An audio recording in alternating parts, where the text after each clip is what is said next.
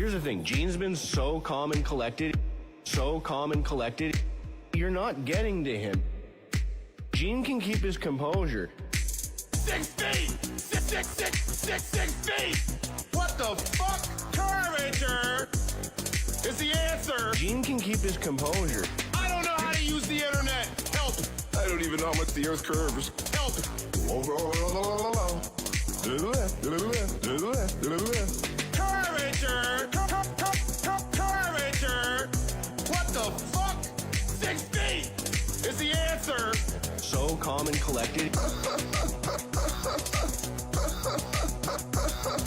You're not getting to him. What the fuck? The calculators are broken, bro. I want you to understand my MO, my stance, my position. I'm a bigot. I'm anti-Semite. I am manipulated trash. Man, grown men. Ooh, so passionate too. Ooh. I reported him. I reported him. I reported him. I reported him. Gene can keep his composure. Curvature! Grown men. Ooh. Get fucking stuffed! We'll get there fast and then we'll take it slow. That's where we wanna go. Way down to Kokomo. That's over here. Here's the thing, Gene's been so calm and collected, you're not getting to him. Gene can keep his composure. 6 feet! 6 feet! What the fuck? Curvature is the answer! Gene can keep his composure. I don't know how to use the internet! Help! I don't even know how much the earth curves. Help! To the left, to the left, to the left, to the left. Curvature! Curvature! What the fuck? 6 feet is the answer! So calm and collected. You're not getting to him. Gene can keep his composure.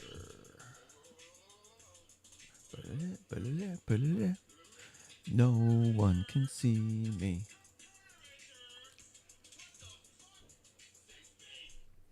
Is the answer.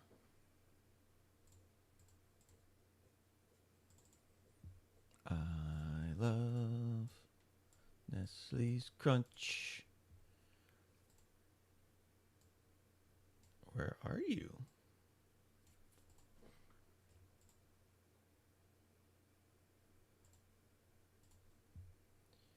Where are you?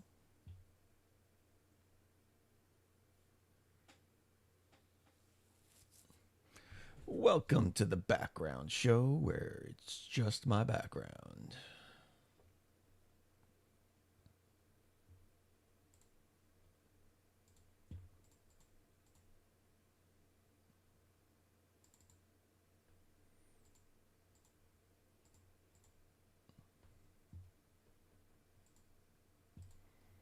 Man, oh man.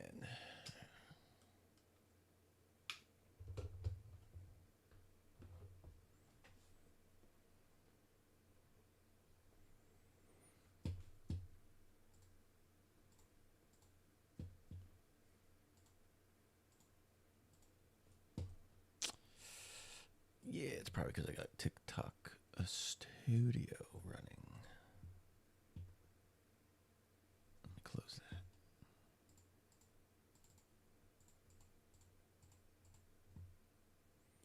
that. There we go. I'm so big. I'm so big. There we go. TikTok Studio was on. It was using my camera.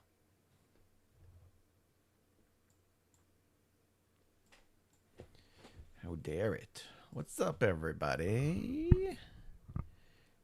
Ooh, there we go.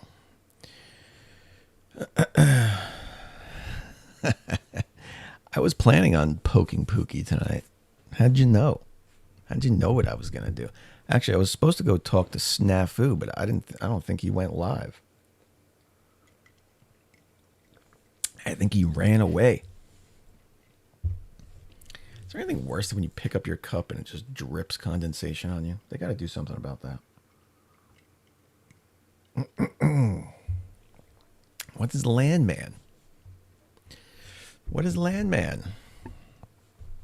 Oh. Louder, please. I love when the chat's delayed. I already made it louder, but now I'm going to make it louder.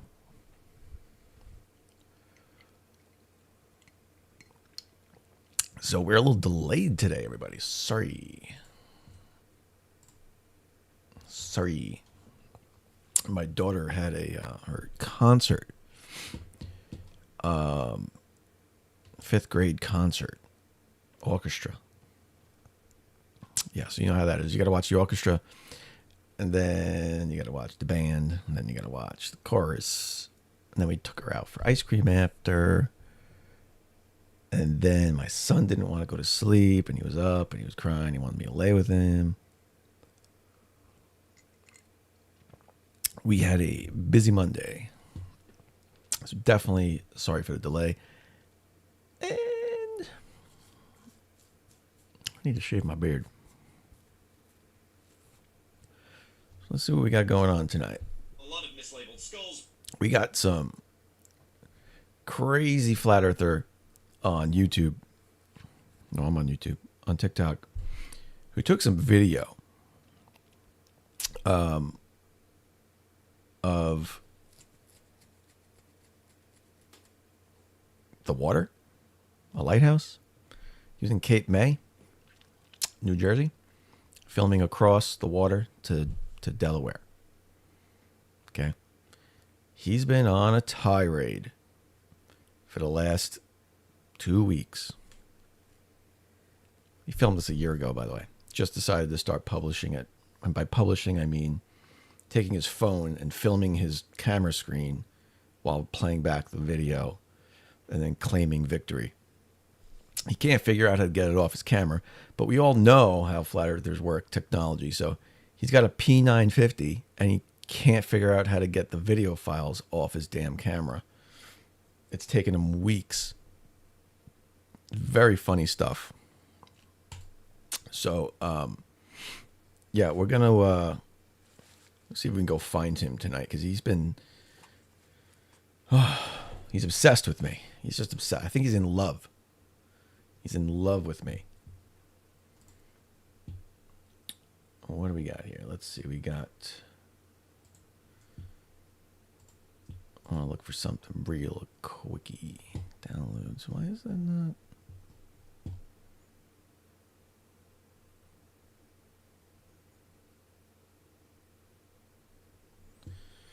Man.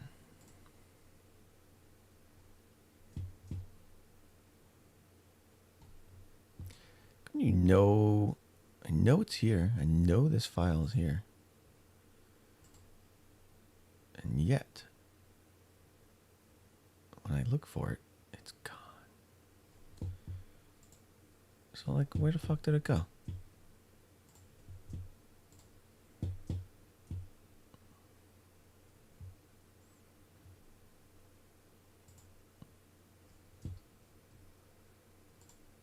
Okay, it's there in my downloads. I see it. I see it right there. Well, maybe OBS can't play this kind of audio.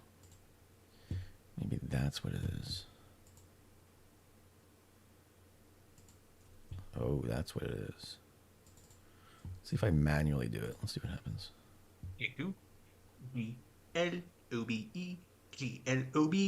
it's Globy. Anybody hear that? You must be hearing that. I can't hear it.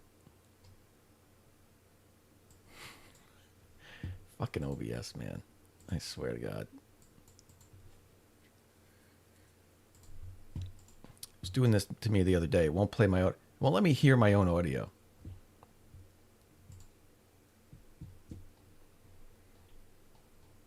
When I'm playing a source.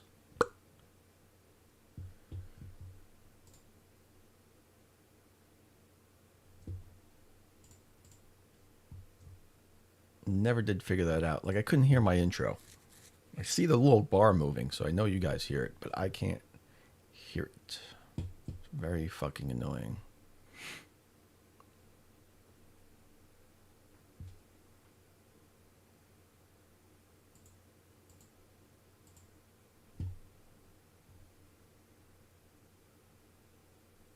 So anyway, let's kick this off and see what we got going. I'm just biding time to get some people in here. He just claimed he has a thermal of it as well that he is holding back. Yeah, I saw part of his thermal. I wanted to look at that actually because if you look at Google Earth.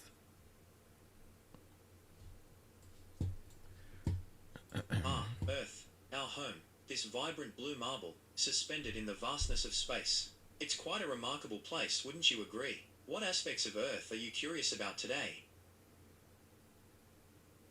Did I start talking to you, AI?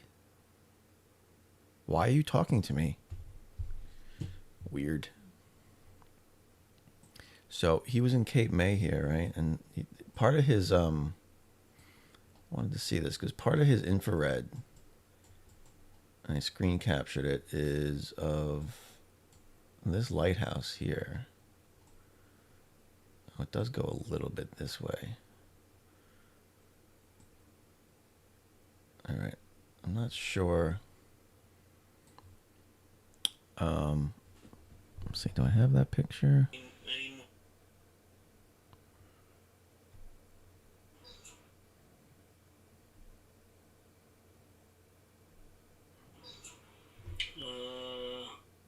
There's so much. He's all over the place. Yeah, I guess this could be all right. This is his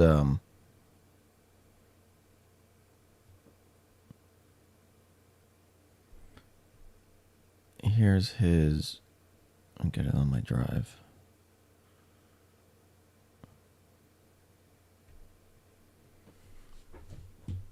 So I can pull it up for you. This is his man,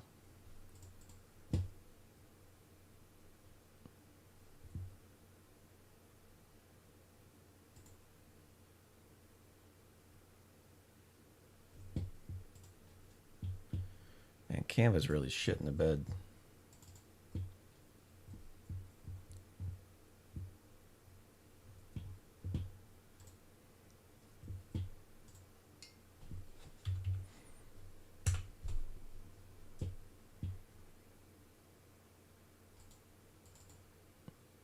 Yeah, this is it here. That's it. This is his infrared picture that debunked the globe, everybody. Dr. Pookie, we like to call him Dr. Pooks, at least I do. He has outwitted all of science, all physics, all math, all engineering, all astronomy. He's debunked all of it with this image from Cape May. 2 thumbs up for Pooks. Oh, man. It's just so embarrassing to watch them implode like this. So, he literally completely, like normal, ignores refraction, right? Refraction doesn't exist. He claims it exists, but not as it's stated to exist in science. He's got his own definition for it. He completely ignored it when he did his observation and all that. And this is where's Google Earth? Here. So this was my whole point to him, right? So he thinks he's standing over here and seeing across to this windmill, which he is. There's a windmill there. He's seeing the windmill, right? But in his picture, he's seeing the trees behind the windmill. Let me see if I have an example of that to show you guys. I gotta have one. Oh, you know what? I'll just go right to Tiki-Tock. Right to Tiki-Tock. Okay. So he claimed to be at a 30-foot observer height here. Okay. Now, you can see the post here. All right, Dr. Pooks. I'm going to mute this.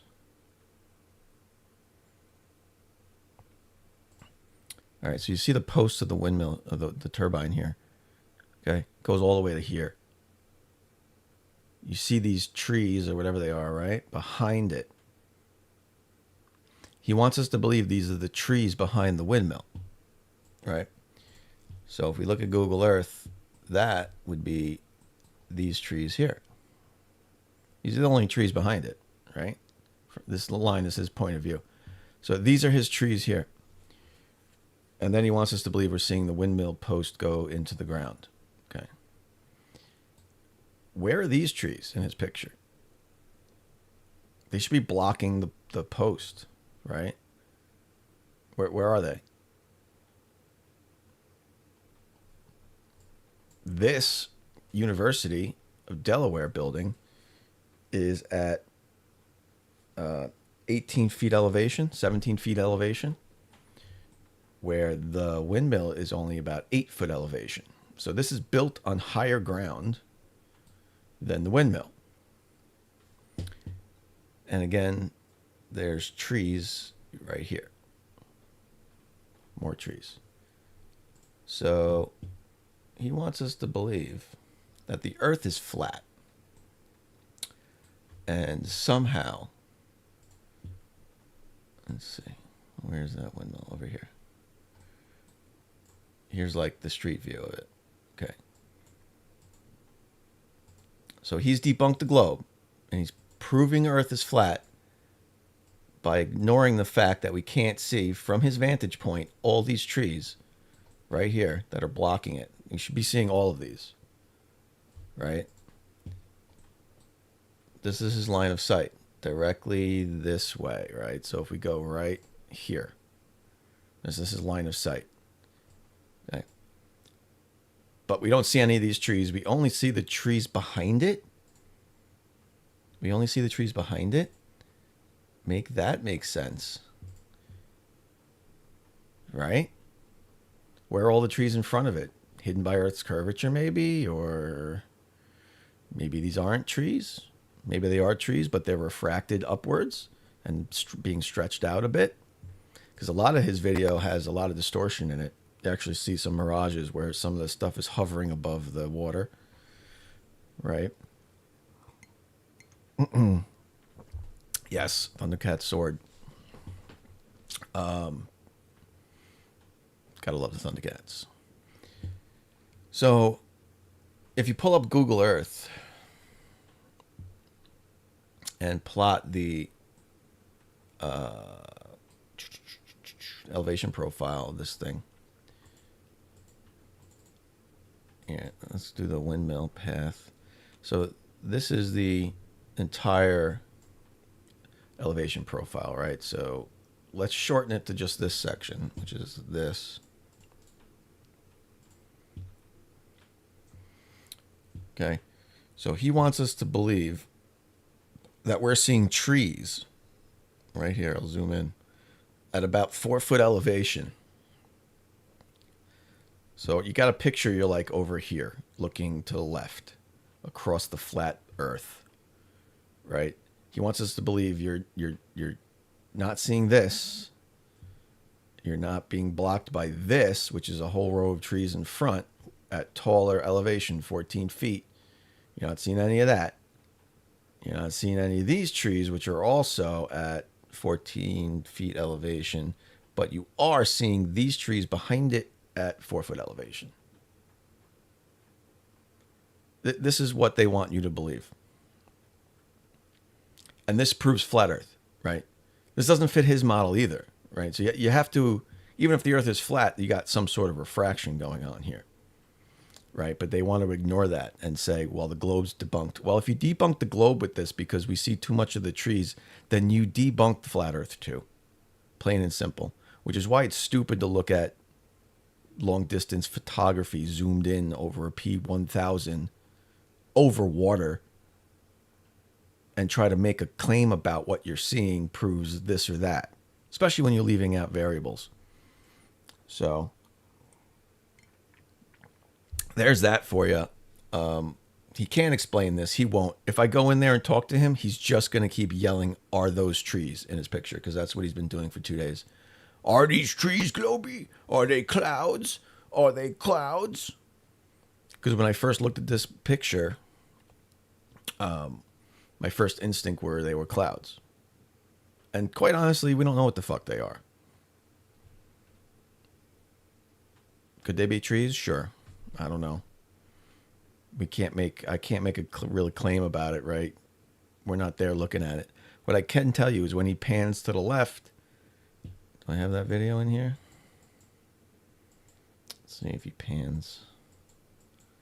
Let's show it in one of these. Made a bunch of videos about it. Oh, that wasn't that.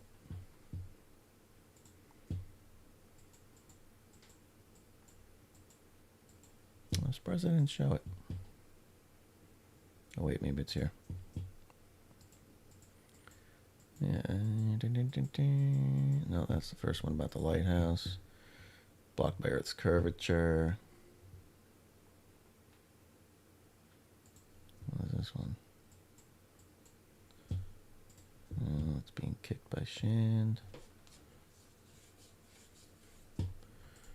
Well, let's just go to his video.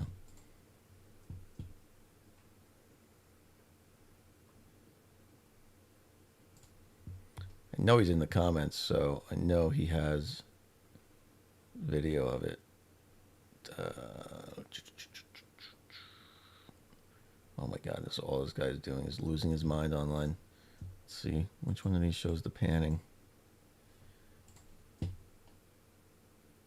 This is the refracted one. Like, look at this. So he claims this is the lighthouse, whatever the hell that lighthouse is there. What the hell is the name of it? This one. Harbor of Refuge Lighthouse. He claims this is Harbor Refuge Lighthouse. And then he says this is some sort of tanker. And yeah, it's a square thing. It looks like a building of some sort, right? And then there's a tower coming off the top. There's like a black line here, a really tall tower. If you go look at the shoreline, the angle of view, there's nothing here that looks like this. Nothing at all.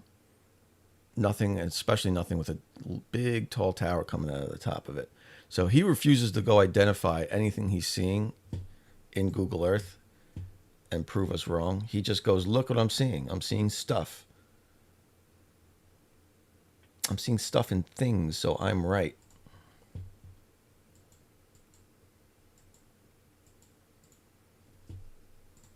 Then he lied about where he was in the lighthouse when he took the first picture of it. That picture there.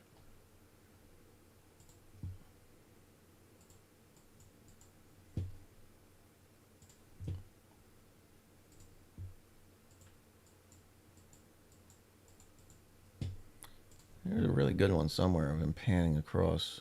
I don't know where it is anymore. It's not important. The point is, it looks like a whole row of like this, whatever these are, right? The trees or whatever they are. They're all one solid row of trees all the way to the left, all the way to the lighthouse as he pans across. Right? But there's just not, it just doesn't match reality, man.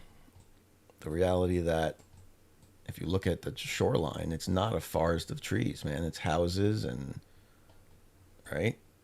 There's trees here and there, but like there's breaks, there's houses. There's all sorts of shit here. So he thinks none of those, you can't see any of these houses. None of them. None of them. I mean, in some of his video, you see some things that kind of look like houses on the beach or something. They certainly look like structures of some sort. Don't know if they're on the beach or not, but some sort of structures here or there. But you can see what we're looking at here, right? Parking lots. There's big buildings. There's universities. There's a yacht club here. None of this stuff is visible, but he thinks we're seeing the trees way back here. Right? Like a row of trees that look like a forest. Oh, but all this shit is just not being seen. We only see trees. It's so weird. How does that prove a flat earth, dude? Fucking doesn't prove a flat earth. Yeah, I mean, it doesn't look like trees to me, to be honest. I'm guessing they're far away clouds. far away clouds that he had no idea he was looking at. I still think they're clouds, to be honest with you. But either way, even if they are the trees in the distance, if they are trees in the distance, they're being refracted for sure, right? They have to be. But the point is, include it in your observation. You have to include refraction in your observation. You can't ignore it. They all ignore that variable. They just go to the Earth curve calculator, ignore refraction, and go, this is this. This is what we should see. We don't see it. The end. What about refraction? Refraction doesn't exist. Refraction can't bend things around a ball.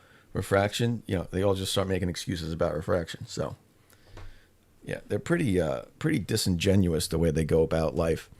And so I talked to Pookie 2 days ago, and I said, you know what, Pookie, I don't know if they're clouds. I'm just going on based on the information you're giving, and he's not giving a lot of it. He's holding back a lot of information. He's being very honest about his observation by holding back shit. So I just went, they might not be clouds. Maybe they're trees, but where's the refraction you've taken account for, right? And then he ran away that day. And then the next day he ran into him on another live, and he starts asking me the same questions again. Are they clouds, Globy? Are they clouds? Are they clouds, Globy? And I was like, dude, you talk like my 7-year-old, right? He keeps asking me questions over and over again. Asked and answered. I kept saying to him, asked and answered. Stop fucking asking. How many times do you want the same fucking answer? So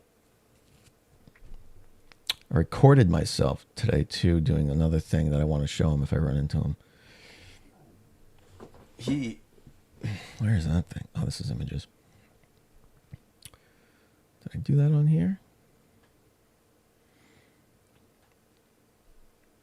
Yeah, here it is. So for 2 years now, if you guys remember, let me get this up on my drive. Red footage where he asked the question, is that Crete? Okay. So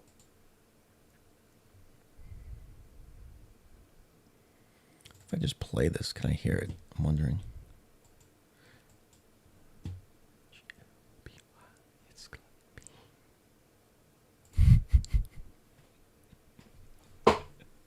See, I hear it when I play the audio this way, but when I play it through OBS as a source, I can't hear it. I can't hear it.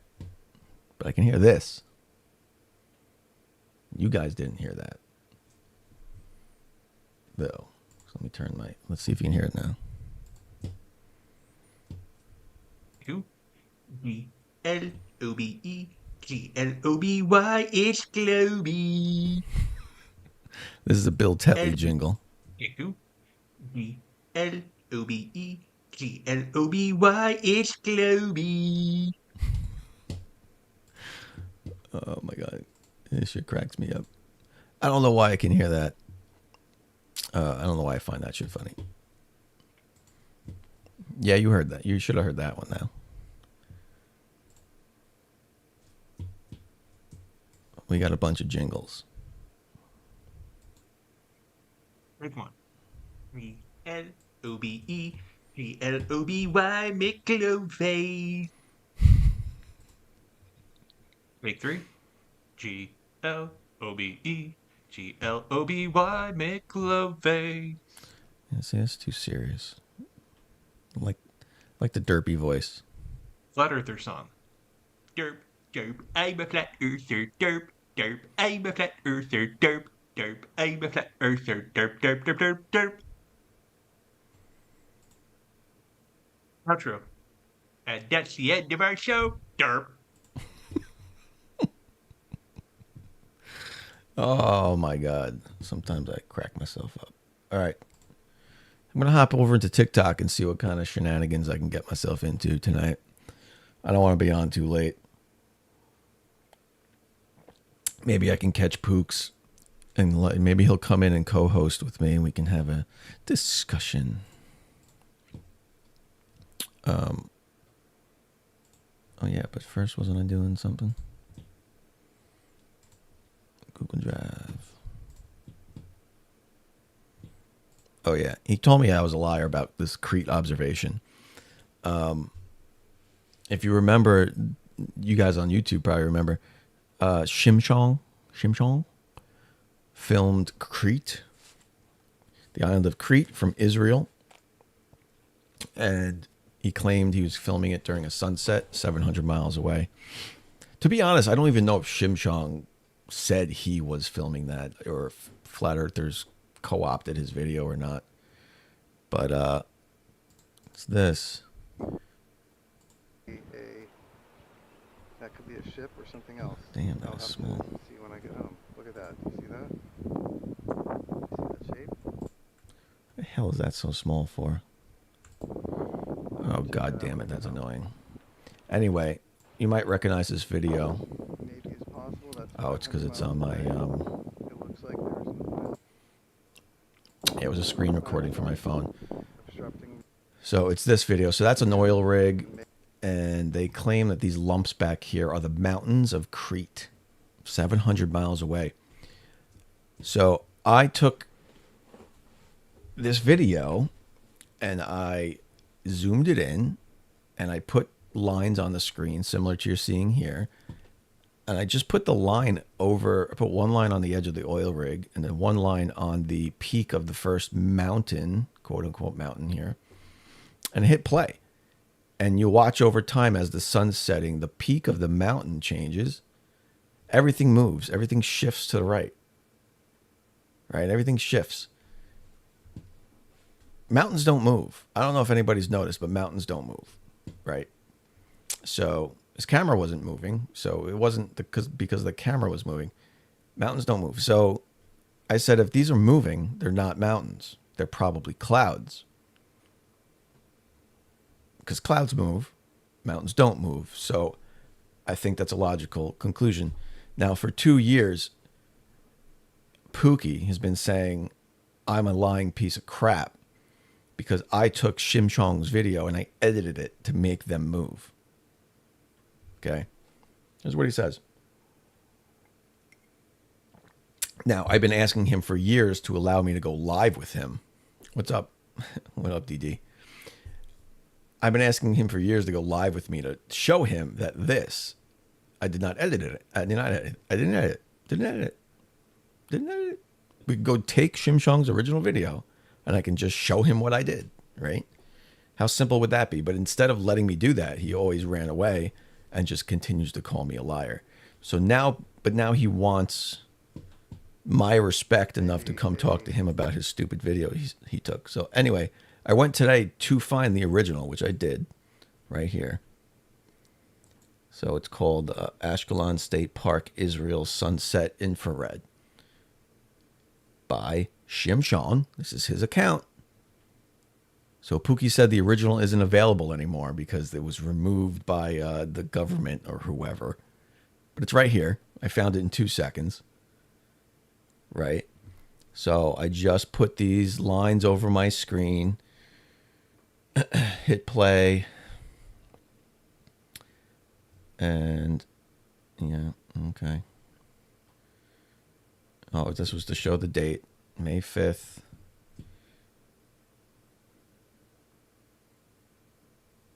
All right, I know what I'm doing now. There we go.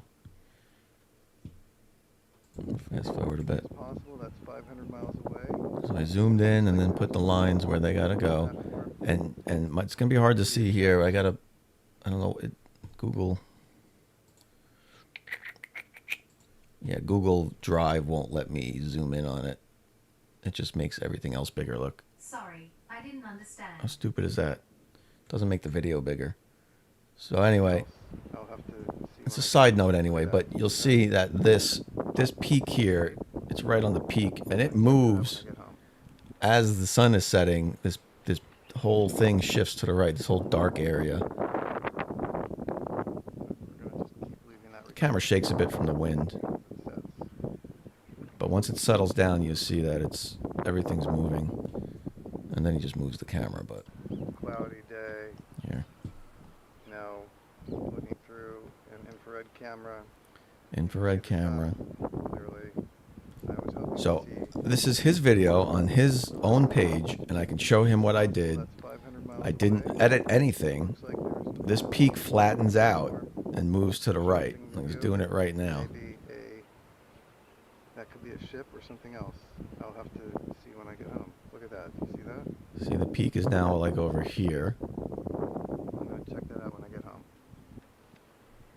Okay, and it looks better when you zoom into it. You can see it better, but you know, there's that, and then I did it on the other peak too.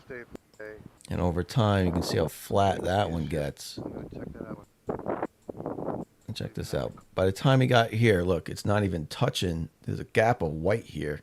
The peak is way over here. This mound is way over here, right? But when it started over there. So, started right there. So, look, I didn't edit anything. I think that's obvious. But this moron,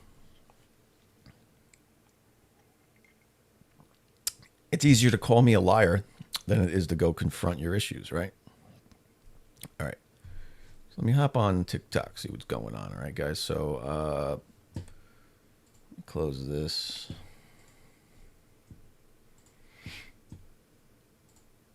All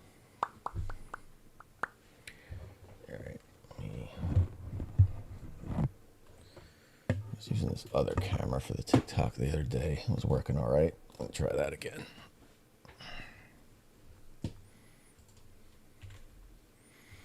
Although I will say,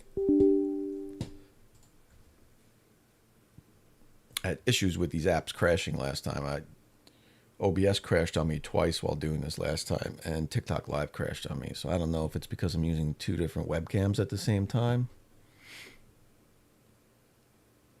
Perhaps.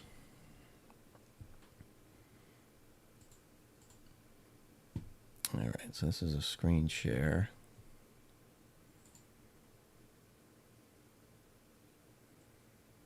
And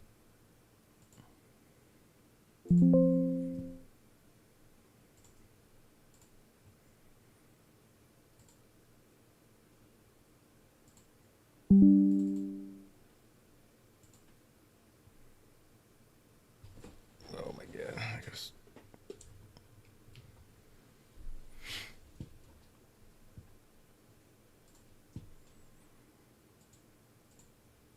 Now I have that jingle in my head. G-L-O-B-E.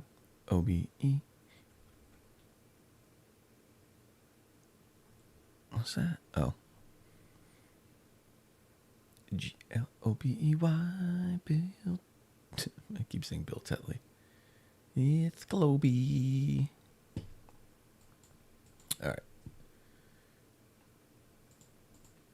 This camera don't want to work now.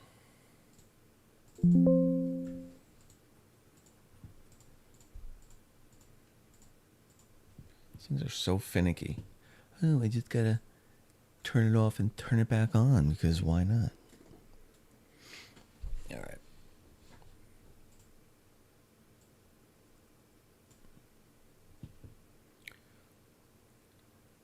All right, so I'm gonna switch over my microphone, so bear with me. It's gonna be silent for a minute.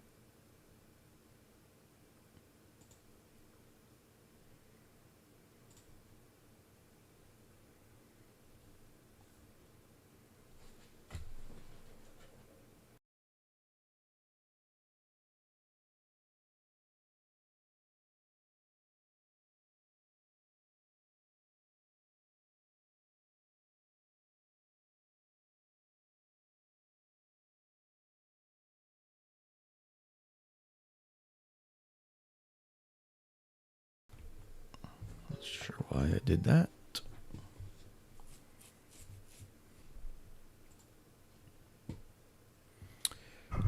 I don't know. All right.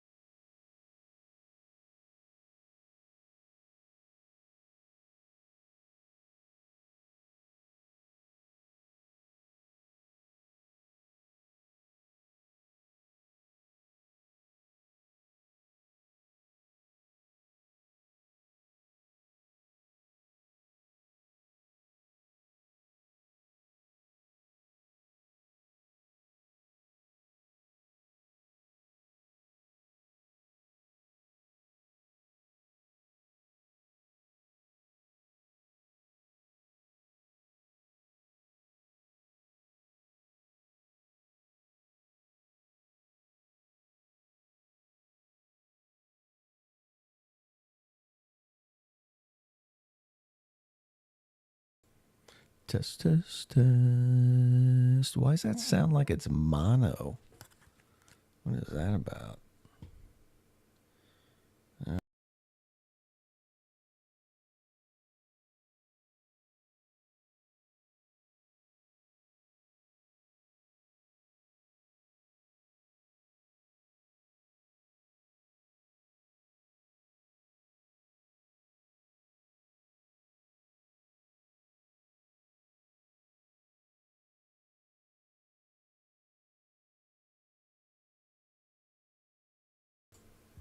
Hopefully both sides can hear me. I don't know. Who knows with this thing?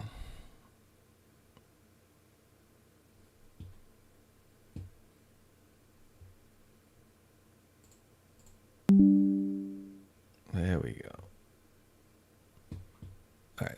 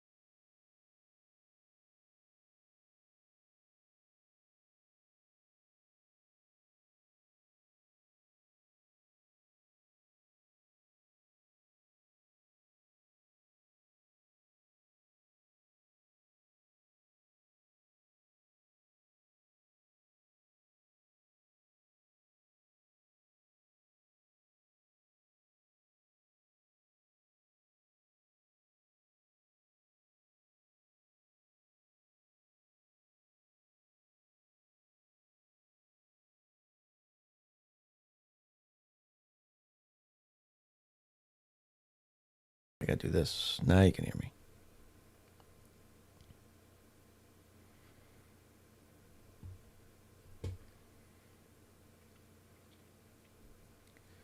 Six feet is the answer. I'm gonna wait till I get confirmation.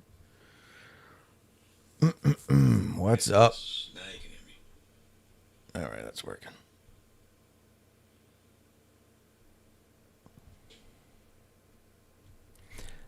I don't know if they'll be able to hear my guess, but I guess we'll find out. They should.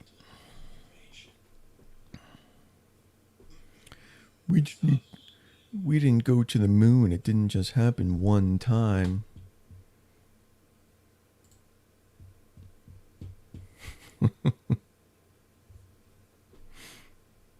Funny shit. I don't think we should expect to hear from Fred tonight. He's going to be MIA for a bit, I think. He had a bit of a meltdown the other day, if you weren't paying attention. All right, let's see what this does.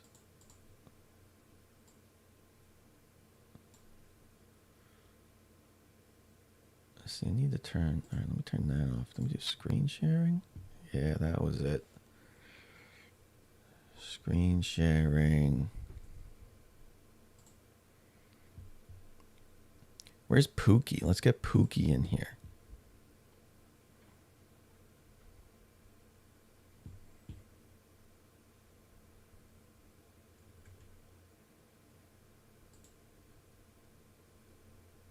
And take your account. Fucking delete it. If you want it, bring it. Go do what you said you'd do. Do what you said you'd do, or you're a fucking lying piece of shit. Get on it. Get out. Go do it. Stop talking. Go do it, big mouth. Big man. Come on. You're like the fucking kid yelling at the people playing football from outside the fence. Get in here. Come on, Glooby. I'm calling you out. Let's do it. Let's do it, Glooby.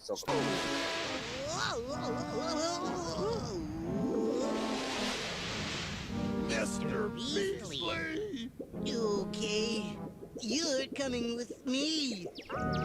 All 6 of you. Ha! Get the fuck out and do it, you chicken shit. We don't need to hear you talk anymore. Put your money where your mouth is. Let's do it. Fred, you're fucking chill. I'd be fucking hammering this clown. If he was here, I'd be hammering him. Be hammering him. You ever tangle with an elephant? Let's get out of here! Go getcha! So from this day forth, Fred is known as Beastly. He's definitely Mr. Beastly.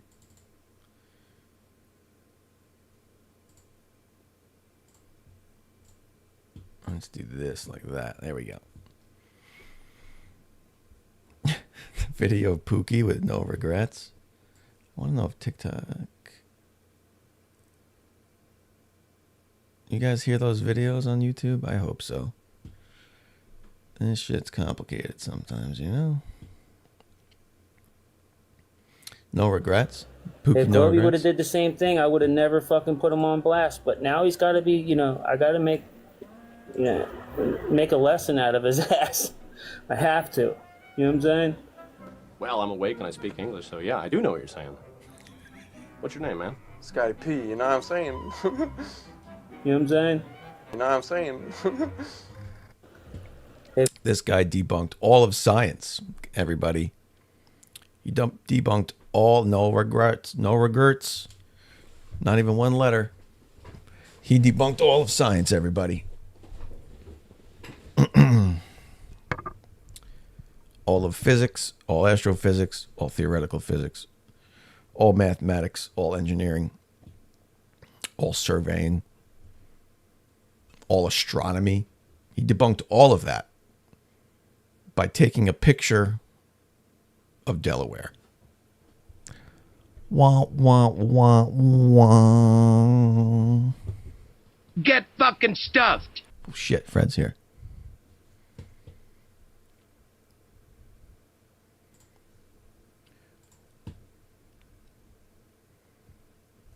We got a new outro song over on the YouTube. Gonna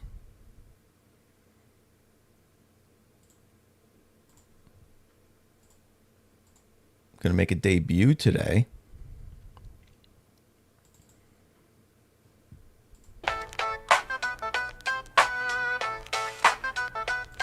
Yeah. Wah, wah, wah, wah. You know what I shouldn't put in there?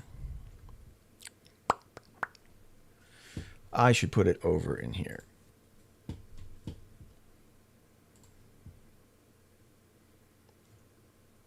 Oh, actually, I can just play it off. Just play it over here.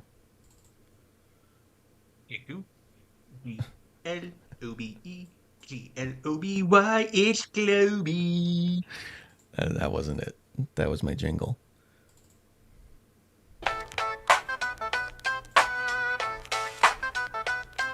Yeah. Yeah. Fucking.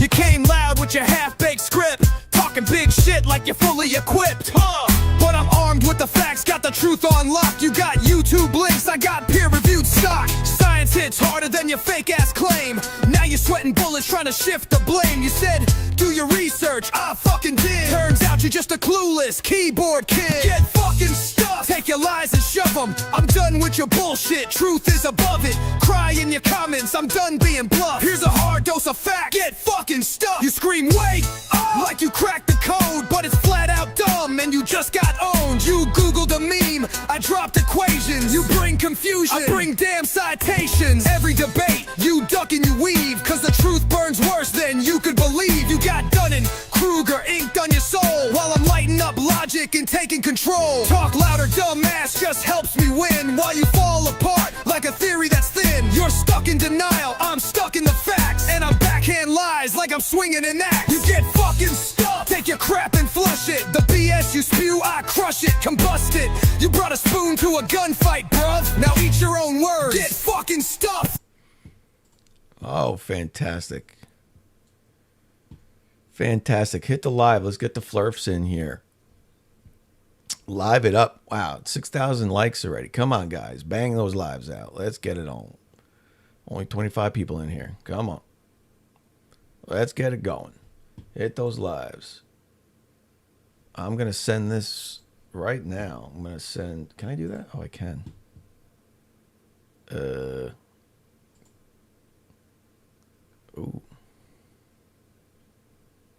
Oh, look at all these people. You can't even see that. Can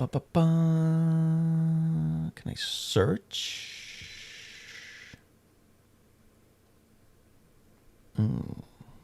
Friends? No Pookie on this list. Oh, what a shame. I was hoping I could co-host with him here, send him an invite, but it doesn't look like I can. So we're just going to have to get the word out to him that I'm over here. Feel free to go tell him. He's welcome to come over here and we can discuss his picture-rooney.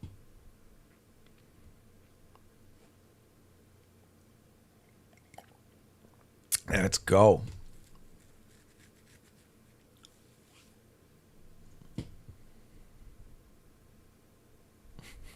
Am I finishing what tonight? That's a lad. Finishing Pookie.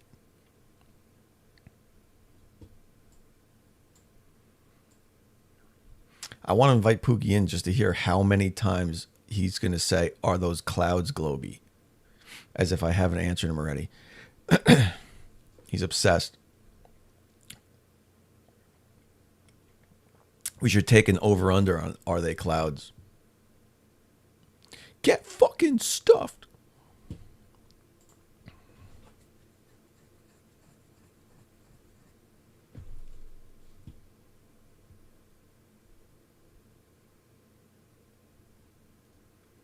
Wow.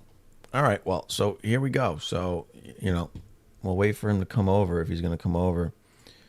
I want him to answer this question. Let's see if he's man enough to answer this question. If the earth is flat and he was viewing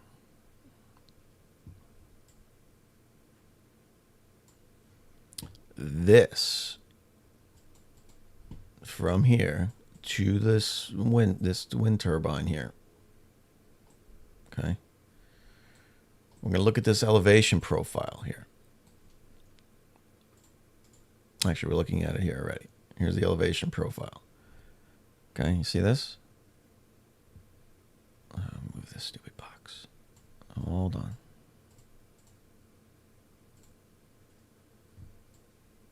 There. So here's the elevation profile. So he wants us to believe that we're seeing trees behind the windmill, and they're clearly behind the windmill, whatever the things he's talking about are. Right? He's talking about the 24-hour sun from the down there for decades has ever even it. Here it is. The earth isn't flat. So he wants us to believe these trees. But you might have seen Dr. Poops running around claiming he's disproven all of.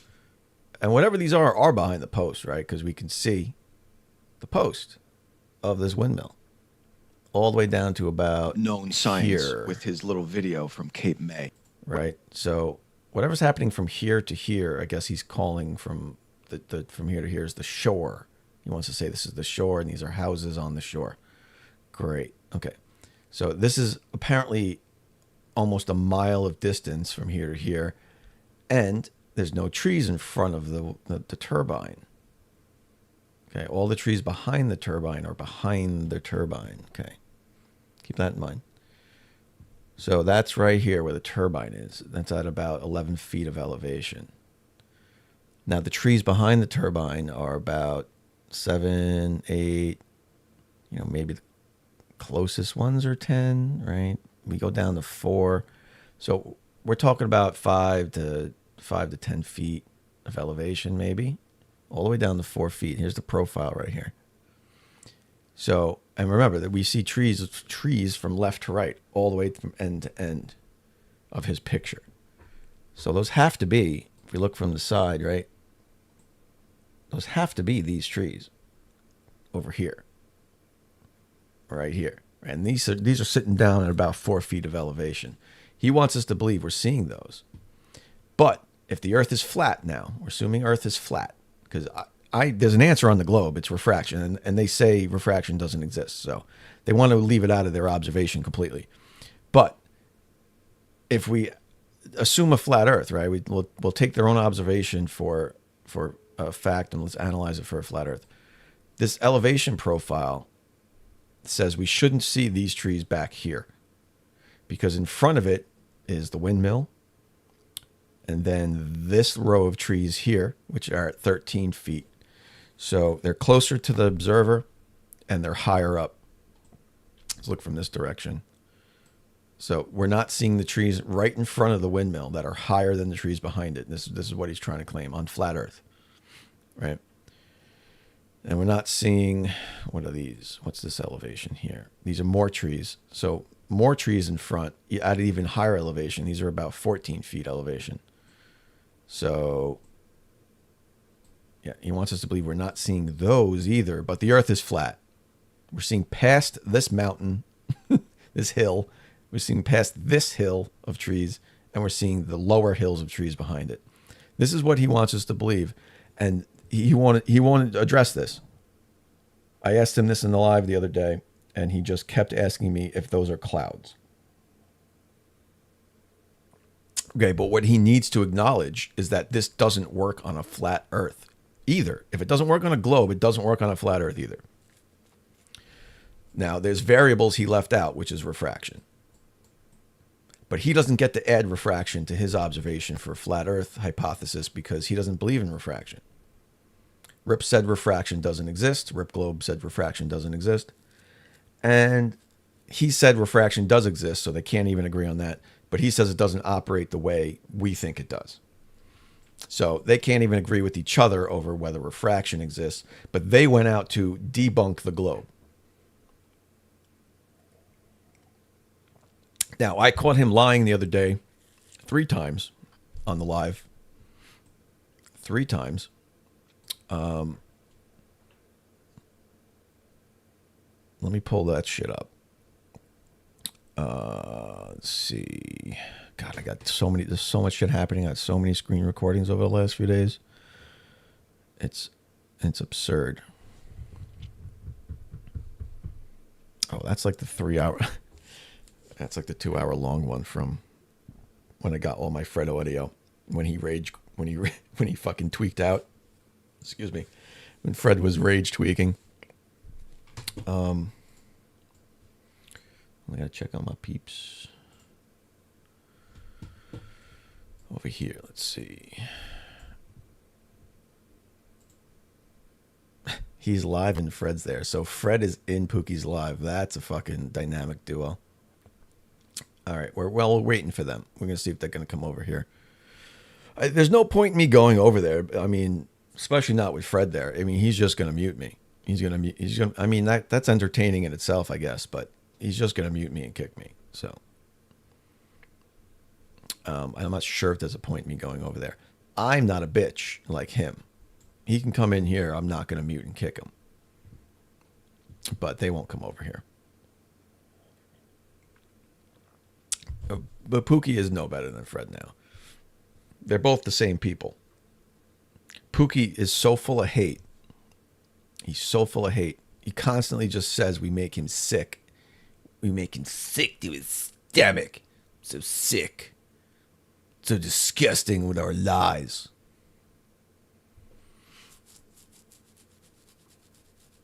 I really want to play this for you, but it's so much...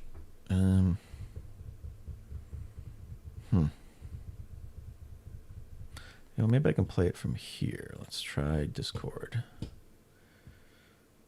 So I think our good buddy Chardock sent it to me. Let's see.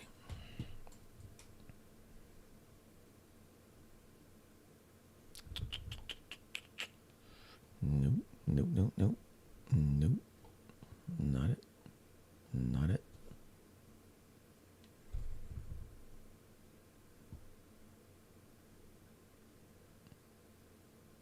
Oh, this is it. Is this it? All right. I don't want to. Let's play this. So fact or fiction? Did I come in here and say I would have agreed to sign the contract? If it fucking takes over a minute, we're done. Did I or did I not agree to sign Do the you contract? hear me? You hear me? It's clear. Everybody you go saw back it with a on yes. the block list and get And then humiliated every everybody time saw I that see when you. I agreed to sign the Every contract. time. This is the Fred crash out. So I'm not even talking about that right now. He's doing zero analysis on what he thinks he's seeing. Can we mute Also, you're fucking wrong. So here we go. 18 miles. Fucking liar. How are we seeing the trees? Listen. I was at Cape May Lighthouse. You're still not going to here. escape the fact that I went to the beach. Just want to point out that you're clearly either confused or lying. I just want to right? point out the fact that that wasn't my observation. I made an. You Okay. can't face Must have any been other right before direction this. while Hold you're on. there, right? So it wasn't the first window? See how that window is on this side? That's the first window. The pictures that I took last were right here. Why'd you just say you were looking out the first window in the lighthouse? Well, here's the first window. So You guys seen this windmill and made a debunk video. The debunker did, all right? Never put out anything. He Hold took up. me from whatchamacallit. Oh, He shut didn't even up, know where Pookie. I was Just at. lie already. He Where's put me your at lie? Sunset Beach and made an observation from there. He didn't know how high I was up or anything. your words on the screen said it, Pookie. No. You told everybody. I can get you. What do you mean, no? Your video. Play the beginning of my video. Play the beginning of my video. Yeah, That's your video. Let's go. Yeah, I know. And you lied about it. Did you not lie about it? No, I didn't lie about it. I took the words off your screen and then I used them. Let's watch a 10-minute video where you couldn't figure out if they were trees or clouds. So here is the analysis. His great Here you go. analysis of this video. Zero analysis on what he thinks I he's did seeing. zero analysis. Are those trees? Zero. You didn't do anything. Kobe, are those trees? You heard him here. Are those trees? You fuckhead. Shut up, bro. Okay, so here's the. Even if that's not correct. Gotta find where he says it. But you're not seeing the ground. You're not seeing the ground. Part of that windmill. It's in the lighthouse. So where were you? First fucking set of stairs. The first window that you can look out of. First set of stairs. The first window you can look out of. He just said it. First set of stairs. The first window you can look out of. So what do you think is going to happen when we go look at the lighthouse he was standing in? What do you think's going to happen? Where's that fucking thing? It's right here. Here's the lighthouse he was supposedly in when he looked out. The first window available. Remember that, everybody. He was in the first window. Now, either his memory is shit or he's a liar. No, that's somebody's house. All right, the lighthouse is right behind this thing. Okay, so that window there is the second window. That window is the first window. Okay, so if he was looking out the first window, he was at ground level. Okay. If he was at the second window, he'd be looking back into New Jersey the wrong direction. Let's look at this window. So that window is facing this way, which is the wrong direction. Right? It's facing this street here. He needs to be looking that direction, to the right, to the top northeast of this screen here. But that window's on this side. So let's see what windows are looking this direction. Let's see if we can see it from here. Back to this guy's house. So there's a window there. That would be the first window, I guess, that you would be looking in the right-ish direction. So the point is, what window was he looking out of? The first window, the second window, the third window. He just blatantly told everybody who's looking out the first window. Interesting. I don't think he was. Don't think he was, because the first window would have been looking right into this tree here. Wait, look, there's a view from the lawn. Let's look at this view from the lawn. Okay, so that's the first window, right? They have the steps to go in, right? There's windows all here, so not the first window. That's not 30 feet, right? I mean, how many more ways do we got to look at this thing? What's over here? Let's look at this side. Let's see what we see. There's another window at the ground level. Another window there. But the only window facing the right direction, which would be this way. Whatever. I mean, look, we get the point. He didn't know where he was. He's confused. would have needed to be on this side. So let's see. Maybe we can, trees in the way there. Maybe we can see it right from here. Let's see. Oh, yep, right there. So there's the window that he would have had to have been looking out. Right there. That's the one facing Delaware. Does that look like the first window? That's the third window, at least. Does that look like the first window, guys? And he wants you to believe that he took that picture, this one, right here, out of a old lighthouse window in a narrow staircase where other people were probably trying to get past him. But he sat there and took pictures. But maybe he could do that fine. But he claims to have taken this observation from the first window. You just heard his own words say it. Okay, so who's lying? Which one of us is lying? Okay, what else we got in this thing? You walk in there. He said it again. The first window's on ground level, Pookie. The spiral staircase. No, it's not ground fucking level. Oh, you want to see No, it's not a ground level. You don't think we've looked at this already? Fucking liar. Now who's lying? Looked out the window. I said I walked and you're a up to liar. the first platform. No, I didn't. All right, then give me the big box. Let me prove you lied. Prove I lied.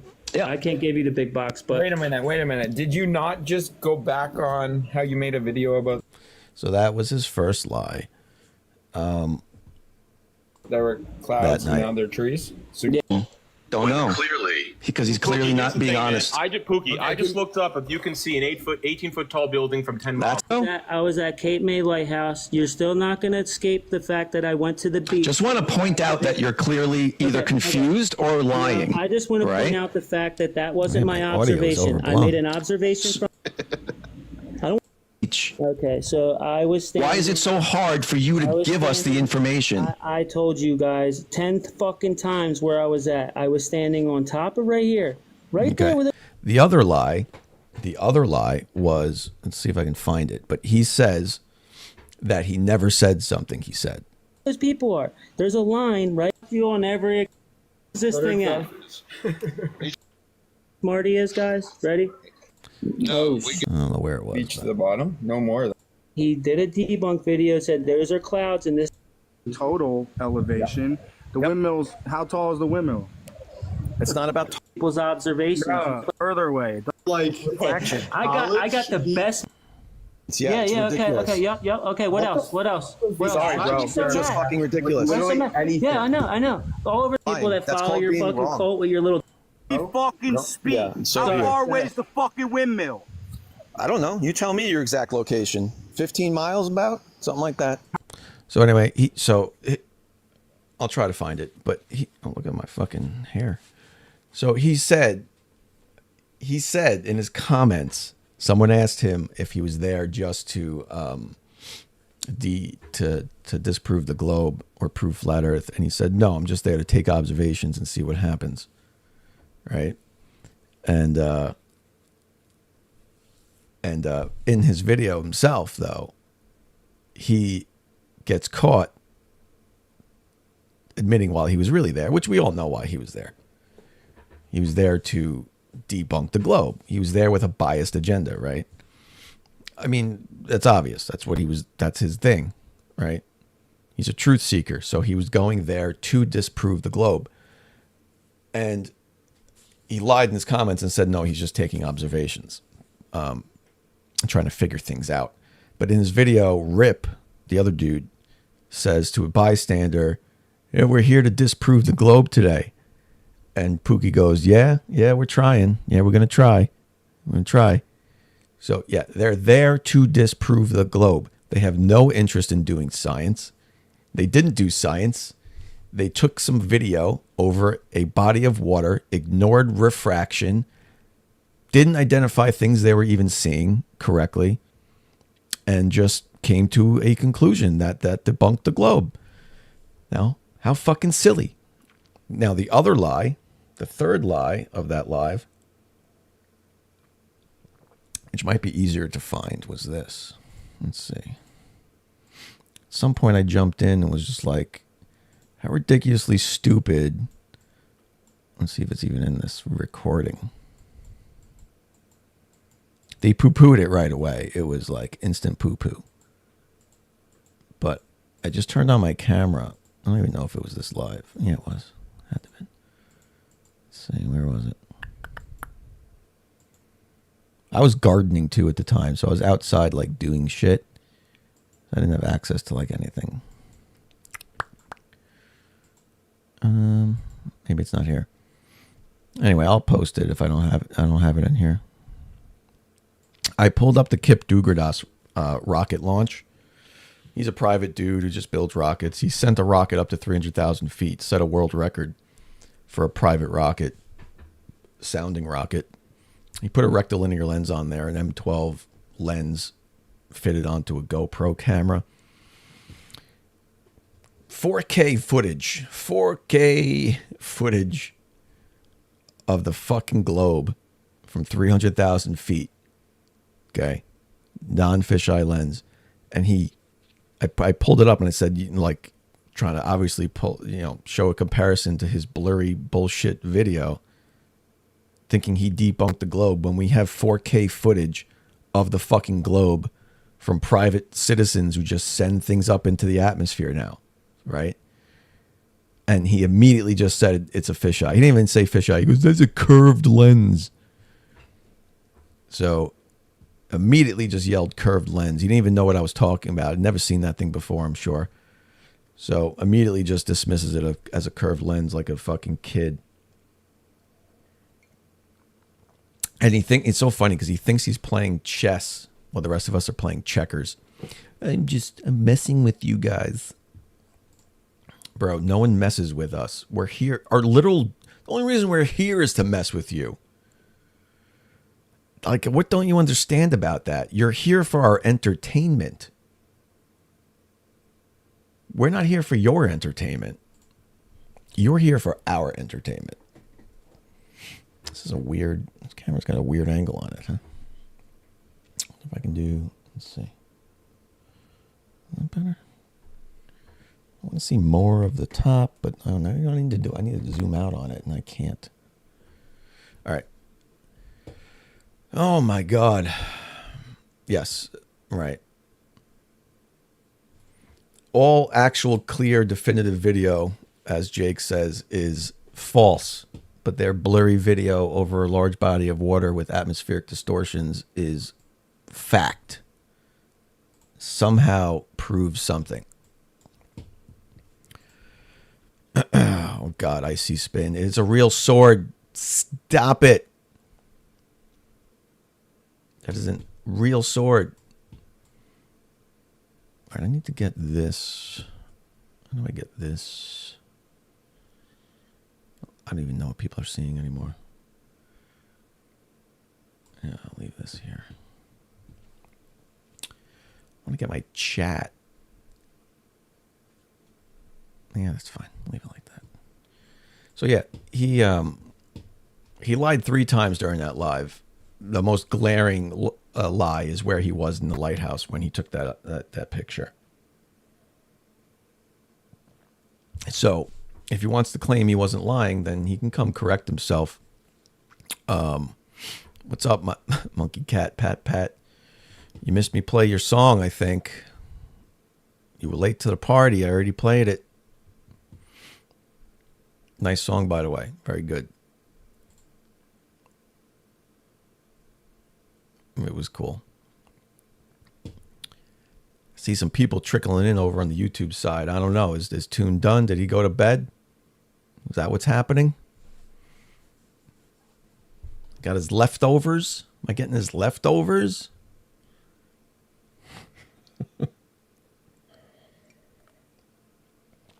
Pookie's been hosting all day. Pookie's been hosting all day. He can drop off and come into here if he's a man. Have a discussion with me. But he won't do it. So that's really it on the let's do this. See, this is annoying. How do I see both? I need 3 screens. That's what I need. I need 3 screens. Oh, you want me to play it again? Man. All right. It was good. It was good, so I'm going to play it again. Let's see.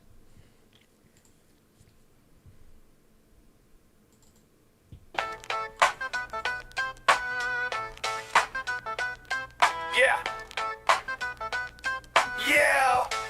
Fucking. You came loud with your half-baked script, talking big shit like you're fully equipped. But I'm armed with the facts, got the truth on lock. You got YouTube links, I got peer-reviewed stock. Science hits harder than your fake-ass claim. Now you're sweating bullets trying to shift the blame. You said, do your research, I fucking did. Turns out you're just a clueless keyboard kid. Get fucking stuffed. Take your lies and shove them. I'm done with your bullshit, truth is above it. Cry in your comments, I'm done being bluff. Here's a hard dose of fact, get fucking stuffed. You scream, wait, like you cracked the code, but it's flat out dumb and you just got owned. You Googled a meme, I dropped equations. You bring confusion, I bring damn citations. Every debate, you duck and you weave, cause the truth burns worse than you could believe. You got Dunning-Kruger inked on your soul, while I'm lighting up logic and taking control. Talk louder, dumbass, just helps me win, while you fall apart like a theory that's thin. You're stuck in denial, I'm stuck in the facts, and I'm backhand lies like I'm swinging an axe. You get fucking stuck, take your crap and flush it. The BS you spew, I crush it, combust it. You brought a spoon to a gunfight, bruv, now eat your own words. Get fucking stuffed. This ain't a debate, it's a verbal slay. You walked in dumb and got schooled today. Next time you rant, better come correct, or get fucking stuffed with no intellect.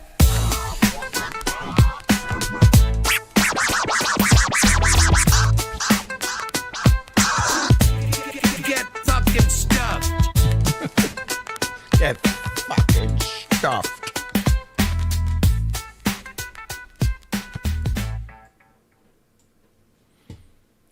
Awesome stuff right there. That was by Monkey Cat Pat Pat. Over on YouTube. One of my members, by the way. Members, thank you. Memberships are open over on the YouTube. Helps me continue doing this nonsense. But well done to Monkey Cat Pat Pat. So good. So good. That's going to be my my new outro going forward. Definitely going to be an outro. I need a music video to it though. And I don't have any idea how to make a fucking music video. So get fucking stuffed, I guess. Wow. Yeah, that was pretty good.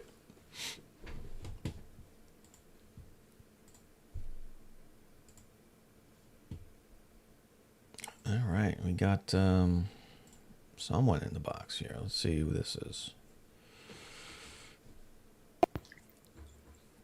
Good evening. Good evening. How are you doing? Thank you, I'm good. I'm very good as well. Thank you very much. What can I do for you this wonderful evening? I do have to put a proclaimer in. I am not native speaking English, so if I make a mistake, please don't hold it against me. I will not.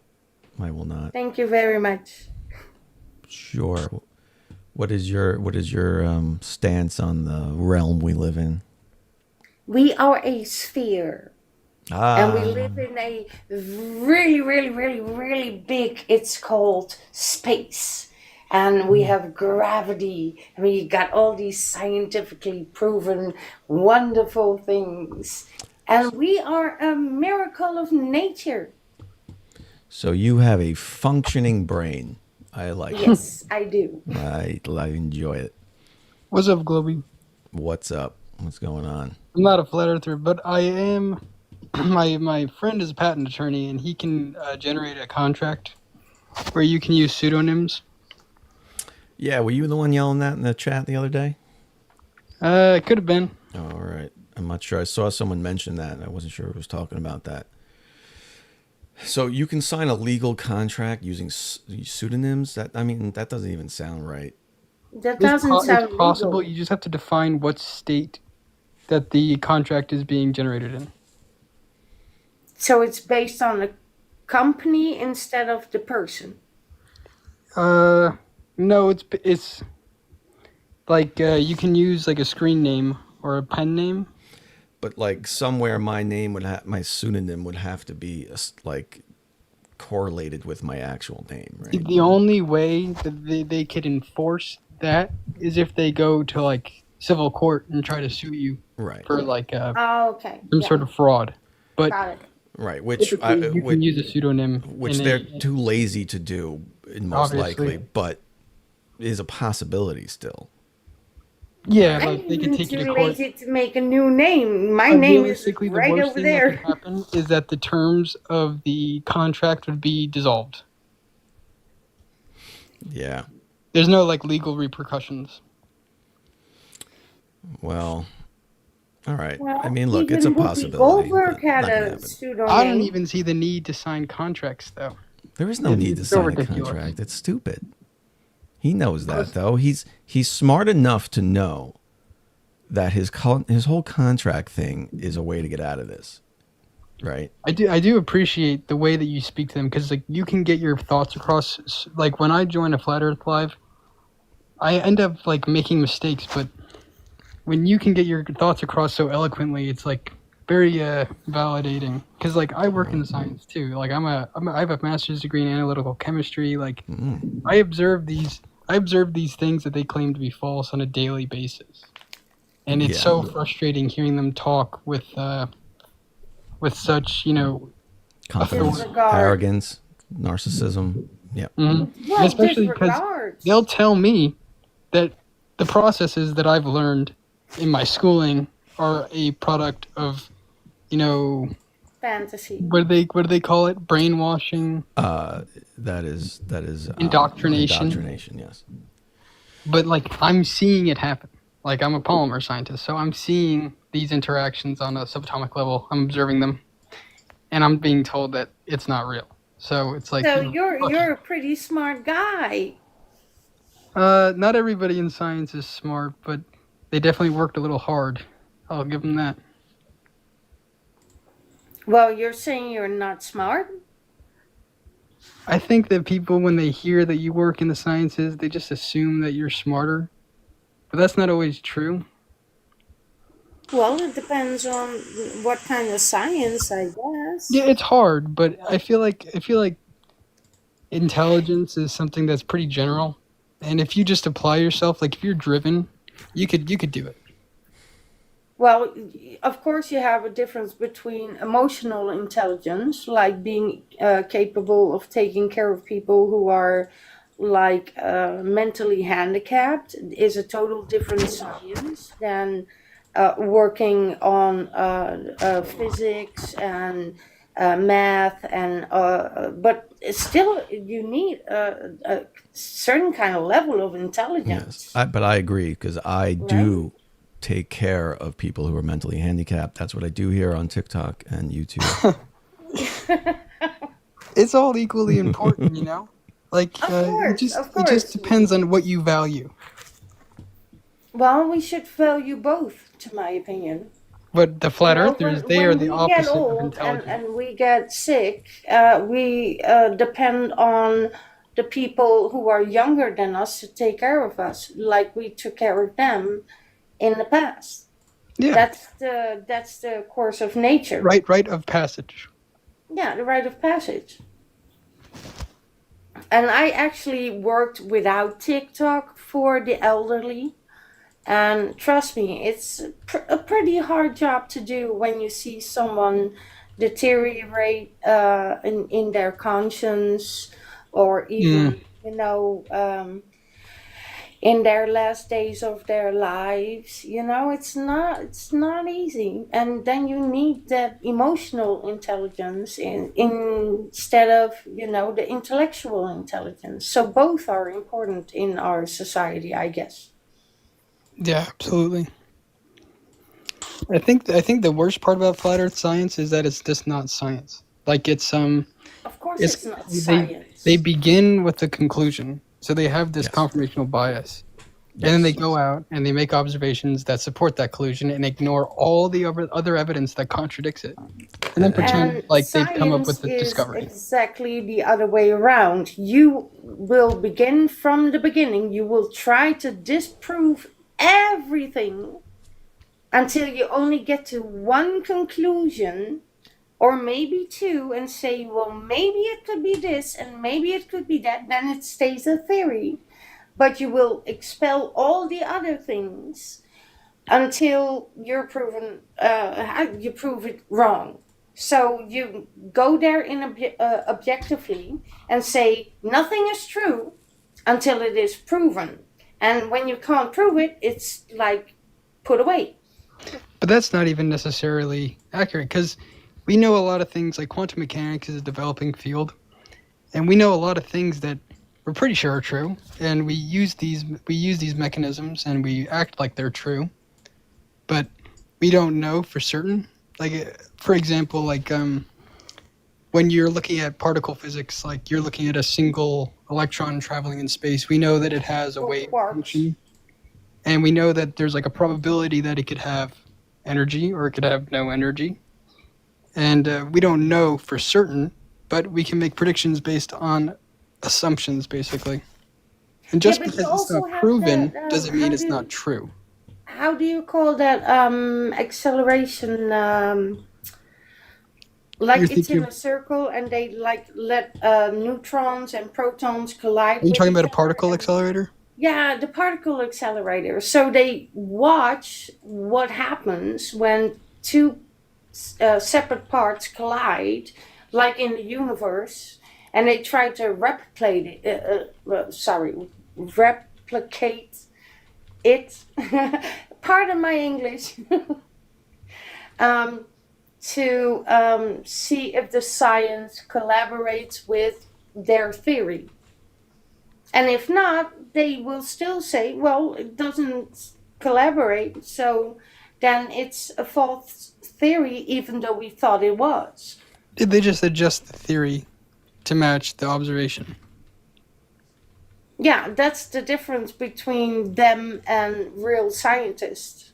Absolutely. They don't adjust the theory, they just adjust the observation. Yeah. It's so dishonest. That's so not scientific. Too bad, though. They could be really smart if they just have chosen another way. They really can't, though. They have, like, minds that are subject to, like, believing things, even though there's way more things contradicting it rather than supporting it. And that kind of person contributes nothing to society. It's really a detriment. Where do you think the origin of flat Earth comes from? Do you think it's religious or actually scientific? I'd say it's 50-50 religious, 50-50 mental illness. Hey, don't attack me. I got a mental illness. And I'm not a flat earther. Well, we all do. I think we all have a little mental illness. Theirs is just more extreme. I think it's like a learning disability, too. Like, they probably didn't do well in school, so they don't understand why certain things are important. They're all narcissists, for sure. They all think they're the most important person on Earth. And they all think they're all, something happened to them where they don't trust anybody anymore, right? And then they blame the government and they blame COVID and they blame all this stuff for why they don't trust science, right? But then instead of going, all right, I'm not going to listen to science. Let me try to figure this stuff out on my own. They just start believing what someone else told them to believe on YouTube, right? Eric Dubay and all these guys and all these videos, and they start getting brainwashed. And they think they're doing science. They think they're doing research by just keep feeding the narrative. The narrative. They just keep watching the same crap over and over again, and confirming their bias over and over again. But they think they're doing science. It's scary. It's absolutely scary. But yeah, so many of them have just. You'll see a common thing, right? They've all lost friends. They've lost family. Yeah, so they're kind of desperate too. So you can't actually blame them for being really sad and frustrated and No. being in pain and that's one It's thing no reason I to lie to people don't online. like with when you have like people who like us that know science. I don't like it when they ridicule people when they they're grasping at straws just because they feel so bad. And Well, I know they're wrong, but it doesn't. Sometimes your kid can be wrong. Oh, I'll wear my shoe on the left side, even though it's my right foot, and I'll do it the other way around. And they're wrong, but you're not gonna like make them feel bad about it. Oh, okay. No. Okay, hold on. I got to disagree with you there. Now, I'm not saying you should make your kid go feel ridiculed, but I started doing this about 5 years ago. Okay, when I started doing this, I was just annoyed by seeing them online on TikTok, and I decided to start making videos countering their bad science. And I was making constructive videos for them to try to help them understand things, right? After years of doing this and realizing that they don't want to hear it, not only do they not want to hear it, they'll go out of their way to avoid it. Okay. Flat earthers don't come and watch globe earther videos. They do not watch science videos.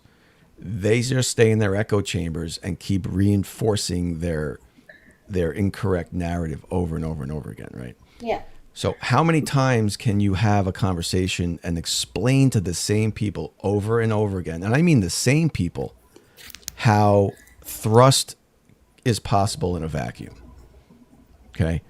And they just say, no, it's not, right? And you have the same conversation line for line with the same person months after you've had the conversation with them already. Well, then my advice would be like with a child, when they go to like a hot space and you say, don't touch it, you're gonna get burned, then don't say it anymore and let them burn their hand. And then they come crying back, oh, it hurts. That's I agree. I told you so. I agree. But can I ask a question? At some point, one second. At some point, they are. I lost my train of thought. They gotta learn the hard way. Not to you.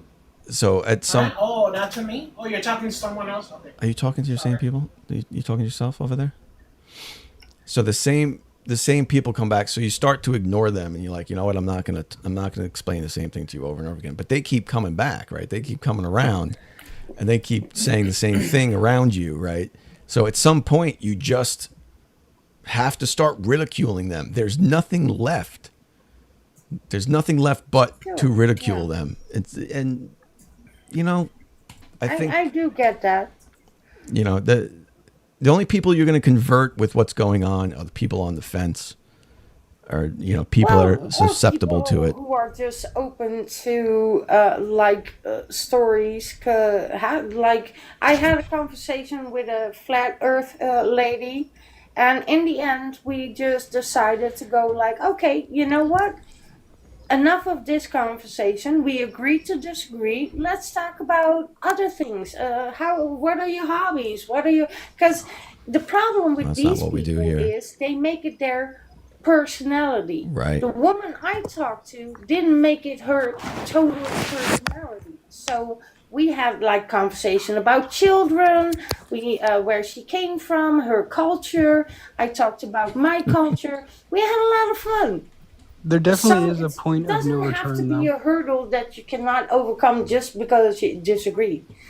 Flat earthers who are extreme flat earthers, those are the people you just gotta leave behind and let them burn.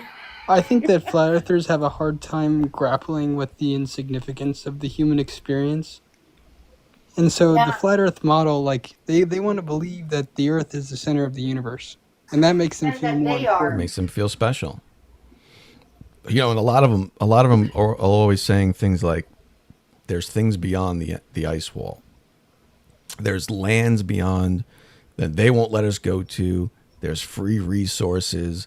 There's all these things over there. Free energy. Free energy. And it's such a great metaphor for their failures because they want to blame their failures in life on something that they don't have to take responsibility for. So now it's the government restricting them from the free resources that if only they could get to and they could take advantage of would make life so much better for everyone, and we'd be free of this tyranny, right?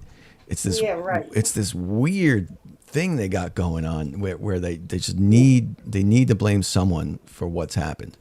And well, you don't have to go beyond the ice wall to see that there's resources right here within the wall that we are being kept from, so well, that's the resources are behind paywalls, right? I mean, they're also finite, right? Well, I find a certain kind of comfort, like if when I'm not here around anymore, life just goes on. It's not like time stops ticking, or people. A couple of people will miss me, not a lot, and I'm glad for that. And life will just go on, And to my opinion, if like today I wouldn't be around anymore, I would have left the world a little bit better than I was born in, from seeing what I've done for other people. And I think that's the most important thing for people, that if you've done more to give instead of take, then you did pretty good.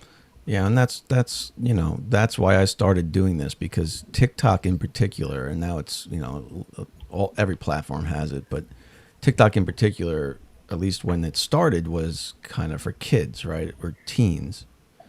Right? Yeah, but that's a long time ago. It was a long time ago, but that's when this started, and I was like, I'm on an app right now. I'm looking at this stuff, and all these people are trying to influence these teens that are on here into flat Earth, and that's how I looked at it. I looked because that's who mostly was on here at the time. That's weird and freaky at the same time. Right. So I'm like, I can't let, like, I wanted to put my comments in there and my videos in there to try to at least let them have the opportunity to see them and make up their own mind. With their own minds, instead of being told how to think. Right. Now, unfortunately, can I ask my question, or everything in the real world, the Avengers is more popular than a science documentary, right?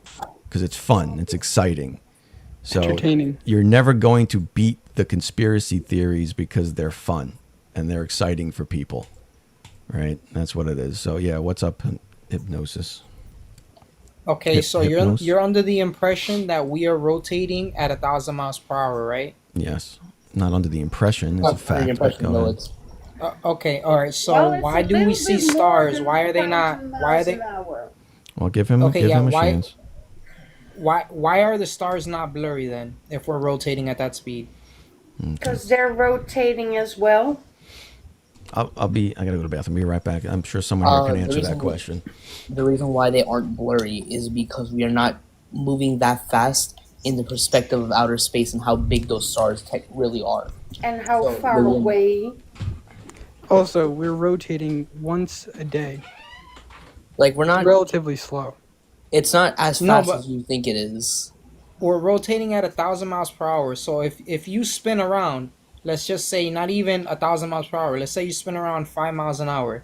If there's a mountain in front of you that's huge, it's not gonna be blurry. Is that what you're trying to say? Let me pose this in a way that's more understandable. So there's a mountain in front of you, and you rotate once around, but make it take an entire day. Are you gonna have motion blur? We're not gonna have motion blur because how fast we actually are going is not as fast as you think it is in the grand scheme of things. You were talking about 5 miles an hour. Yeah, 5 miles an hour. Yeah, so if I run besides a mountain, and I run or walk, because that's not even running. No, not moving. Rotating is different. You're on an axis when you rotate. Rotating is moving. No, but you're in a fixed point. That's the difference. Yeah, your position isn't changing. You're still moving. You're rotating and you're moving at the same time. Yeah, I think that is the definition of rotation, yes. The way I framed it just now is exactly how it is in reality. If you turned around a 360, but you made it take a day, you're not going to observe any motion blur. It's going to be so slow relative to your surroundings. But then you would But all right, that's because the Earth is large. You have to scale it down because we are not 24,000 miles in circumference. No, but it's still taking a full day. Okay, wait. Rotation. I'm missing something. Can you please explain? Because I am Dutch. What was that word? Circumference. That is the. Let me see if I can explain this properly. Right, it's the length around an object. Diameter is from one side to the other. Circumference is the length around a sphere. A sphere, specifically. It's the distance around the sphere in one circle. So if you have like a ball, then you go 360 in a straight line around it. The mileage or the centimeters of a tennis ball. So okay. Yeah. So then I understand, because sometimes it's the technical words that sometimes get me when it's about. Yeah, no, it's understandable. It's different. I'm trying. So real quick, guys, I am looking. So I do apologize. I am looking for one-on-ones here. So I'm gonna drop the Globers. All right. Appreciate what you do, Globy. Absolutely. Have a nice live. Thanks for coming up, though. Appreciate it, and keep up the good fight if you guys are fighting the fight. Thanks for coming on, Esmeralda. Come back anytime. Yeah, sure. Had a good time. I would like to just get Gavin. Thanks, man. Sorry, but Oh, what, you're gonna run away like you ran away from Fred? Oh wait, are you a Flerf? No, I'm joking. Oh, you fucker! Get the fuck out of here, dick. So his argument kind of makes sense, but I don't think it applies. He says it's because in the grand scheme of things, the stars are so large, right, that you don't see them as blurry when you're spinning at 1,000 miles an hour, right, from the perspective of the planet. Mm-hmm. But like I said, if you spin right around and there's a mountain near you, it's gonna be blurry regardless of size. No, and this is a easily done experiment too. No. So look, if you're driving by a mountain, but no, not in motion from one point to another point. That's what it is. In a fixed rotation. No, it's not. Rotation is when you move around, right, in a 360-degree continuous, right, from a fixed point on an axis. Yeah, but your question is you're rotating 1,000 miles per hour, right? So yeah. So why are the stars not blurry? You're moving physically from here around to here, right, in a circle. So that's the 1,000 miles per hour, right, this way around. So why is the star not blurry? Right? Yeah. Right. So, and he explained it to you, and you. What was his explanation? That it's because of the size. The size of what? The stars? Yeah. I just want to understand. Which I want to understand what you're trying to get at. So you think like if you take a time lapse of the stars, or are you just looking at the stars? No, just looking. If we're rotating at 1,000 miles per hour, and we're not only rotating, we're following the sun at 66,000 miles an hour as well, right? Yeah. So how would the stars not be blurry? It doesn't make sense. I guess I don't understand why. What would make you think they would be blurry? Because if you start to rotate, once you hit a certain speed, things get blurry. How so? I don't see. I think your. Have you ever been on a carousel? Yeah, I think your hypothesis is incorrect, right? Have you ever been on an amusement park ride that rotates? Yes. Okay, so you know how the perspective shifts and how things become blurry once you pick up speed. And that's not even 1,000 miles per hour. It's like what, 20, maybe 50 miles an hour Okay. rotation. So, I mean, what you're talking about is parallax. Okay.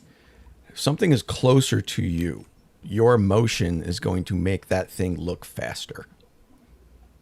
Right? It's the same thing as driving down the street, and trees next to you seem like they're going really fast, right? But a distant mountain is going slow. Right? That's parallax. So it doesn't matter if you're going straight or going in a circle. You're just talking about the speed of motion. That's movement. That's not rotation. Rotation is movement, bro. But it's not movement from one point to another. Yes, it's it is. In a fixed point, if I'm here and I rotate around to here, I've moved from here to here, right? But relative to the Earth, have you moved? No, but relative to the star, you've moved. Relative to the merry-go-round, you haven't moved either, right? Exactly. No, so if not you're exactly. On a merry-go-round, have you moved? So wait, hold on. Have you moved relative to the merry-go-round? In your example, following it, just walking a circle around it. No. This was your example, okay? If you're on a merry-go-round and it's rotating, things look blurry if it starts to go fast enough. That's what you're saying, right? Yes. Okay. So you're not walking around the merry-go-round. You're sitting on it, or you're holding on to it, or you're whatever. You're just spinning with it. Correct. Okay. So your motion relative to it is not moving. You're moving with it, but relative to it, you're stationary. Just like the Earth example. Yeah. Okay, good. So now we're on the same page. So on the Earth example, as you're moving around the Earth, you're stationary relative to the Earth, but you're still moving with the Earth. Same thing as a merry-go-round.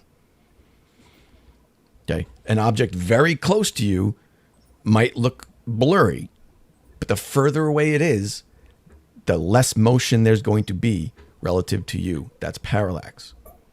Okay, all right. So this is, like I said, this is easily testable. So you're saying that if I get on a carousel and there's a big mountain in the distance, that it will not be blurry? That's 100% correct. Especially if that carousel is rotating at 1 time per day. But that's what the scaling comes in. Which is what the Earth is rotating. 1 time per day.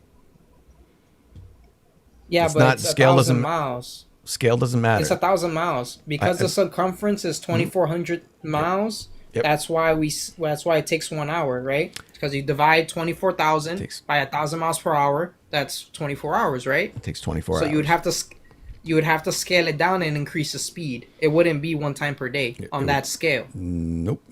It would still be 1 time per day. Why so? Well, so are we talking about forces here? Are we talking about centripetal acceleration? What are we talking about? No. Okay, so the reason it takes 24 hours, like I said, it's because it's 1,000 miles an hour that you're moving over 2,400 miles. So 24,000 miles, right? Mm-hmm. You're still moving 1,000 miles. It's just you have to cover that circumference, which is 24,000 miles. So if you scale it down, right, and you're not going, actually... that's what we're talking about. No, you're rotating. Yeah, you're rotating at the same time. This is what we're talking about. The time from one side to the object to the other, it takes an entire day. So the motion doesn't matter scale. It takes an entire day to move all the way around. It's slow. It's very slow. Nothing's going to look blurry moving this slow. Now, if it was small and moving 1,000 miles per hour, then you might have a point. Okay, so you want to scale, so you want to transfer time, but you don't want to transfer the speed. Is that what you're telling me? Because that's not logical. I don't know what you just said. Okay, because you're saying it will take 1 day for the rotation to complete, right? Mm-hmm. So you're keeping the time, right? You're keeping that same time frame, but you're not keeping the speed, which is not fair. Speed, the speed is relative. When we're talking about the speed in this regard, it's relative to the radius of the object. So no, not really. No, yes, really. Because a 1,000-mile-per-hour object that has a tiny radius is going to be spinning much faster. Right? So if you take a merry-go-round, if you take a merry-go-round and spin it 1,000 miles per hour, right? It's still going 1,000 miles per hour. It just completes more rotation because it has a lower circumference. That's not the same thing. Can I just lose my audio? Okay. So this sounds fucking up. Hold on. I don't know what the hell happened to my audio. It's all fucking whacked. Yeah. So look, I have a model of this drawn out in AutoCAD, right?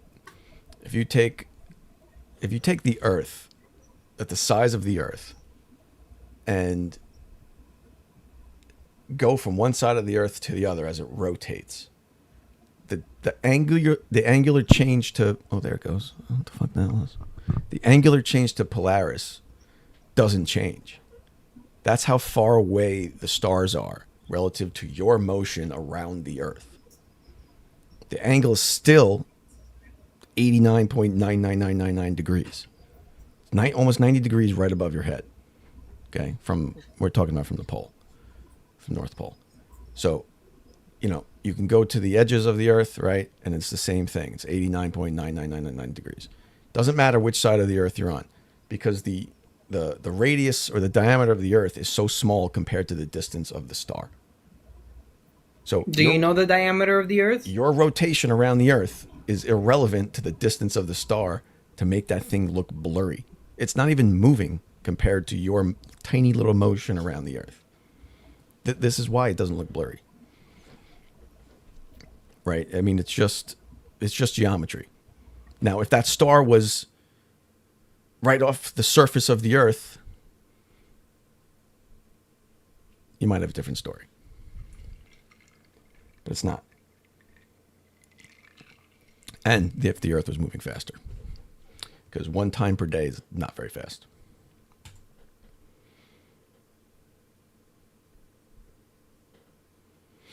Yeah.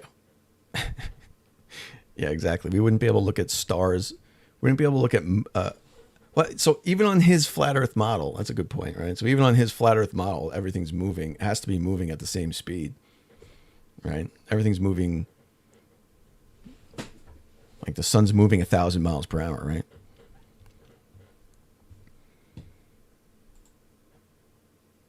I don't know where he went, by the way.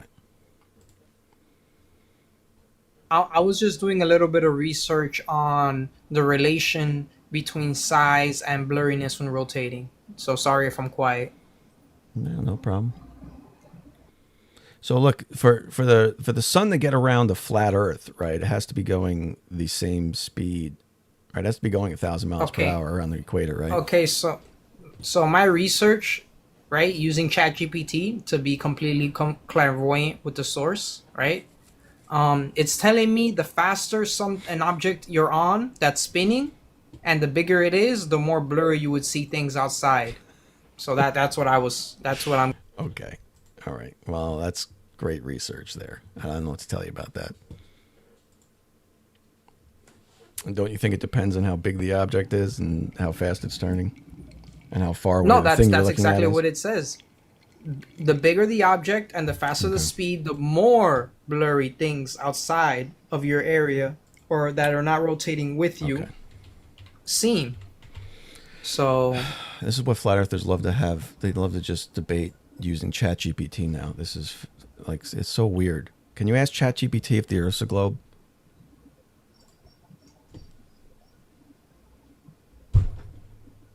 ChatGPT does lie sometimes. It is programmed to keep you in the matrix, but that's just my perspective. And here's the craziest thing: when you correct it, it will admit that it was lying, which is just insane to me. Oh my god! No, I'm being honest, bro. I have nothing. I have nothing to gain here. You know, like, you're not paying me. Aren't the stars blurry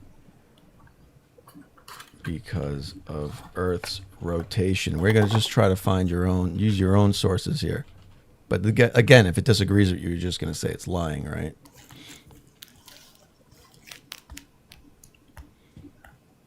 I can't see too good. I'm trying to zoom in on your Can you zoom in on it or? No, unfortunately. I'm trying to see how I can zoom in, but I guess I'm just an old man. I'm not sure how to use this technology, man. All right, so it says Earth rotates at about 1,037 miles per hour at the equator. This rotation causes the sky to appear to move at 15 degrees per hour, which is true. So during a long exposure photograph, the stars would appear as streaks or trails. The camera stays still. So this is talking about long exposure photography. But the point is, the speed of the Earth makes the sky appear to move at 15 degrees per hour. It's not very fast, dude. I don't know what blurriness you expect to see with 15 degrees per hour.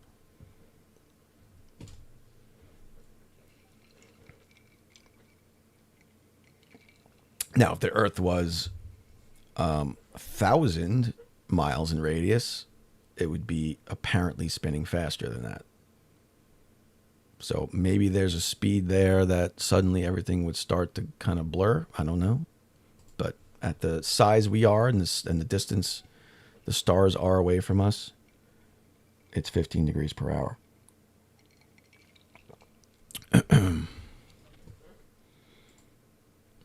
But I suppose since that's not the answer you wanted, GTP was lying. So it's agreeing with you, and the explanation does make sense, but there is one caveat, and let me see if I can articulate this properly. Thanks, Bob. Yep, go ahead. Exposure time. Apparently, our eyes can only capture 1/30th or 1/60th, and if you take a picture with the camera, which has better exposure time or whatever, you will see the streaks. Well, I mean, yeah, that's what causes the star trails. We can't expose, our eyes can't expose the light for that long. I mean, that would be nuts. We wouldn't be able to see anything in real life. Okay, so you said that thrust does work in space. Can you elaborate on that? I mean, yeah.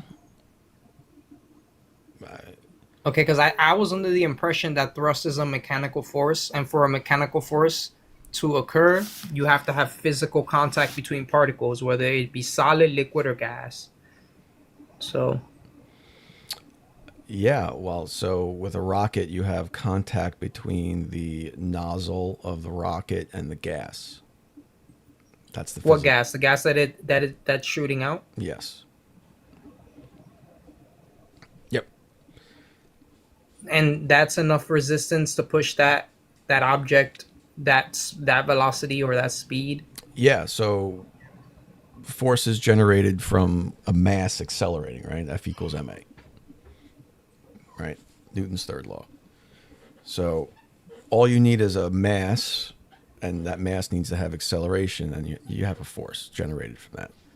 So when you have a nozzle of a rocket and you have the combustion gases inside, those, when they combust, right, they expand and they try to escape the rocket because there's nowhere else to go, right? They can't go that way. It has to come out the nozzle. They go out the nozzle. It comes out the nozzle, okay. Right. But it expands in all directions, right? So it's pushing off. Sure. It's pushing off this nozzle inside as it's trying to expand. Right now, the more you contract or restrict this nozzle, because you notice most nozzles have a throat. They come down and they go back out. They look like a bell, right? Look like a bell. So all those gases get trapped in the throat, right? And that causes even more acceleration, right?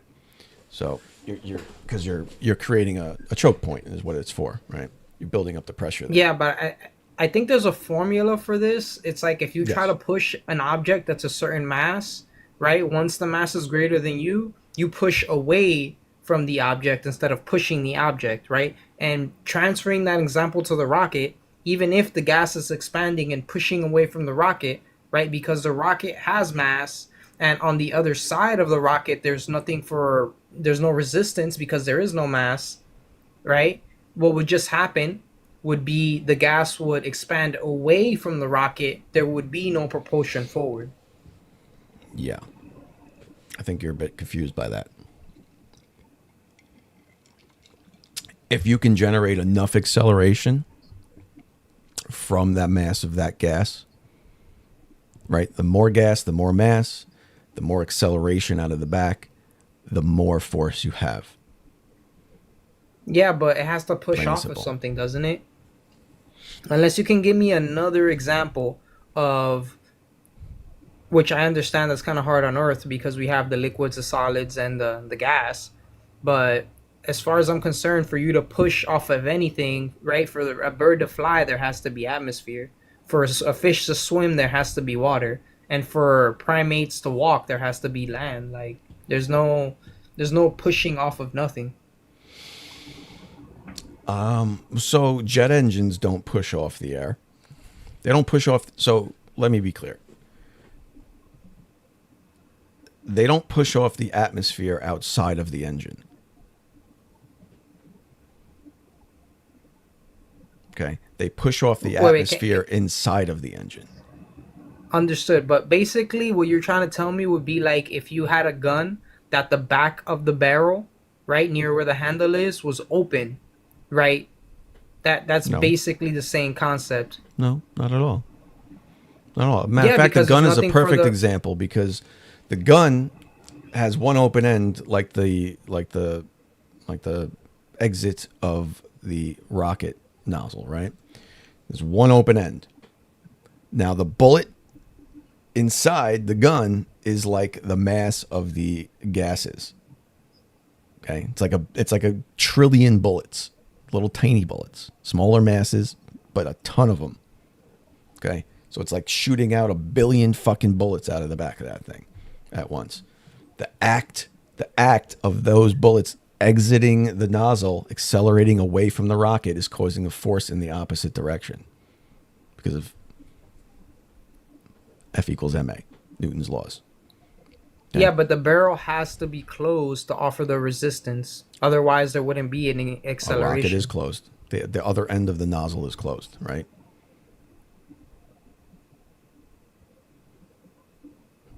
The answer to that question is yes, right? No, yeah, I understand that. So literally you can just, in your mind, picture a rocket nozzle that is the barrel of a gun. You have the explosion happening inside, which is shooting the bullet out. The explosion happening inside, which is shooting the accelerated gases out.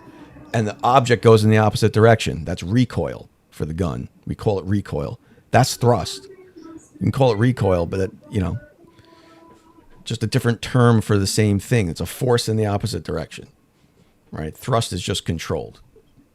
That's why I call it thrust. But, the recoil of a gun is the same thing as rocket propulsion. If you put a gun in space in a vacuum and fire it, there's still going to be recoil. Which they've tested. You can go watch these videos online. You can see them shooting a gun in a vacuum chamber just to see if there would be recoil.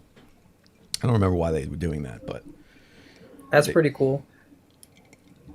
The Mythbusters did it, actually, if I recall. Yeah, so there's recoil in a vacuum chamber, and that's the same exact principle as thrust. You just need something... You just need to push something away from you to go in the opposite direction. I mean, you understand that. If I had a bowling ball right now and I threw it, I would roll backwards because I'm in a chair with wheels, so there's no friction, less friction on the ground. I would roll backwards. That's because I'm moving a mass away from me. I'm accelerating that mass away from me. Right? The heavier the mass, the more I'll roll back until it becomes too big I can't move it. But, right? That mass being accelerated away from me causes a force in the opposite direction. I roll backwards.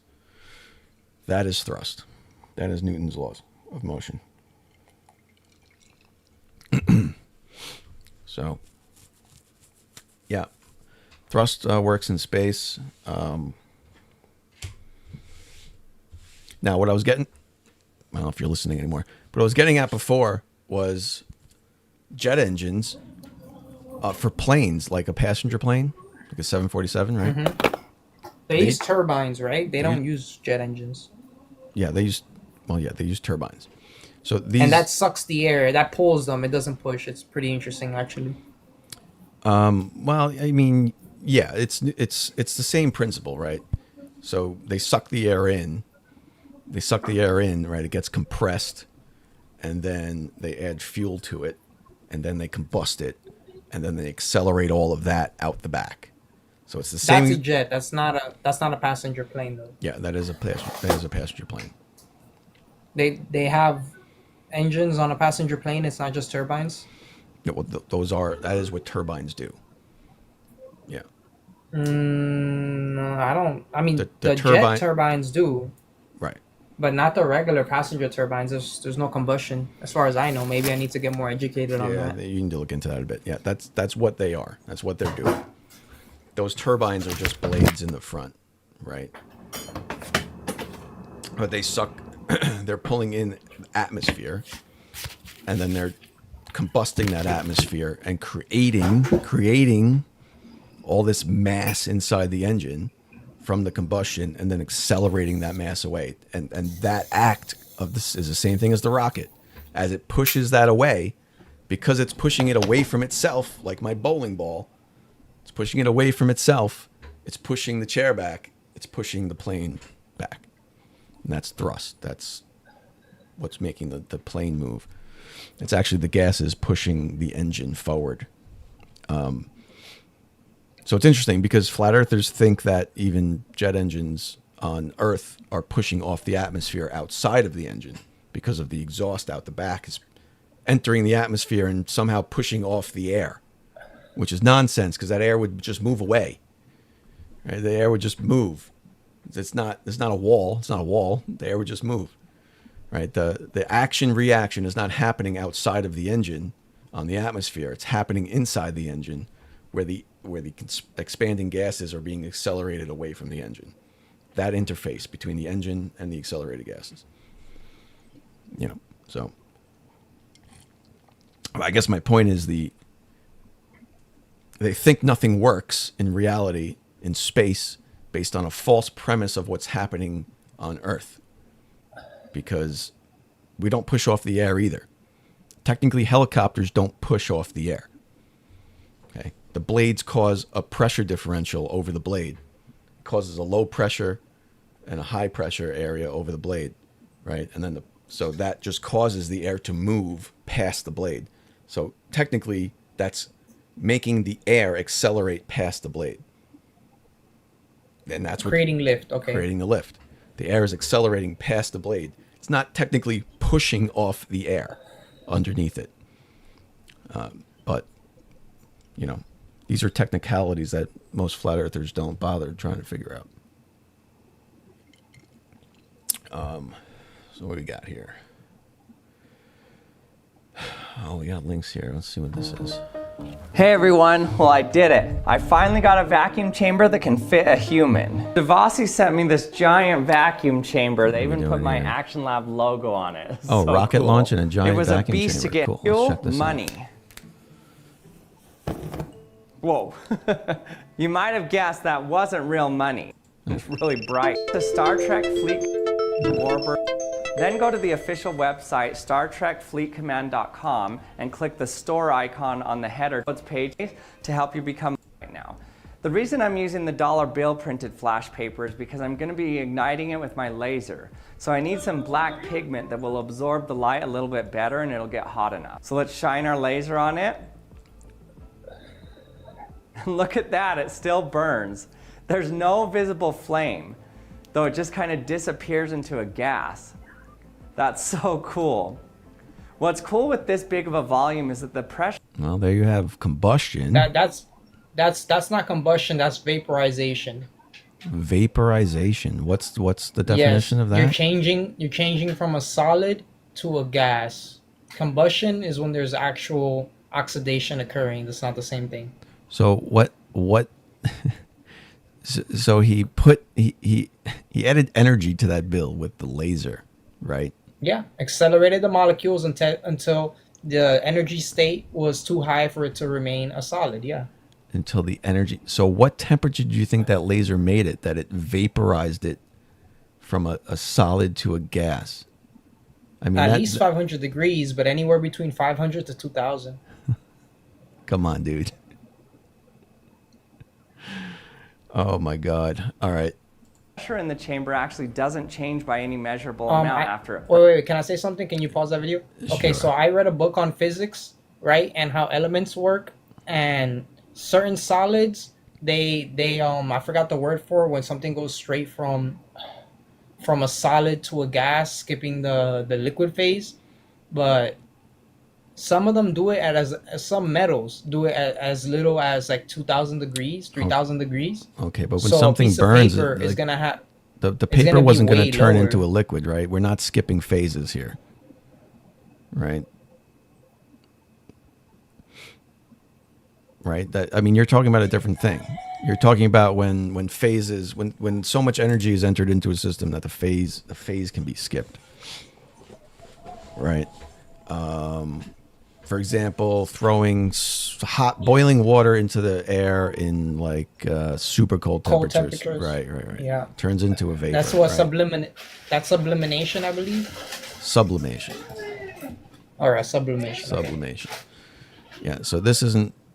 I mean, this is a solid that's being ignited by a heat source and slowly burning. You just don't see the orange glow of the flame. Look at that, it still burns.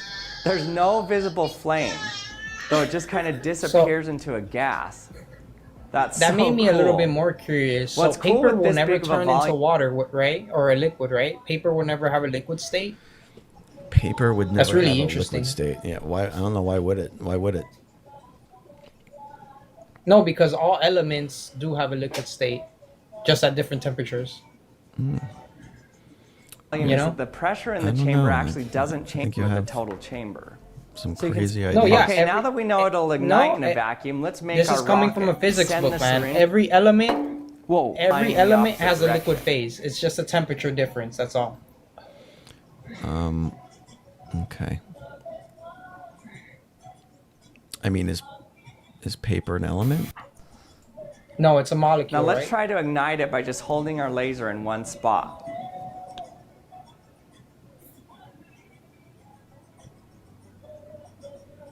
Well, it's composed Whoa. of molecules. It is not a molecule. Holy cow, that generated a lot of force. Once the rocket took off, it smashed into the wall just into a million pieces. That's so cool. So let's try a little bit bigger syringe and see if we can do it without destroying the rocket this time. So he's creating combustion inside the, I guess this Hey, it worked. Look how cool that looks. syringe. You can see the stream of smoke particles shooting out of the rocket like a laser beam. Since there's very little air in the chamber, there's nothing for the stream of gas to bump into, so it has a very straight flow with little turbulence. So if we were at this pressure in the sky, we wouldn't be able to use a traditional jet engine to provide thrust. We would have to use a rocket. Rockets not only work in a vacuum, but they actually work better in a vacuum than at atmospheric pressure. The propulsion in a rocket comes from the fact that you're expelling gas out the nozzle of the rocket at high speeds. In order to conserve momentum, that means that there has to be an equal and opposite force on the rocket in the opposite direction. This is similar to how a strong hose pushes you backwards due to the water being forced out of the nozzle. This is happening with rockets, except that it's gases moving at ultrasonic speeds being shot out the nozzle. So my giant vacuum chamber worked perfect for testing out how rockets can fly in space. So now I want to open it up to you. What else should I use my giant vacuum chamber for? More Flerf stuff. That's all I can say about that. Okay, so I was doing some research on molecules, and I was right. Paper is a molecule, or better said, it's a bunch of molecules packed together to make cellulose, and cellulose will not hit a liquid stage. It goes straight from solid to gas once it reaches a temperature high enough. So Okay. I was right about what was going on with the laser beam and the vacuum. Well, you said everything Paper. turns into liquid at a certain temperature, didn't you? Well, I meant elements, not molecules. Oh, elements, not molecules. Okay, my bad. Yeah. I misheard that. Okay. So you don't think combustion can happen in a vacuum chamber? I mean, if you have an oxidizer, in the reaction already that produces or has oxygen stored in a form of matter, then yes. Okay. All right. So you agree that combustion can occur inside a vacuum. Are we at the point now where you agree thrust can be generated inside a vacuum? Not from combustion, I don't think, but I need to do more research on that. Okay. You can have electrostatic thrust, which is ion based, and we already are working on that as a species, I believe so. Yeah, okay, but that's the same exact principle, right? Yeah, instead of combustion, it's just ionization and charge level. Yeah, you're expelling mass away from the object, which is making it move, right? It's the same exact. Ion propulsion works off the same principles, right? There is no propulsion so far that we've ever discovered, right? That's possible without following Newton's laws of motion. You need to move a mass away. Yeah. Not always. Have you ever heard of Thomas S. Brown? Thomas S. Brown. I'm not sure. Or no, Thomas Townsend Brown. He was an American scientist that discovered or rediscovered electrostatic physics. Don't recall. What did he find? He actually made flying vehicles, just like Nikola Tesla. You might want to Google him real quick. Okay. What's his name? Thomas Townsend Brown. Townsend. Not Thompson. Oh, Townsend? You said Thomas Townsend Brown. Townsend. Like the word town, like a town. Okay. Townsend and then the Brown. word send, like to send. Okay. Yeah, Townsend Brown. He made the Aero car. Aero car. Never heard of this. Let's check this out. Oh. It goes like 300 miles an hour, and he made it way back in the day, so it was really cool.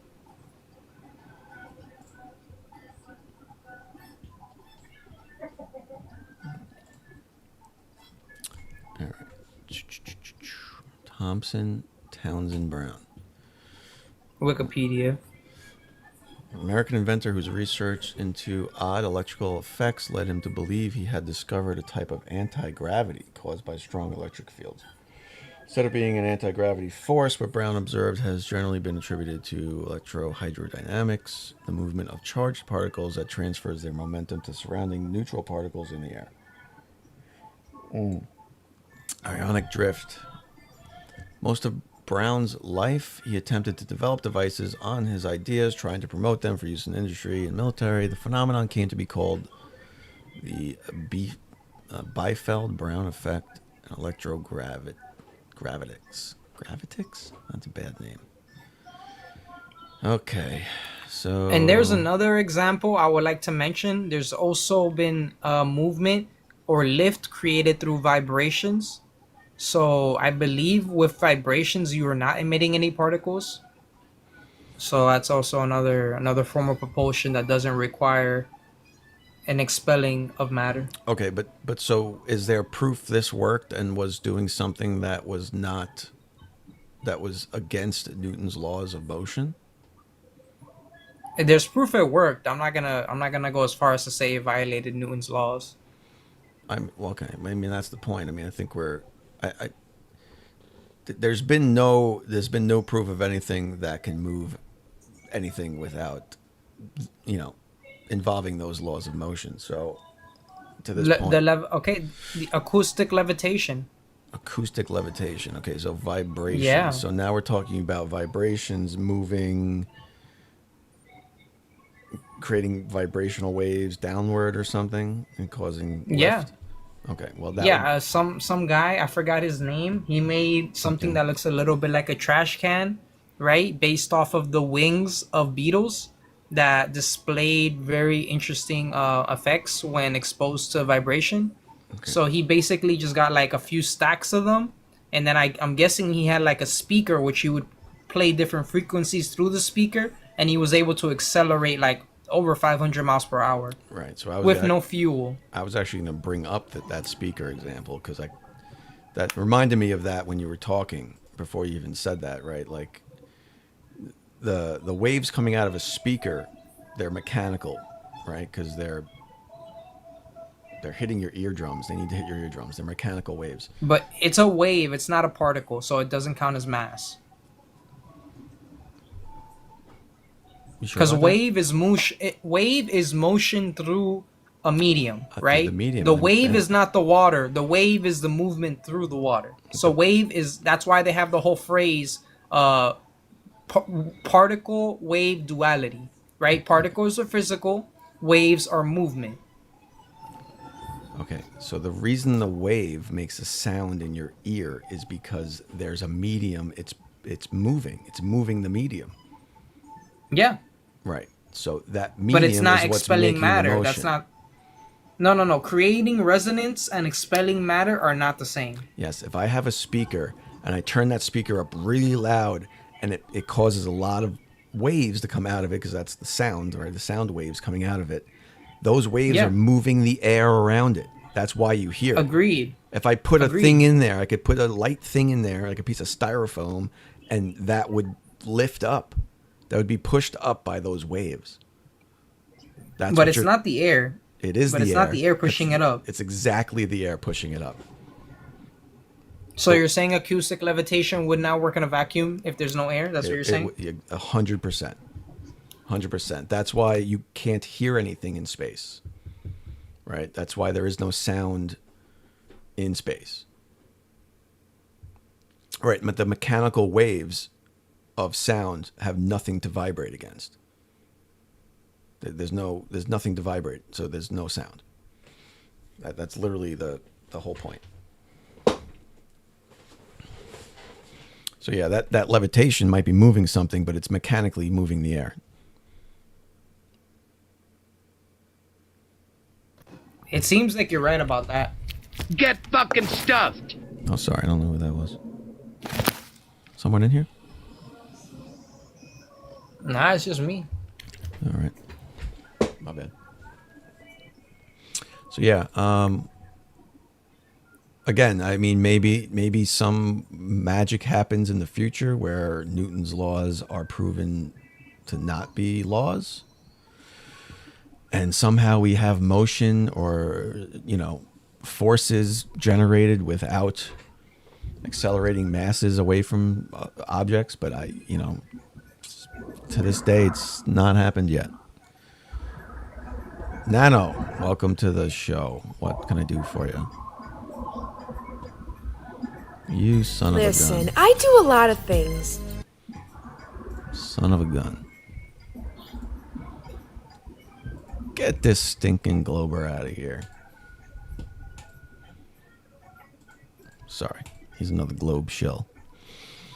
So, all right. So, so you came in here. You didn't really state your stance on things. Oh, me? Yeah, you just kind of started asking questions. Are you like a flat earther, or are you just questioning things, or whatever? Yeah. No, 100. No, yeah, I'm 100% a flat earther. But that doesn't mean I'm ignorant, and it doesn't mean that I don't have the ability to listen to your concepts and mull them over. Okay. No, I just wanted to know where your stance was on things. So, okay. What route do I go down with you? What route do I go down?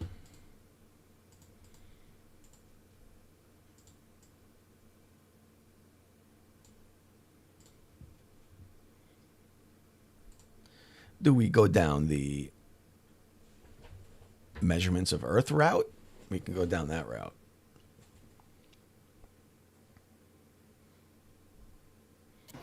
I mean, why don't we go the ancient history route? Because that's hearsay, right? We can measure the ground. We can measure the fucking ground we're standing on, right? I disagree completely. If that was true, archaeology wouldn't be a field. What does measuring the ground have to do with archaeology? Okay, I'll give you one of my examples, right? So there's a book, right, or a story from India called the Mahabharata, right, where they talk about gods and how they had an ancient war, right? And in this war, they talk about how the gods were using weapons. And the way that they describe these weapons correlate very closely with the after effects of a nuclear bomb from a mushroom cloud, right? Even though I know any high yield explosive would be able to produce such a mushroom cloud, but it also produces a radioactive crater. And the people who survive and are affected by this radiation tend to lose their hair, throw up, and lose their nails, right? So all of these things were documented in the Mahabharata, which was written like 8,000 or 10,000 years ago. How do you spell right? that? So, let me see. Let me see, because that is, I'm not Indian.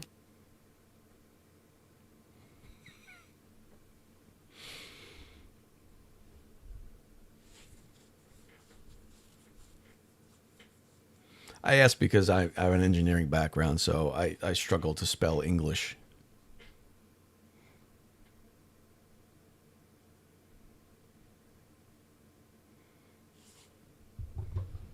You're afraid. Just answer the question, bro. You're afraid. No, I'm trying to get the name. Okay, it's We got Mahabharata. Mahabharata. Okay, so what is this now? There we go. Yeah, it's a story about the ancient war, right, between gods. Okay, so here's a lot of things that I would like to just put focus on. One, if they were gods, right, why were they using technology? Right, because gods don't need technology. They just should have supernatural or elemental based powers, fire, lightning, right, maybe cosmic energy, whatever. They wouldn't need technology, right? They wouldn't be throwing bombs at each other.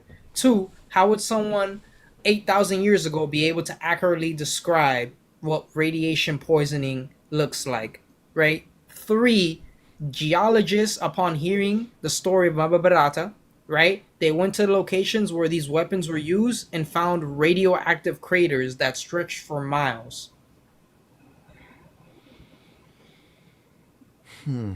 Okay, so my first thing would be to ask you for a source on that, but I before I even do that, before you went into Mahabharata, I asked you. I said we can measure the ground's shape. So I'm not sure why you went off onto that. Like, what does that have to do with the ground's shape? Okay, it's tied into the flat earth thing because the gods are mentioned just like in ancient Sumeria, right, where they mention gods and the fact that they did genetic engineering, which once again begs the question, how did people in Sumeria like 10,000 years ago even have a concept of genetic engineering? Okay, but I can go out and you could go out and measure the earth to not be flat. So what does this have to do with genetic engineering? I'm just failing to see the connection that you're trying to make here. The point I'm making is that the ancients have these stories about gods, the fact that they had flying vehicles, right? Okay. Which is another thing. If they're gods, why do they even need vehicles? But let's just ignore that. They came down from the sky. I believe they came from the land masses on the other side of the ice wall. Same thing with the dragons. They appeared in history all around the world at the same time around the 14th century. I believe that might not be the date, right? But the point is, if all the cultures around the world that had no contact with each other, right, had stories of dragons all appearing around the same time frame, clearly they existed and clearly they're not from this landmass. And since they could fly, they could make the flight over the ice wall, looking for food, which if you remember, right, probably because of overpopulation over on their end, right, many of the stories of the dragons were about them attacking the livestock. Okay. So what if in 1,000 years from now, say there's a big collapse in society, and a reset. We Would kill it be each the other. first time A we reset, continue? right? A reset, and people, or whoever's left of people, whatever they become, eventually dig up some shit and they find the Harry Potter books, and they find them in different areas of the world. They don't know what books are,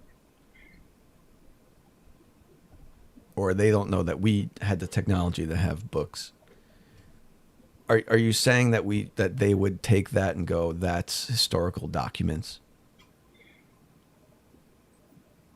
Like, how do you know what you're talking about isn't a story or a fable that they were telling each other? Well, the Mababarata has been, because I just said the geologists went to the locations where the weapons were used, and they found craters that were miles long with radioactive glass. I'll be honest, that sounds like something so you heard on Ancient Aliens, right? Like, it was a documentary, Right. and whether or not it was on Ancient Aliens, if they were actual geologists that are certified and they're finding the radioactive glass at these specific locations, that's too much of a big coincidence, in my opinion. it didn't happen, bro. It didn't happen, dude. There's not going to be a source for that information other than this documentary you saw on TV, right? You could probably go to these locations and investigate for yourself, right? I don't know. I mean, there's a lot of probablys in there, right? We're trying to talk facts. So I said, so here, let me show you something. Let me show you something. Okay.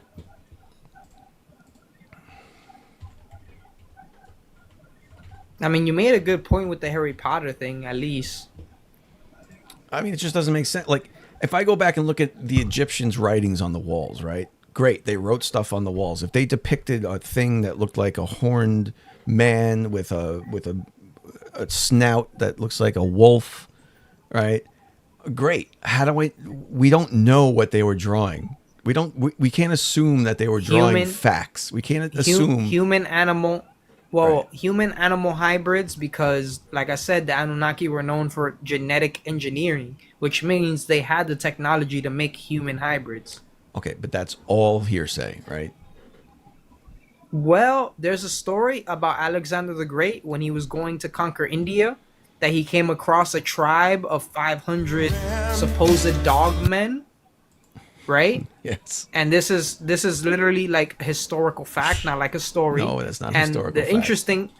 The interesting thing was that they were not really violent, and they interacted with each other. They didn't really speak, and then they went about their way and continued conquering India. Okay, but you can't say that's a fact when it's not a fact. Well, do you know what a scribe is? Yeah, it's a piece of paper. No. A scribe, the person that actually it's like the person in the court. Things, yes. Yeah, the person in the court that's like, as the situation is happening, they're over here like doing the transcript. That's what a scribe was, and that's the person that wrote this down. And they were really highly respected and well-renowned people that would not put their reputation on the line, right? Being as they were already like basically like nobles, since they were close to what would you consider Alexander the Great, a king? I think you consider him a king, right? King conqueror. Sure. Okay. Is this where you got a lot of that information from? Chariot of the Gods, great book. Yeah, I have Fingerprint of the Gods. Graham Hancock is a great author. I got a lot of my information from Gaia, if you must know, and Billy Carlson. Hypnos. And his Hypnos. Yeah.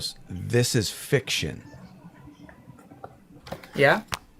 This is fiction. This fiction? This is fiction. It says his hypothesis. So this is fiction. Why? Where are you getting that it's fiction from? Because it says hypothesis. I don't think you would have a hypothesis if you're talking fiction. The main thesis of Chariot of the Gods is that extraterrestrial beings influenced ancient technology.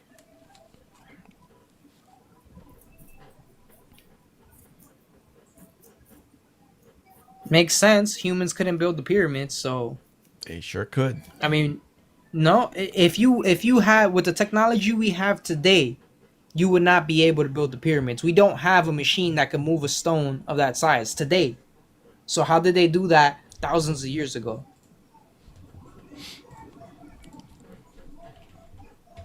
So let me. So first of all, while I look this up, and I'm going to show you something real quick. Yeah, that's fun. Of course. Thought experiment. Why would an advanced race of aliens come down and help the Egyptians with technology that just allows them to stack stones in a pyramid shape? I mean, they gave us agriculture, they gave us math. But we have skyscrapers made of light composite materials that are trash and won't even last 500 years, but continue. But they allow us to right, but they allow us to build 300 feet high, 500 feet high. It doesn't matter how tall you build, it matters how long. It matters how long it lasts. Why would you build something that's not going to last 500 years? Because it's just a waste of time. Because stacking stones did nothing but stack stones. It's something that we still admire and idolize today. Oh, great. That's fantastic. But an alien civilization has the power to traverse through the universe and reach distances impossible by anyone else, which first of all doesn't even line up with your flat earth belief. So I don't understand how you It does perfectly. They came from the they're not gods. They're just highly advanced species that evolved before us, right? I know that flat earthers may not like that word, but let's just use it for now, right? Or they were created before us, whatever. I'm not gonna do semantics on that, right? They have more technology than we do because unlike us, they didn't focus on money and control. They focused on progress, right? Palm block. Sure. Okay. So they're more advanced than us. I mean, not. So let's check this guy out. You ever see this guy? Well, yeah, using the vibration, yeah. No. Yeah, and that's exactly how the pyramids were built. I get that. Not vibrations. Not vibrations at all. Stonehenge okay. in his Flint, Michigan backyard to prove it. Wally Wallington's not a scientist, but he knows a thing or two about moving rocks. That's a 300-pound block. This is a 1,600-pound block. Not too difficult. He's a retired construction worker whose passion is moving heavy items. His feats always draw a crowd, mostly family. I thought he was crazy. Who cares about moving blocks around? But then when you look at the magnitude of the weights that he's moving around, it is really impressive, and he's not using any equipment or anything. I'm not impressed. And he's but he's doing that on solid ground as well. I want to see him do that on sand. This is my first Stonehenge arch I permanently put in place. It's 3 blocks, they weigh over a ton each. It's all based on a very simple technique. I found a simple explanation for this, to move a block about the weight of a minivan, would be to place a stone underneath it. And once I balance on it, I can spin it. Of course, with that spin, you've seen I didn't go anywhere. But I got 2 handles on my lever, and I could place another stone on this side. Now, every time I spin a half rotation on each stone, I move the block horizontally, the distance between the stones. With my own output, I could move a 1-ton block 300 feet per hour. Using this technique, he's moved everything from 1-ton blocks to buildings. He moved up to a pole barn at one point, a 30 by 40 pole barn that he moved 300 feet for me, and it was more or less, what else can we move? And he looked at me and says, "Hey, can we move your barn?" And I said, "Sure." Let's, next thing you know, it was 300 feet in the other direction onto another piece of property. It can move barns, and Wally's betting it moves Stonehenge's 25-ton rocks. But raising these giants is a whole different puzzle. This is 19,200 pounds. Yeah, it's 128 square feet of cubic feet of concrete. Today, Wally hopes to solve it. He'll put one of his theories to the test and try to stand this 19,200-pound block by himself. I've tried to do this without any mechanical machinery at all. I've used mostly sticks and stones for my equipment. No pulleys, no hoist, no metal levers. Just try to use gravity too, I believe is my favorite tool. Whoop. The first goal is getting this block 3 feet off the ground. In order to move it up to this point, I just rock the block back and forth, adding weight to that end, and that opens a gap on this side, and just slide a board in. Then I add the weight to that end, there she goes, and slide a board in on this end. This shoring box acts like a jack, slowly raising the block. It's 3 feet off the ground, but tomorrow is the big experiment, standing it up. The grandkids have taken the... I got the big kid on that end, and he's going to go down, this end's going up. All right. Now just start spraying the sand. The sand will wash out and the block will start coming down.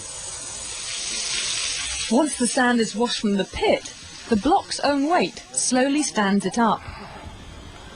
Okay, finally, she's between the lines, guys. Looks good. He did it. Okay, yeah, it's with a 1 ton, 5 ton block. Cool. How many right? tons is the average? Yeah, it's super cool. How many tons is the average block used in the pyramid? I think the idea is it's proof of concept. You scale that up and add, thousands of people to help. I think it's pretty obvious they'd be able to accomplish moving some blocks on their own, right?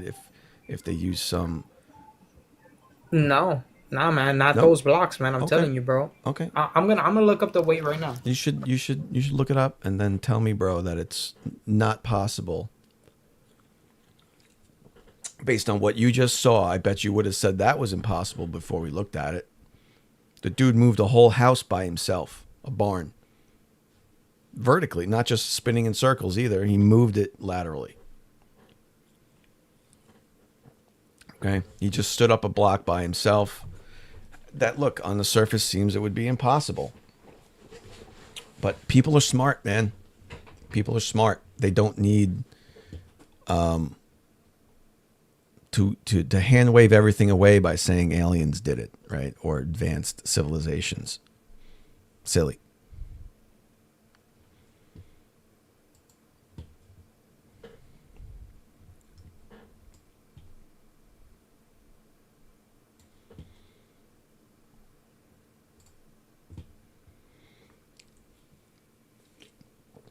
Yes, we're about to watch some serious denial. He's just going to say, he's going to come back and say, look, these stones were X amount of weight. Therefore, impossible. Right?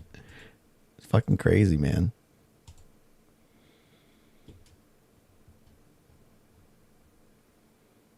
And you were right. Icy Spin, you were right.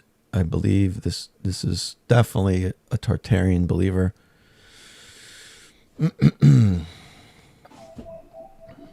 Yeah, I do believe in Tartaria. Why? I mean, that's just another kind of out there theory that doesn't have any. Well, I mean, technically speaking, Tartaria exists. It was an area in Asia, but there was no Tartarian empire that ruled the world and had all this advanced technology.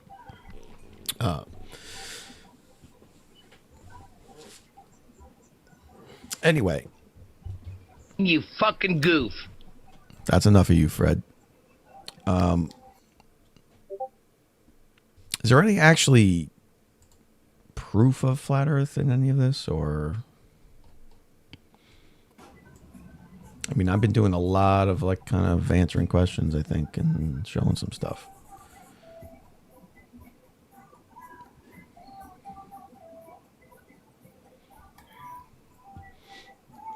How about this one?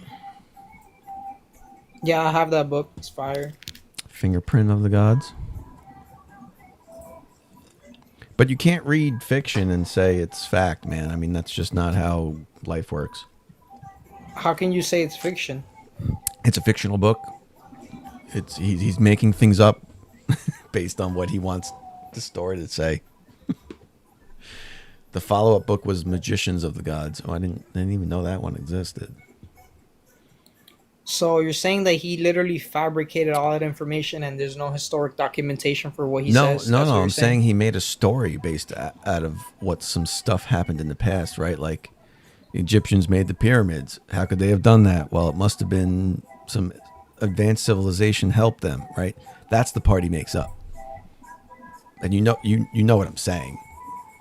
What about the Emerald Tablets? I don't know what that is. What is that? Google it. There's a book on it called The Compendium of the Emerald Tablets by Billy Carlson. Is this okay? So is this Graham Hancock? No, Graham Hancock. No, it's not the guy. Is this the guy that used to be on Ancient Aliens? It wasn't, right? I don't think so. So he was a journalist, okay. Yeah. No, I thought that was... I was thinking these books were written by that dude who used to always be on the Ancient Aliens. Crazy hair guy? No. The other guy. Long-haired guy. Jesse Ventura? No. Ancient Aliens...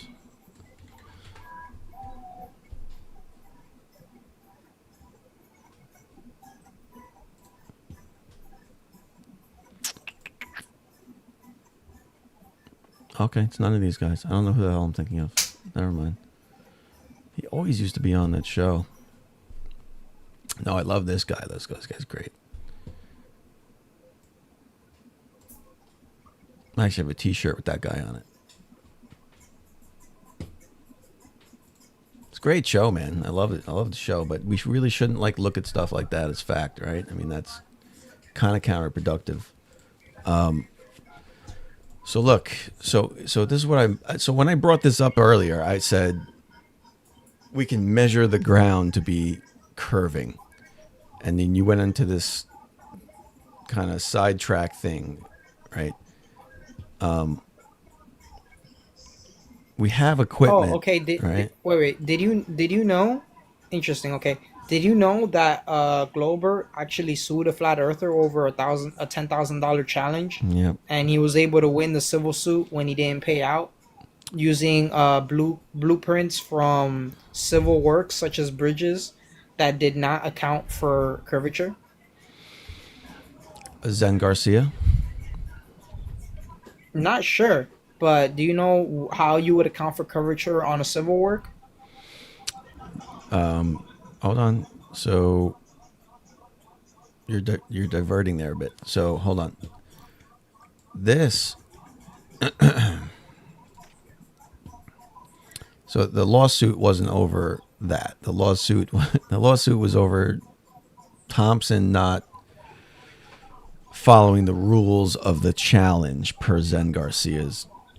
Because he made a model. Yeah, he wanted a physical experiment. Right. Yeah, I remember. Yeah, that's what you're talking about, right? It has nothing to do with bridges. Yeah. It has nothing to do with bridge models. Did. No, they went to court. They went to court. Oh, yeah, they went to court, but it had nothing to do with bridges and blueprints. That's the evidence that he put forth. No, it's not. Thompson created a computer model. And I don't mean Thompson. I mean the guy who issued the challenge, bro. Okay, why don't you explain to us what happened? Then maybe I'm confused. What was the lawsuit? Okay, about? he made a computer model. Mm-hmm. The other dude sued him. They went to court, right? The guy who made the challenge, the flat earther, brought the documents of who sued who? Civil Works. I'm sorry. The Glober sued the flat earther. Okay. Okay, so the flat earther brought the Civil Works blueprints showing that bridges did not account for curvature. So how would you account for curvature on a civil work? I'll give you an example. As you went further from one point to another, you would have to have longer and longer supports, because as the earth curves, it's going down. So if you want to maintain a level bridge, right, you need to have a longer support, right? Yes. Sure.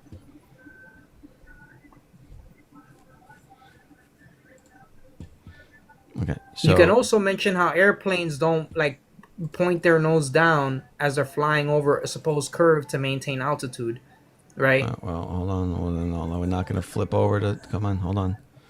So, what you said was completely incorrect. So here is the legal. Here's the documents from the court, right here. So what happened here is, if you read this,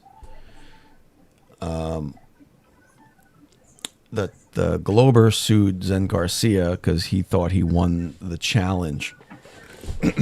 So the terms before the court to decide on who was the victor was whether Thompson followed the rules of the challenge per Garcia, what Garcia stated. Turns out the judge sided for the flat earther because Thompson did not follow the rules of the challenge. He provided a computer model instead of a real world example. You just made it sound like Garcia showed up with flat earth proof, and there was a debate in court whether the earth was flat or a globe, and Garcia won because he provided engineering documents showing the earth is flat. None of that happened. You just made all that up, or you heard that somewhere and you're regurgitating it. That's not what courts do. They did not host a debate over flat earth versus globe earth. They had a lawsuit filed over the terms of the debate of the challenge. Of the contract. Yeah. Of the contract of right, the challenge. Right. Yeah. And Contract Thompson law. lost because he didn't follow the terms of the contract. Why'd you just add that whole part in there about he brought engineering documents about bridges and stuff in there? Because that didn't happen. Didn't happen. It's right here on the screen. I mean, okay, but on a different way to look at this situation, right? If the Earth is round, couldn't the other gentleman, the Glober, just have created a physical experiment to prove that? Why not? He could have, and he should have. He didn't. But that's not the question here. The question is, why did you just add all that stuff in there and to try to make it seem like the court proved the flat Earth? That's the question. Because if it was me who challenged Zen Garcia, I would have provided a real world experiment. Oh, wait. Here's something fun. Let's check this out.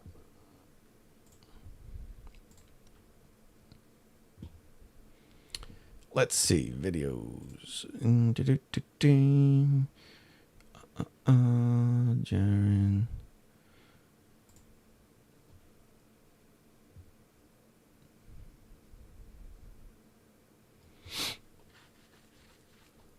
Where are you?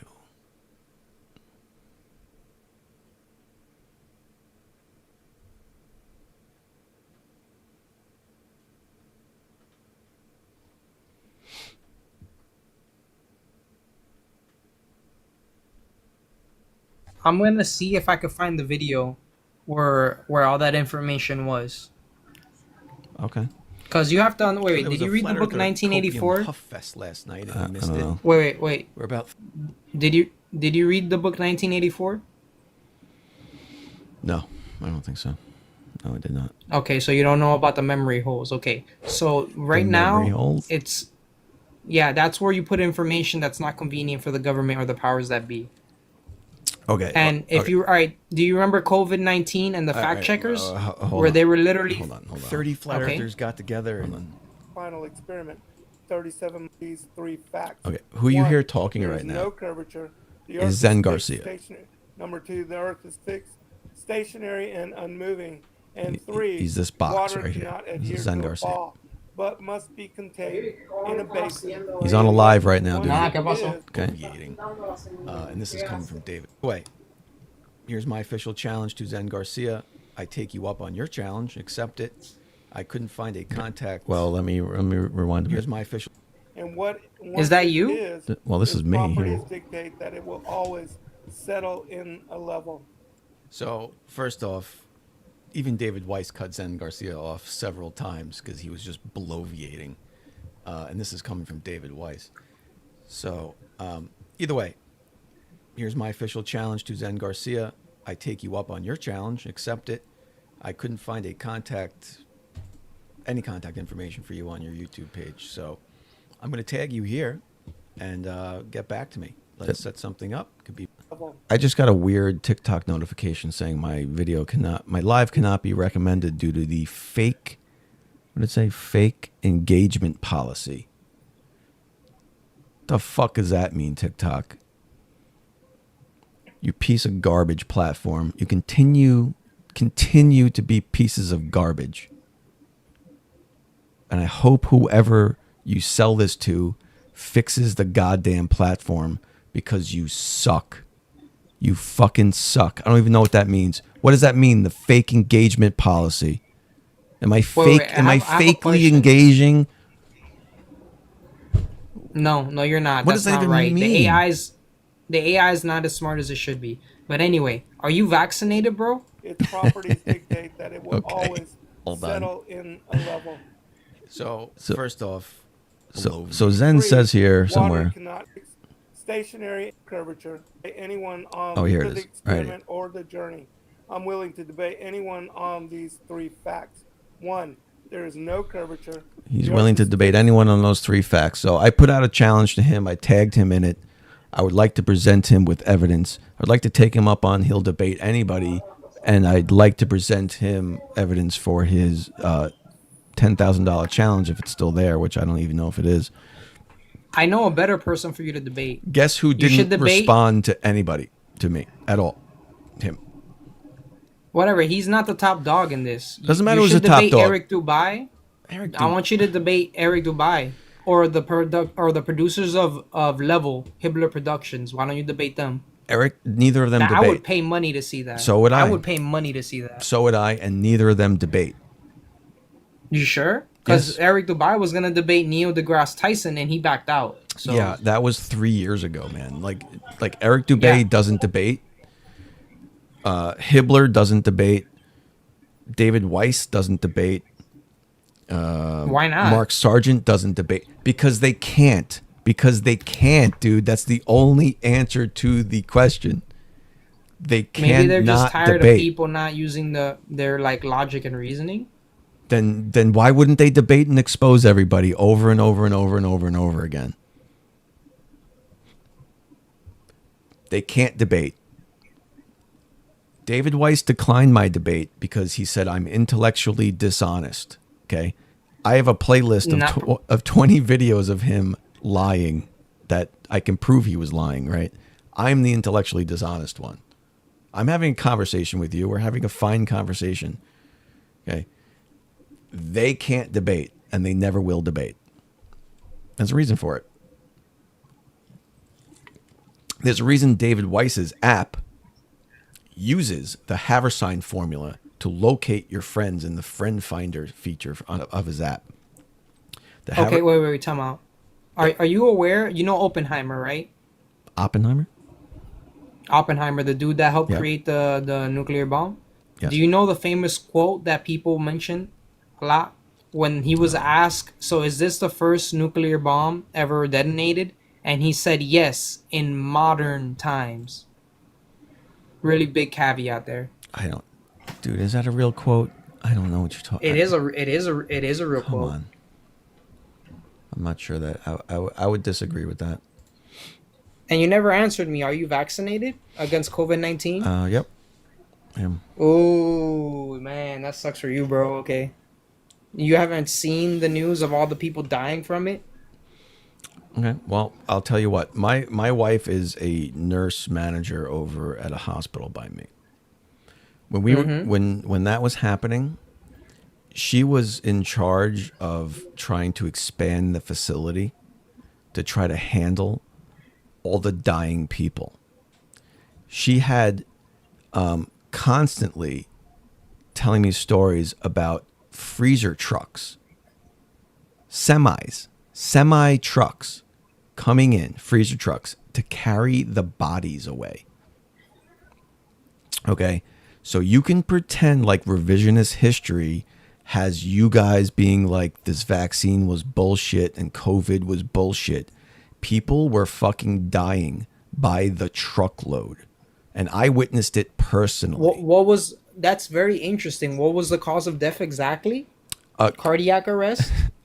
You want to go through their medical records?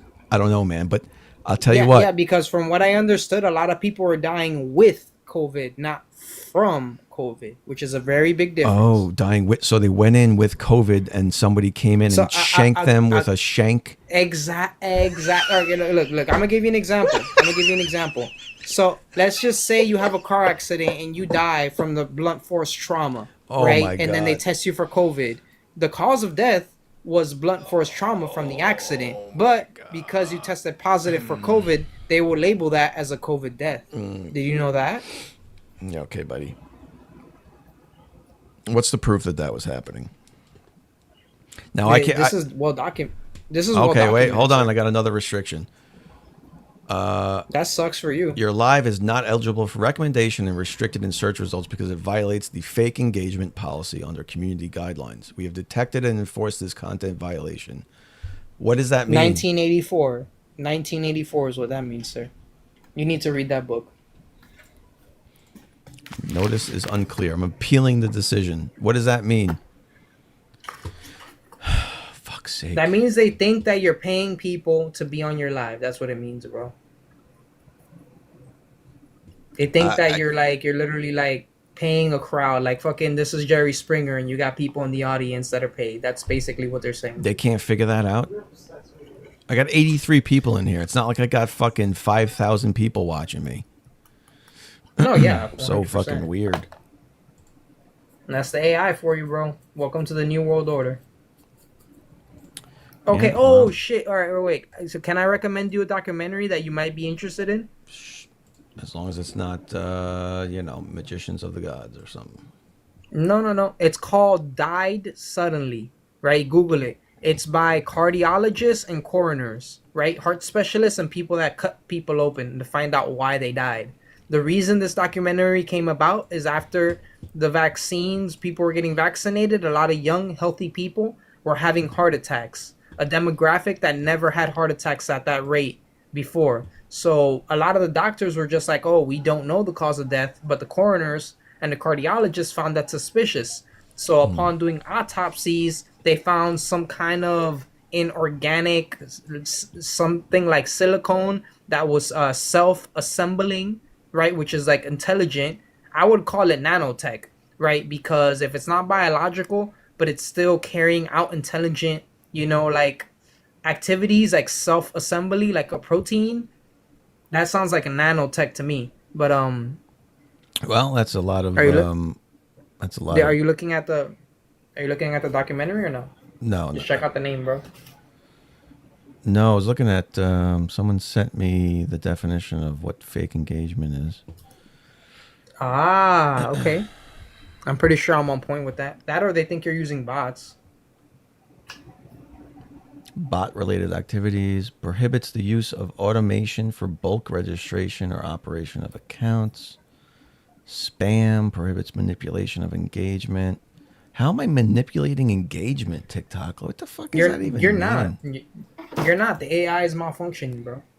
Maybe it's because I'm here and I'm speaking truth and the AI is registering it. And this is way out there. Don't even take this seriously. It's desperately trying to get you off. Yeah. It's like, fuck this guy.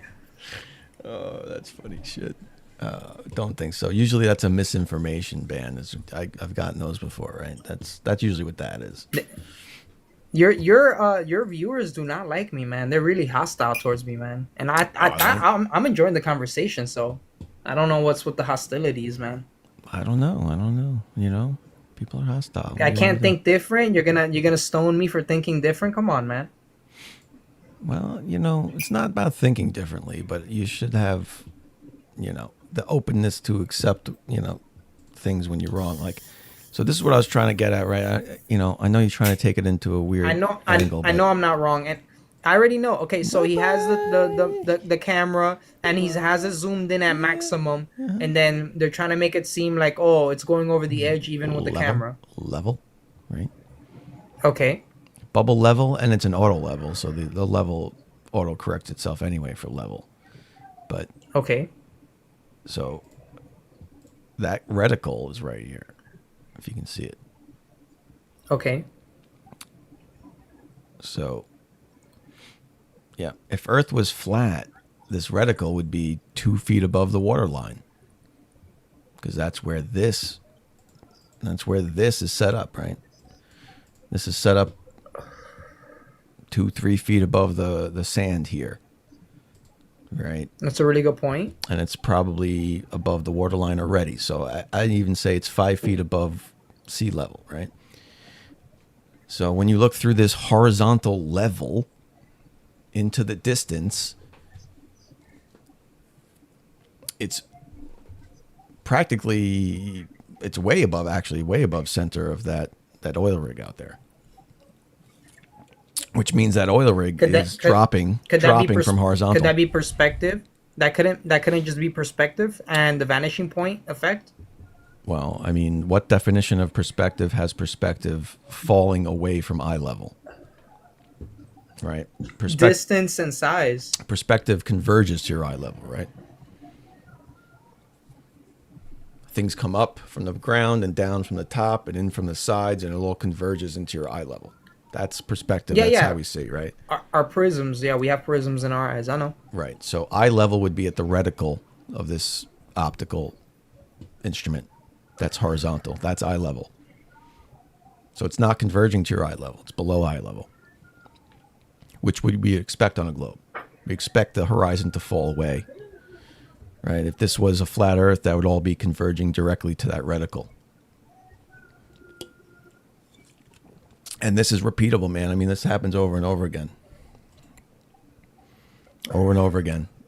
That target is at the same height as this, right?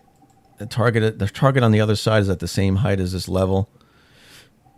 But because it's a certain distance away, the target ends up being below the reticle. Right? That's on a flat Earth, that would be the same. They should line up. Now, this is repeatable, and this is literal measurements of Earth's curvature, right? Not necessarily, because at that point you would need a reference point that's not the Earth, because topographically the Earth does have hills and valleys. So you would need a reference point. Like I would say a spatial. Does have hills and valleys. Okay. Yeah. Well, like, all right, so if we wait, check me out. If we base everything off of ground level, right? But there's different heights, right? That's not really uniform. You would need like a point in space and another point in space, right? Okay, but does that sound fair? No, because it does sound fair, but there's reasons why you're wrong. So these experiments I'm showing you here are done over water, so they're not even talking about topography. So one side of a lake is at the same elevation as the other side of a lake. There's stuff behind the target here, right? But do you see the water here? Well, you would need a uniform. I'm telling you, you would need a uniform. Yes, that's the lake. That's why you do it over water. Right here. Look, there's another example. I'll show you more examples. Is this it? The problem is, because space doesn't have coordinates, right? It's kind of hard. How would you coordinate space? That's a tough one, because everything, it's relative. It's always based off of something else. Do you get what I'm saying? No.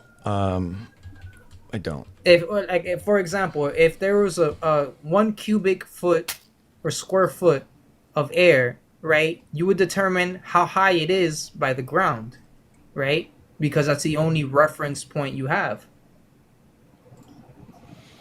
Yeah, so that's why we're doing it over water. That's what I'm telling you. So if you put this auto level on the water's edge and you put it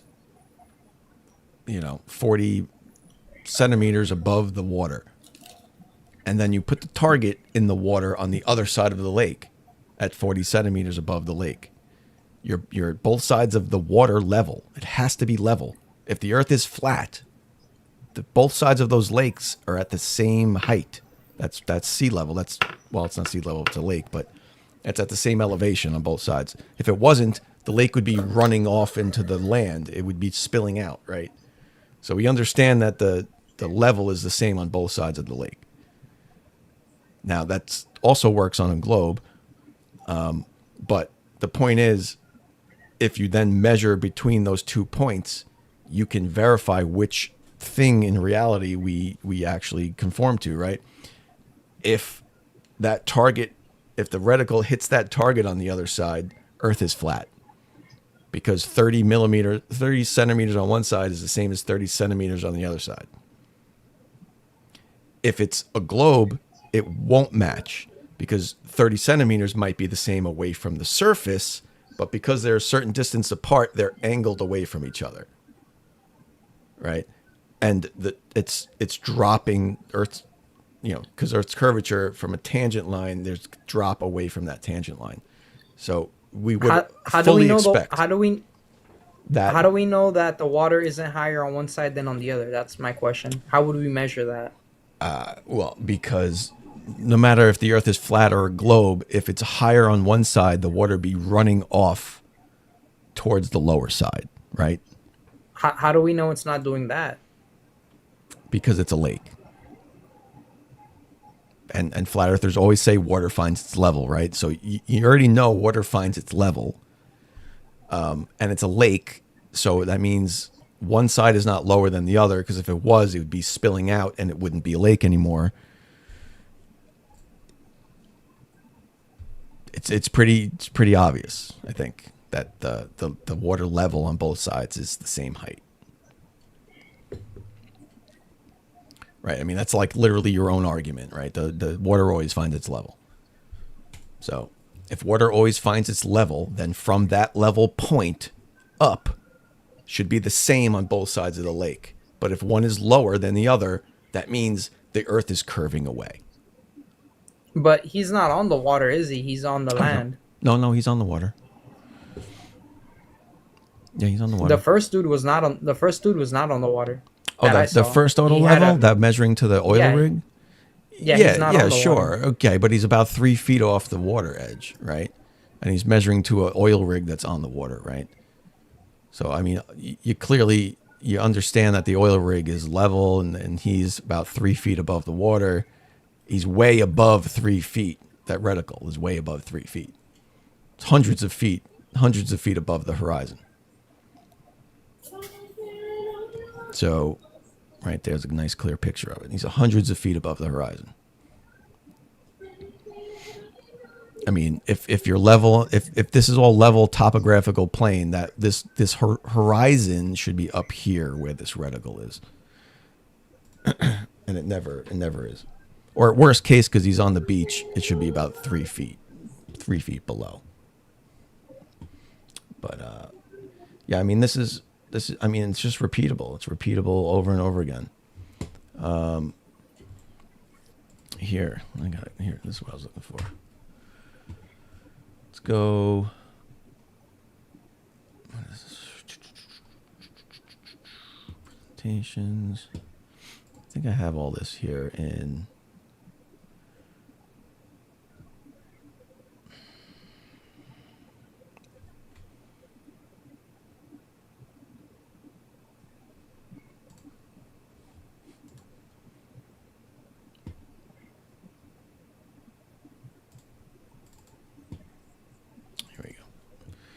So what's this? We got so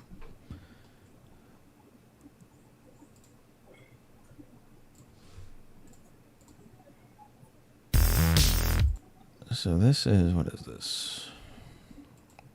Oh, that's just an explanation on zenith angles. This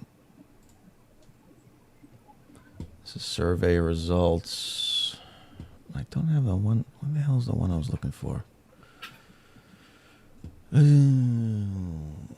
is that not in here?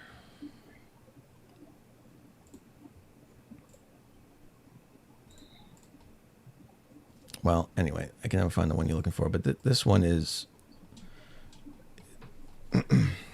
it's a little less visually appealing. I was looking for one that had some visualizations of the water, but oh, fuck it.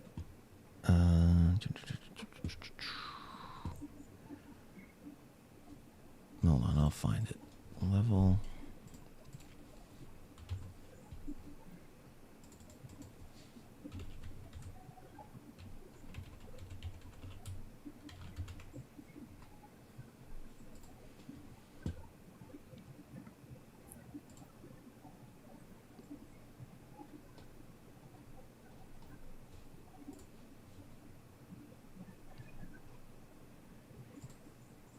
All right, so here's some videos.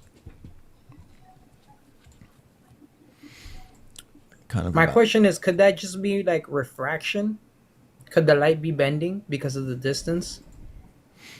Well, yeah. I mean, you could, but you include refraction in your estimates, right? So here's a good visualization of reciprocal zenith angles, right? So this is another way to measure it. I haven't showed you these observations yet, but if Earth's curved, right, and you set up a theodolite here, which is leveled to the Earth where you're standing. So when we talk about a zenith angle, we're talking about the angle directly 90 degrees above your head. So if you're standing here with a theodolite that's plumbed to the Earth,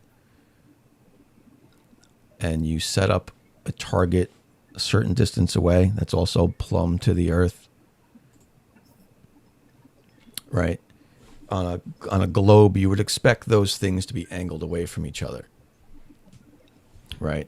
On a flat Earth, you would not. So on a flat Earth, ZA1 here, this angle here, and this angle here would both be 90 degrees on a flat Earth. Yeah, but what about you're not like I said, you're not mentioning the topography. Right. So topography, there really different heights, elevation. Here's Harry Potter. So topography really doesn't matter, and it doesn't. No. And I'll show you why. Let's see. This is a good picture why. So if this is the ground here, curved ground, and you have the theodolite here, and you have another target here, but now it's on a mountain or a hill.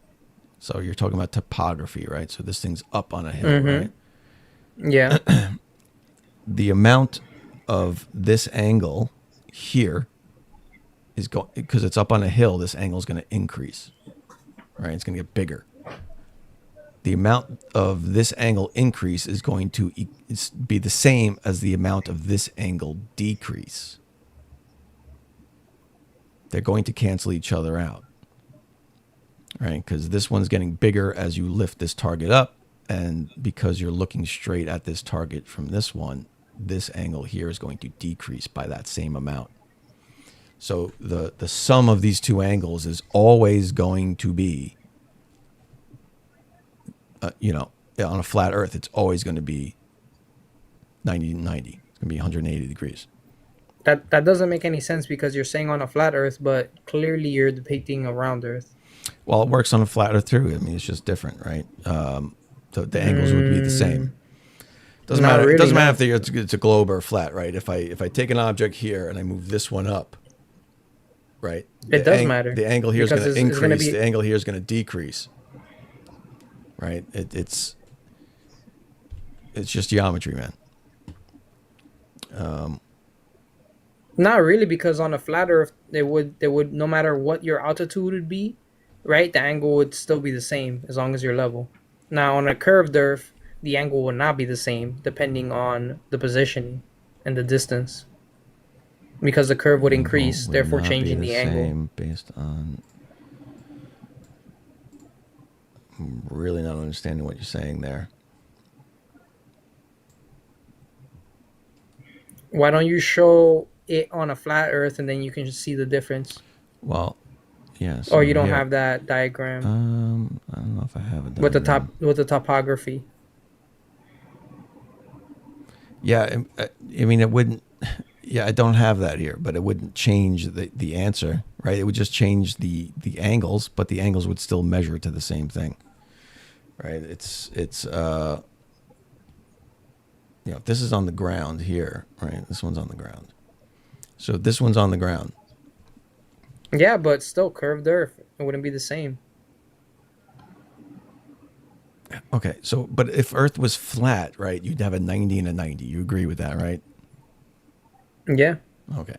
Flat and the same altitude. Flat and the same altitude. But once again, since we don't have a reference point, which I'm gonna start looking into, because there must be a way to quantify that. Maybe the word I'm looking for is a vector. Okay, but if I move this right one up, and it decreases the angle here by 10 degrees, because now this angle is getting smaller or bigger. This one on this side we get bigger. So if we increase this by 10 degrees, this one's going to decrease by 10 degrees.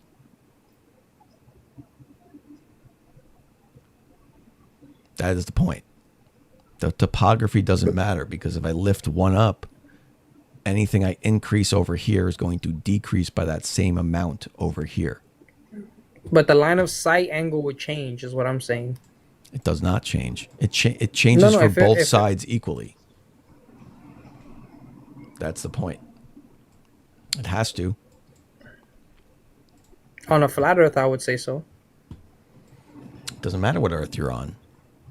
You're stationary, right? You're measuring if the Earth's curved or flat, it doesn't matter. The angle you measured, from one object to the other, if you move one object up, it's going to decrease by the same amount the other one, or increase by the same amount the other one decreases.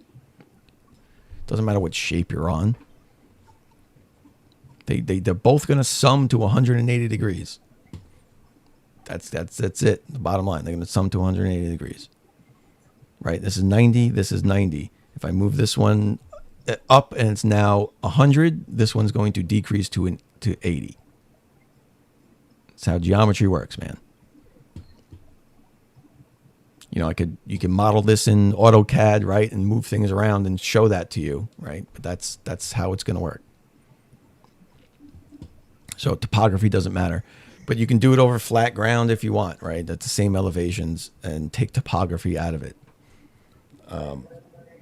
Either way, the hypothesis is the same. If the Earth's a globe, they're going to tilt away from each other. If the Earth's flat, they're going to be parallel to each other. But okay, so when we do measurements, we have a standard, right? We have the feet, we have millimeters, right? Metric and standard. So when we're talking about elevation and height, if the only standard is the surface of the Earth, and the surface of the Earth has different heights, we don't have a true standard.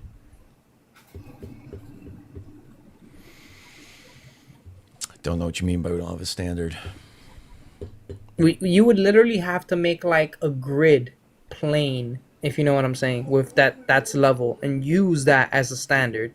But what would you do it in reference to? Because of the topography, you couldn't use the Earth's surface for that standard. You use elevation above sea level. Doesn't matter. But are all seas the same? Are all seas the same height? I don't think so.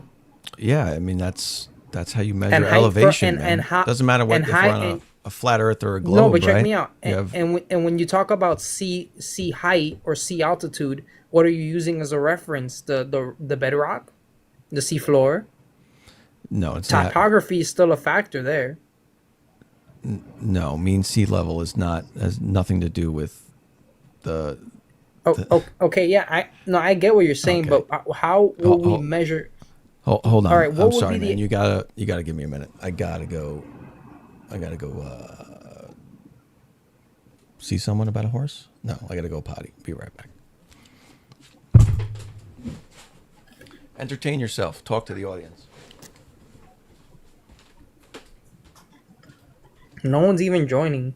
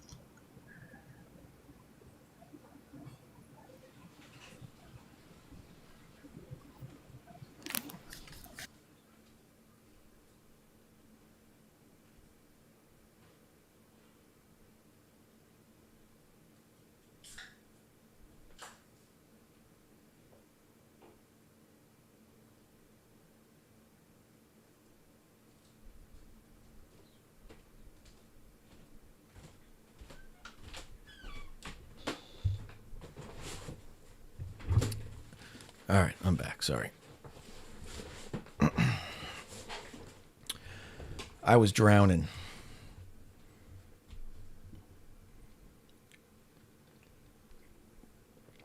All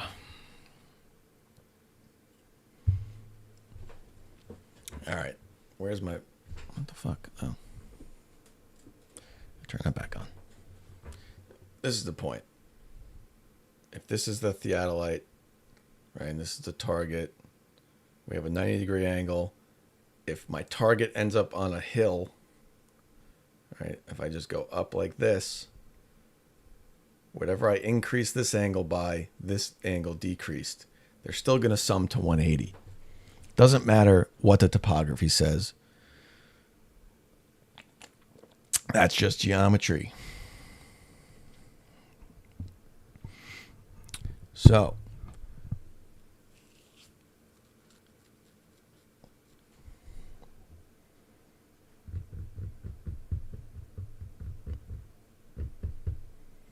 thank you, Catherine. Give Globy a like.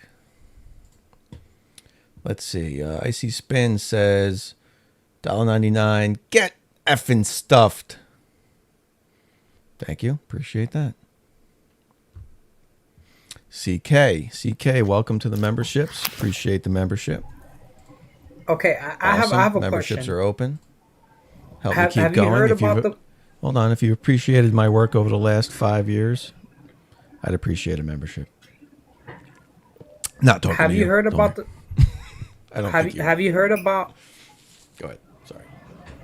Have you heard about these places where things roll uphill? No.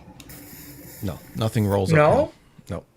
I'm telling you, there's places where people, like, they'll put a can, it'll roll uphill. They'll put a car in neutral, and it just rolls uphill. And this is a known phenomenon. Google it. Don't take my word for it. Do I have to do more of your research? All right. I've been Googling a lot of your stuff tonight.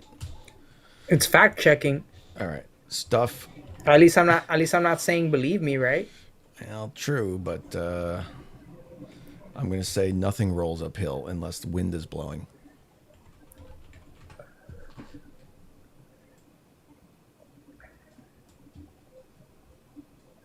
I have seen some videos where there's like somebody pours liquid on the ground and it looks like the liquid's running uphill on the road. AI overview. ChatGPT told me the same thing. ChatGPT told me that too. Yeah, objects appearing to roll uphill are often an optical illusion, not a true violation of gravity. This is because of the surrounding landscapes can subtly distort the perception of a slope. Okay, so again, that's just an optical illusion. Unless you have some sort of specific example you want to bring up, I can't, whatever, I don't know. You present your own evidence, I guess. I can't look it up for you. Steve from Warhaven. I'm trying to see a video on it. Remember. Level 1. 7-Eleven. He's a 7-Eleven member. Appreciate it. For less than a cup of coffee, you can support the entertainment that I bring to you, and I'm up at 2 a.m. ruining my day tomorrow just for you. Oh, my God. Still no Pookie. I guess Pookie went to bed. He decided not to come into my live and discuss this. I was hoping he would. But, it is what it is. I was hoping Fred might stop by. Something.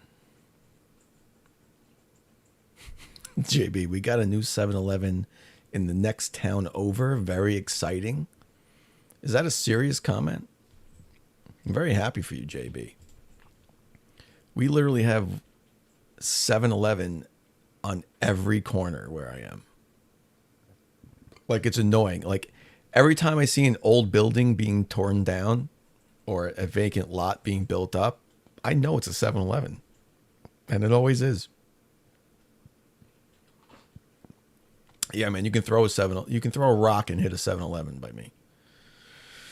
Pookie's probably sitting in bed right now, rolling around while he's sleeping, just screaming, "Globy, Globy, are those clouds? Globy, are those clouds? Those clouds, Globy, the clouds, Globy."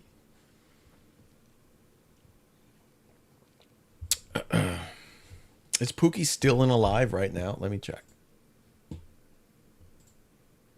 Let me confirm. So you just kind of got to read through them and like use your discernment. And they're still finding. Let's see. I don't know. I don't see him live. He's not live. I don't see a Pookie live.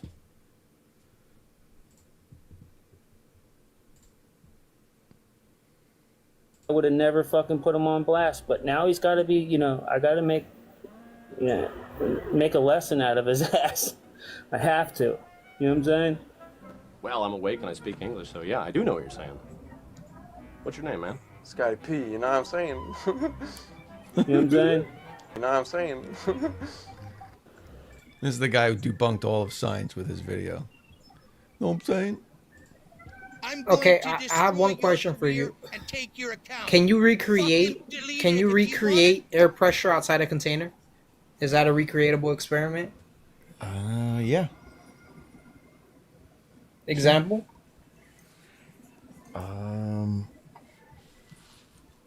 Well, pressure without a container? Sure. Weather? You go weather? A storm? No, that's not. A storm? No, that's not recreatable.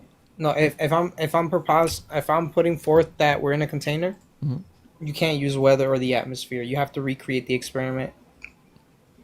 Well, by that standard, I can't recreate it because we're living inside a container.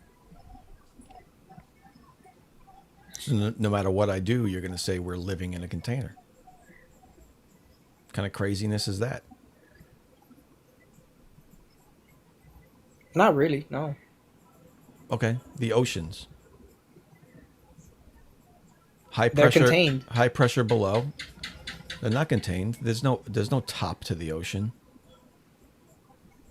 There's walls, you could say, right? The earth. The gas is a different state, so that could be the top It's of the not a container. container. No. Don't change your requirements. Okay, a container is a physical container, right?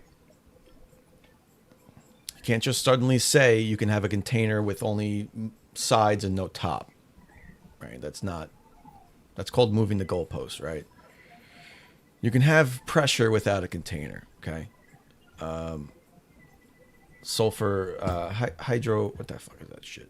I always forget the name of it. Sulfur hydrofluoride, oh, Jesus Christ. I'm tired. It's 2 a.m., man. That doesn't matter. What the hell is that stuff? Somebody knows in the chat. Yell at me. Yell at me in the chat. Hexafluoride? That's part of it. I mean, this is a good one, right? Like sulfur hexafluoride. Thank you. My brain isn't working today. So, well, it's 2 a.m. Okay, so sulfur hexafluoride's a gas, right? You're going to say this is a container, right? But it's not. It's being contained. It's being contained on the sides from spilling out all over the floor and all over the, studio, right? Oh yeah, and I meant gas. I didn't mean liquid though. Okay. Does it matter? Pressure's pressure. But anyway, this is gas. It's okay. Push it around. It's okay. So there's no top, right? It's not being contained, right? But clearly the higher pressure gas is sitting inside this tank and not escaping out.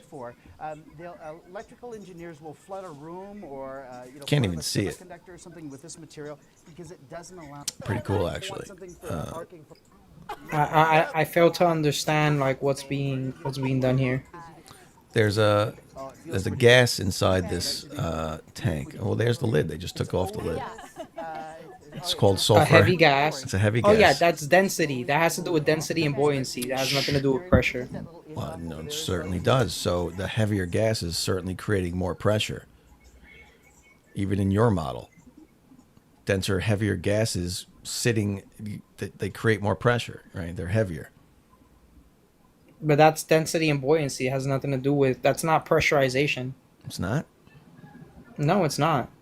So if that's like saying helium is gonna float over oxygen or over what's a heavy gas? Wait, let me think. Well, sulfur hexafluoride. Use that. If we put a barometer in this tank, would it read heavier than the air? It would read more pressure. Yeah, it would. Yeah, because it's being pressurized by the gases that are above it, right? Right. But it's not escaping out the top of this container. Yeah, because it's not lighter. If it was helium, it would. And that's not pressurization once again. Well, you just agreed with me a second ago that would be a higher pressure, right? Because it would be. Yeah, but that would be because of the density, not because it's like it has more molecules in a less volume, which is what pressurization is referring to. It matters where the pressure comes from. You have specialized pressure now. Yeah, there's different kinds of pressure. There's pressure from taking one volume of gas and reducing that volume, right? Squeezing the molecules closer together. And then there can be pressure from differences in density. They're not the same. How would you measure these different pressures? Different tools? You have different tools to measure these different pressures? It's just not the same situation, dude. Pressure is pressure, buddy. That's the point. You asked for pressure without a container. Okay. You would have to, for this to be viable, you would have to only have that gas in the room, no other gas. What? Yeah, because then you're taking density out of the equation. But this is at a higher pressure. Why is it not escaping out the top of the container here? Because it's heavier than the other gases. Okay. So it's heavier than the other gases. Is it true or not? Yes, but you're describing literally atmospheric pressure. Okay, you've just agreed subconsciously with atmospheric pressure, which is what the pressure is in the atmosphere. It's not gas pressure specifically. Okay, the typical pressure, okay, atmospheric pressure. Okay, air pressure, atmospheric pressure, the pressure within the Earth's atmosphere. Okay, this occurs because of the weight of the gases on top of you.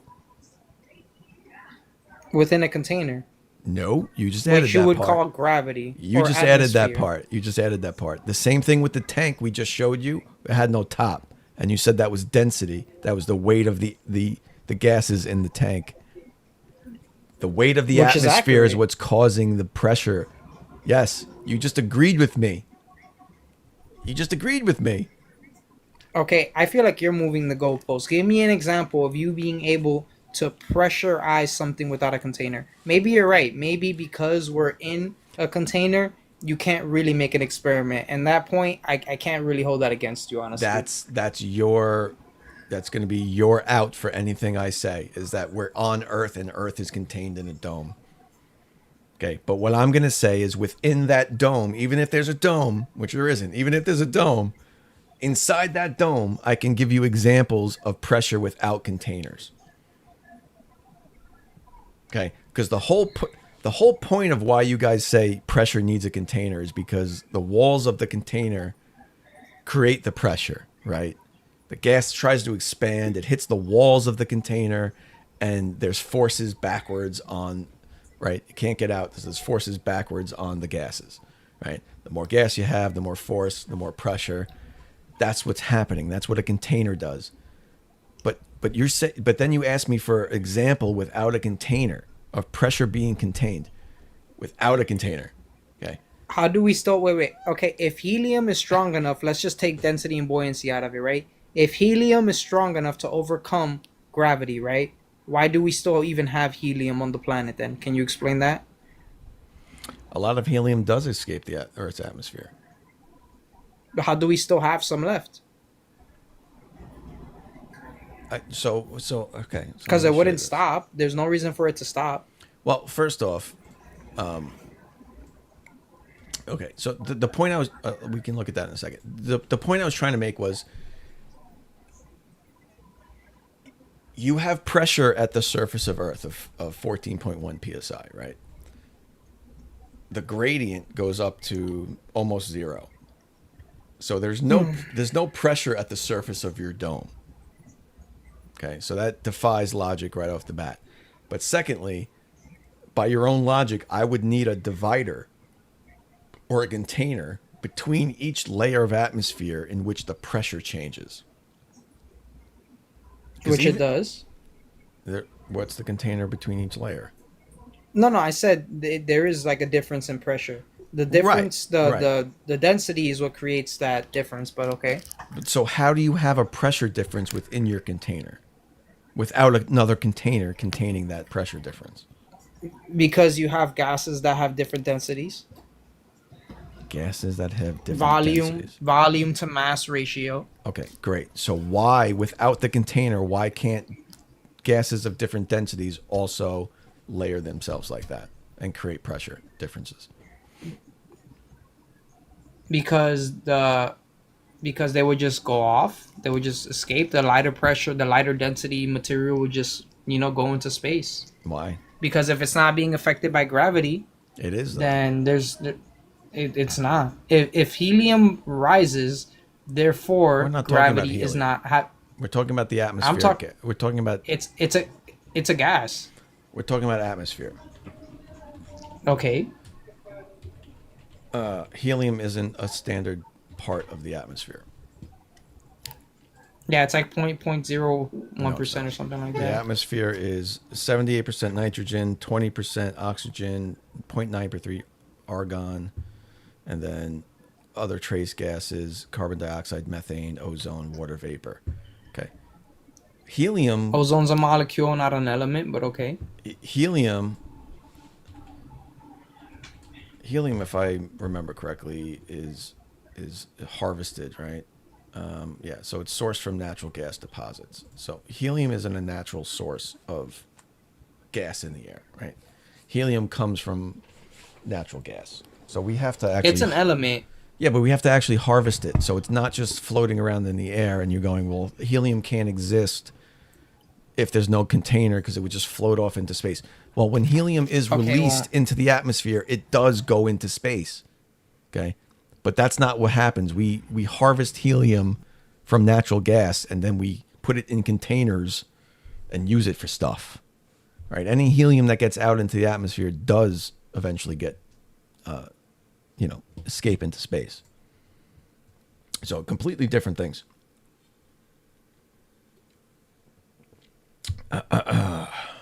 Yonder Stone for $2. Can he define buoyancy? That would be interesting to hear him define buoyancy. I'll try. I'm under the impression that it has to do with displacement and volume. Yes.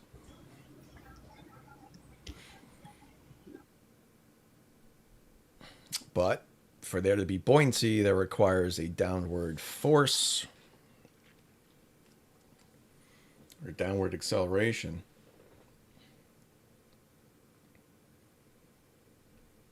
Also known as gravity.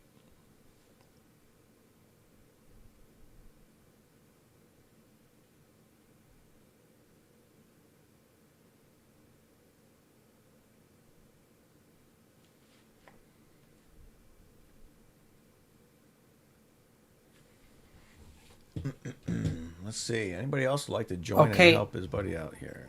We got Rocket Man. Oh, this is going to be a glober. Okay, so helium actually comes from radioactive decay particles. And these radioactively decaying particles release helium nuclei, which grab electrons in the atmosphere and form helium atoms. So that's where they come from. So it's actually... That's actually freaking insane if you think about it, because when they say matter, well, then no, it's not being destroyed. It is just transforming, so that doesn't violate E equals MC squared. This has nothing to do with E equals MC squared. No. What? What do gas laws have to do with E equals MC squared?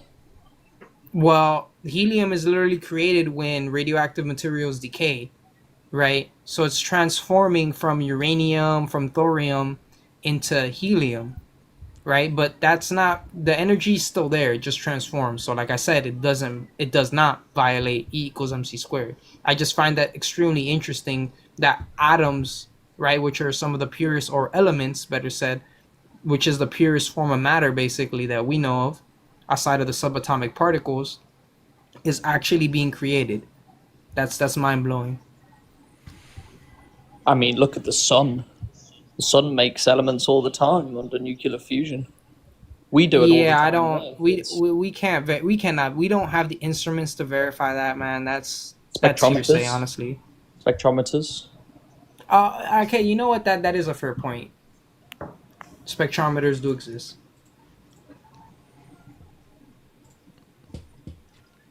Okay. Sorry. It's all about the frequency. So we got to the point where you were kind of agreeing that the weight or the density of the gas is what was creating that pressure that we were showing.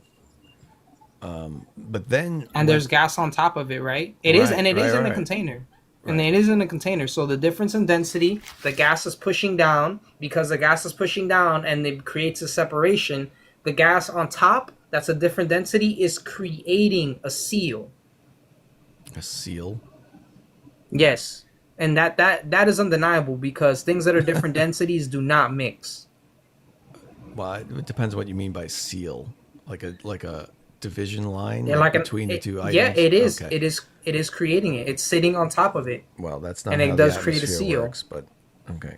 In that particular example that you gave me, that is exactly the mechanism that is occurring. Right, because we introduced a heavier gas into that tank, right?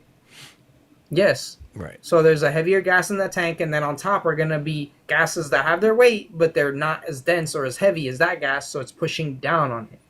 Right. So, but then when we talk about the atmosphere that has heavier gases on the bottom, right?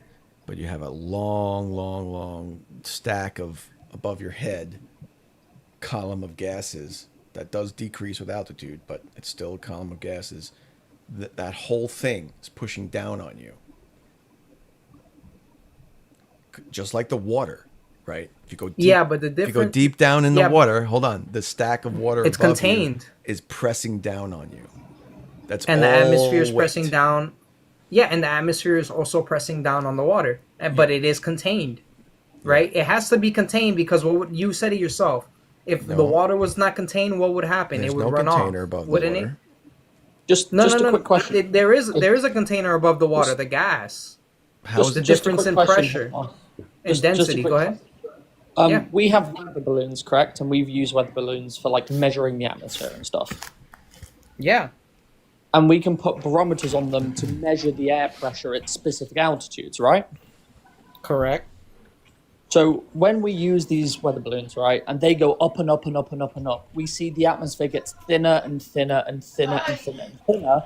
We haven't seen it hit the dome, but we know it gets very, very thin up there. So, if we get to the dome and the air is so thin, it is thousands, if not millionths of times smaller than the air pressure at sea level, what's the point of the dome being there if it's not holding back any pressure? It's keeping the water that's above us from coming down. And it's keeping the gases from escaping, because we need the gases to survive. It's not keeping anything from escaping if there is no pressure by the dome. Nothing's trying to escape if there is no pressure. Nothing's pressing off the dome is the point, right? The pressure decreases with altitude, so your dome isn't doing anything. Isn't there helium up there? Like, wouldn't there be helium up there? Okay, if I showed you like a pressure diagram of an oxygen tank, right? Or we'll see what comes up, and let's see if I can get the what happens inside a tank. Roblox. And that get in there. Maybe there's just so much area and there's not that much gas that's low density to actually pressurize or do that level of pressure up there. Yeah. So This is what I'm looking exactly at, right? Because wait, you said Like- you said like- it yourself. so The look here. the percentage of the the percentage of the atmosphere that's helium is less than 1%. So once you got that high, even if you had helium up there, right, which you should, it's not enough to pressurize to a high level, though there still will be some level of pressure. But what's creating the pressure down below, man? What's creating the pressure on the gas surface? above? Yes, The gas but that's above? what's happening on the globe. The gas That- above it the- is creating the pressure. It doesn't have to. And the argument I was It making does, was 'cause- that if there was no firmament, the helium would just escape. There wouldn't be any helium except no, I for get what's it. the little bit that's being created constantly from the radioactive decay. Okay, so here's that's my argument. Here's water pressure. The water pressure Yeah. down at 50 meters is 6 atmospheres. Okay. Now Okay. you're trying to say the container for that water is That's 6 times 14, right? Am I wrong? 6 times 14. What is that? What would that be? 84? Oh, if you're trying to convert to psi, yeah. Yeah. Yeah. Okay, yeah. So the water is 1 atmosphere, 14.1 psi. The surface right here, because that's the air. The air is at 1 atmosphere. It's 14.1 psi. So At surface level, that is surface true. level, yes. So you're telling me that the water pressure here is being contained by the air, which is at 1 atmosphere, much less than 6. Not only the air, the sides, the beaches. Forget the et physical cetera, et ground. cetera. I don't care about the physical ground.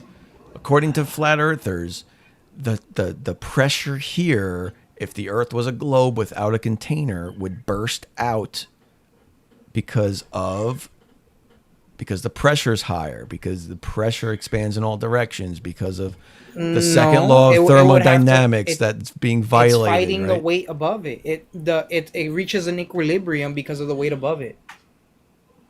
It reaches an equilibrium because of Yeah. the weight above it. What does that mean? Yes. What does That means mean? that there's no reason for it to go up because it's a gradual, right? It's, as you can see by your own diagram, it's gradually reducing the pressure. So why would it burst up? That doesn't make any sense. Because the 6 would burst up into the 5, and it would all equalize. And then it would get pressed right back down to Nope. the 6. It Just would like all hot and cold. equalize. Everything Nope. is a cycle. According to Wait, you guys, it would all equalize. It is equalized based on the surface level depth. It's not equalized. It's not equalized. There's a gradient. It's like hot air and cold air. Yes, there's a gradient, just like hot air and cold air. The air is hot, it rises, it cools down, it goes down, right? Because as it gets colder, it contracts and becomes denser, and then for some reason it'll heat up. For whatever reason, if there's a fire, if we use it for something that adds heat into it, right? It'll go up, and then it's just a cycle. Everything is a cycle, man. So I've just got to leave in a second, but just before I do, Hypnos, if this can happen with water, why can't it happen with our atmosphere? Because they're two different states of matter. What states of matter got to do with it? And the water does have a container, as far as I'm concerned, between this physical ground around it and the atmosphere above it. But what about in the water, Don't you between the think- different pressures? Yeah, don't The you water think it's is weird that turbulent. you It's changed, going up and down all the time. But you've changed the The definition water is not of static. container to a container being physical to now it can be physical only on certain sides with an open top. Gas is physical, even if it has less volume So pressure doesn't need a container, is what you're saying. or less matter per volume. I'm sorry. Let me So correct pressure can exist without a container, a physical container. The ground around the water is the container, and the air above it is also a container. Okay, so it's not a physical container, but it's air. Air not a is solid physical. container. It's just It's not a less solid than container. it is. I mean, I guess if you use the word solid in that sense, yes. But here's the thing. That's what flat earthers the always have said, man. Check it out. But check it out. Because the water, right, is not denser than the air, it's gonna sink down. And that just amplifies the deeper down you go. Does that make sense? You mean it is denser than the air?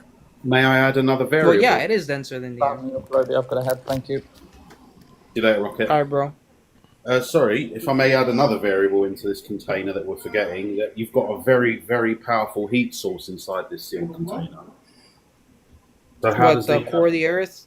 The core of the Earth? The sun. Okay. And it's That's inside why a the water fuel- evaporates. That's why the surface water is evaporating. I mean, I don't see an issue with it. Hold on, the water's boiling and evaporating because the core? No, I was just asking if that's what he was referring to. Because we do have thermic vents, if I'm not mistaken. I just meant that flat earthers like to demonstrate why gas needs a container, and they usually use something like a tank, like a propane tank or whatever. Doesn't matter what gas is inside. Yeah, but it's a state of matter thing. But feel me? now It's you can not- have a container without it being a container.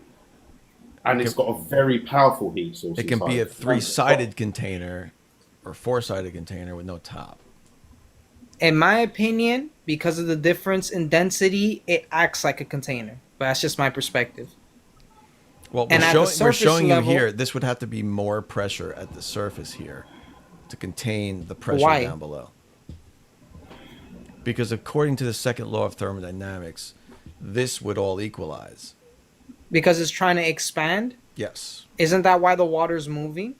I mean, it's not like I said, the water's not static. It's What is moving due to gravity? What is moving due to gravity, either through the moon's gravitational pull on the Earth or the Earth's gravitation on water itself? According to you, according to flat earthers, there should be no deeper pressure down below in the ocean. The ocean should be all one pressure. Because I disagree completely.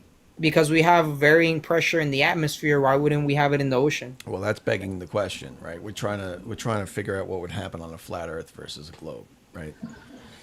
Okay, a quick question for hypnosis. Do you, when you hop on a set of scales, what do you read? The displacement. No. What are you reading when you hop on a set of scales and you see 200 pounds or 150 pounds or whatever? What are you reading? What's the actual It's mass, but it's measured through displacement. That's how scales work. Mass. Yeah. Mass. Yeah, but mass. it's not displacement. It's mass. The effect of gravity. The force of gravity acting on that mass. I would argue it's the fact that you're denser than the air, and then there's air pressure on you. And the greater the volume, the greater the surface area, the greater the pressure. Also based off the density as well.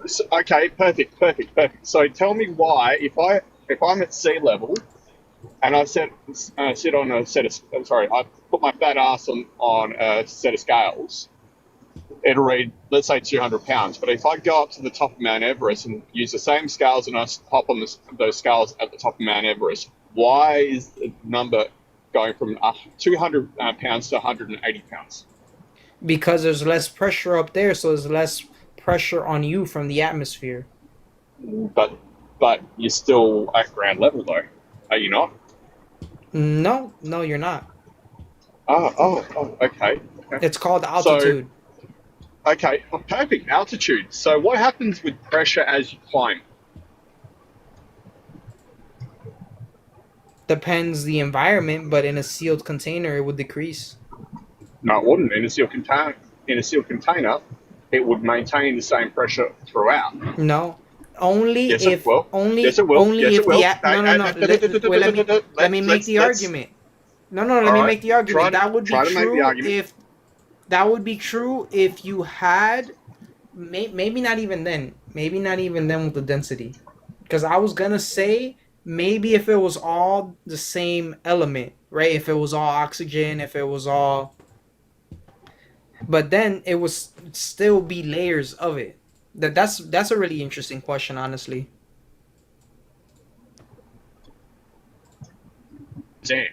Air is air. Air is comprised of nitrogen, 78% nitrogen, 21% oxygen, and 1% of other some carbon dioxide and some other trace elements. So the composition of air is the same across the board. So what changes?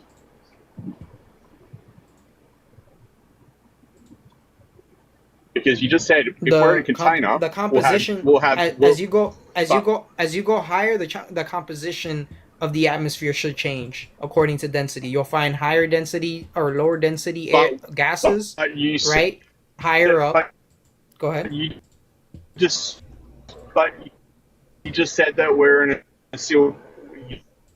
You just said so to be able to get that pressure because of the laws of thermodynamics. The pressure would equal the same on all sides of that vessel. So please tell me, how are we in a enclosed environment like what you just suggested? I think I agree with you on that. I believe I agree with you on that, honestly. Okay. It doesn't. If you're at the same altitude from the dome, you should have the same pressure. So, but if we're in a dome and we've got the same pressure all the way through. Not all the way through at the same. Stop! I'm just destroying you. Just chill. I'm just destroying your argument. You're misrepresenting my argument. No. I'm not. That's called a straw man. I'm not misrepresenting your argument at all. You just stated that in a sealed container, the pressure should be equal. You're cutting in and out the whole way around. I said that, and you agreed with it. Okay. Can you repeat everything you just said because you were cutting. You're cutting out. Kobe, I'll be. Yeah, you are cutting out, man. Sorry. Yeah, I'm sorry. I do want to listen to what you're saying, but it's just. Back in about 5. I'll be back in about. That sucks. I really wanted to hear what he had to say, man. That sucks, man.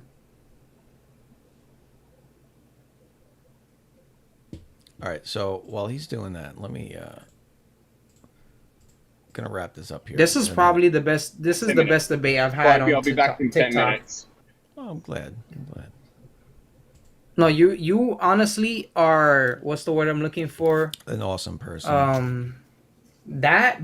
do I say this? You're a good example of what a Glober should be, honestly. Oh, I'm glad to hear that. Because the way other Globers have treated me, bro, is very, very bad, dog. Like, they'll just insult me. They won't listen to what I'm saying whatsoever or take the time to process the information. Right. Well, look. Listen up, chat. Full disclosure. If you had come in here like a cocky asshole, this would have went different. Right, so you deserve some credit yourself. And I give back the energy I'm given. So as you should. Right. Yeah, dude, you did. You were good, man. I mean, you went up. All I can give you that you came up all by yourself against Globeface, and yeah, you get some respect for that. Definitely. Absolutely. So he's done something Fred refuses to do. Let's say at least 2 years. The self-proclaimed king of flat Earth, the final boss in his name, refuses to even speak to me because he's scared. And I'm telling you, Eric Dubai is the highest level of flat earther, my friend. I don't think he is, but. Honestly, I would debate him, but he doesn't debate. Did you watch Level? Did you watch the documentary Level? Yes. Okay. Yes, I did. I've watched all these documentaries. The hypnosis, personally, I would say, in my opinion, there is a top dog. I personally would have said someone like, do you know who Witsit Gets It is? Or who he was? I don't know if he's about still. No, honestly, not really, bro. I mean, I don't really want to be promoting it, but I'll just say if you wanted to look up anyone, you can look up It's called Witsit Gets It. You're gonna get flagged, bro. Me? Nah, I'm just joking. But okay. So I have a question that I think is a pretty good one, right? If we go around the sun, right? After 6 months, would we be facing, right? We'd be facing the same direction, right? But relative to the sun, we'd be on the opposite side, right? Mm-hmm. So 6 months later, right? We're still facing. Let's just give a direction, right? We're facing towards the sun, which is east, right? We're Yes. facing east. It's 12 p.m., right? Or 12. The sun is out. Was that 12 a.m. or 12? It's 12 p.m., right? 12 in the afternoon, p.m. Yes. I'm horrible with time. Okay. 12 p.m. So 6 months later, 12 p.m., right? We're still facing east, right? 6 months later, 12 p.m. No, we're not. We're not facing east anymore relative to the sun? No. Because we wouldn't we be looking at the opposite side? No. Do you get what I'm saying? I get what you're saying. I get what you're saying. This is an Eric Dubé point. I get what you're saying. Okay. So what he forgets is that there's a solar time. There's a solar day and a sidereal day. And what's the difference? Oh, can I show it with this? Maybe I can show it with this. Let's see. Okay, you see this little bad boy? Watch this. I'm going to spin this. It's going to go around this. Look at this. Okay. That's fun. I don't even know if this is going to answer your question, but I just never spun this on my camera before. That's actually perfect to make my point, right? So at 12 p.m., we're Right. facing the sun, right? Right, like this. Yeah. And then So 6 we're months facing in that later- direction. 6 months later, I can just turn it. We're over here. Okay. We'd be looking out, right? Am I right? No. Okay. It's probably not actually a good model to do it. All right. So Why not? It's just so small. It's hard to see. It's small. So No, why wouldn't we be facing the sun? That's what I yeah, need to well, I'm know. trying to explain it to you. So listen. If okay, so let's do this. All right, it's the United States. And we're on a 23 degree tilt, right? Right. So Okay.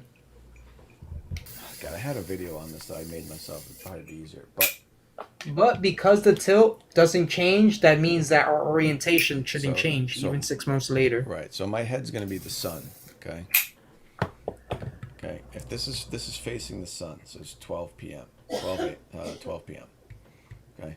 It's facing me. I'm going to put New York here, the United States. Okay. Now this is going to spin. Now I'm going to move. The Earth not only spins, but it also rotates around the sun, right? So, as the Earth rotates around the sun, all right, say I'm here. Okay, days have passed. I'm going to pass one day. Okay, one day. But wait, time out. Let's establish this. The rotation is uniform. So 6 months later, you should be facing the same direction, right? No. Why not? That's what I'm trying to explain to you. A solar, Sorry, and my zodiac is dog, so I'm kind of a little bit hyperactive. It's all right. His dog. All right. The solar day. Okay. The solar day is not 20. It is 24 hours. Okay. That means from noon to noon, between days is 24 hours, right? Mhm. That's not one rotation of the Earth. One rotation of the Earth is actually 23 hours and 46 minutes. Okay.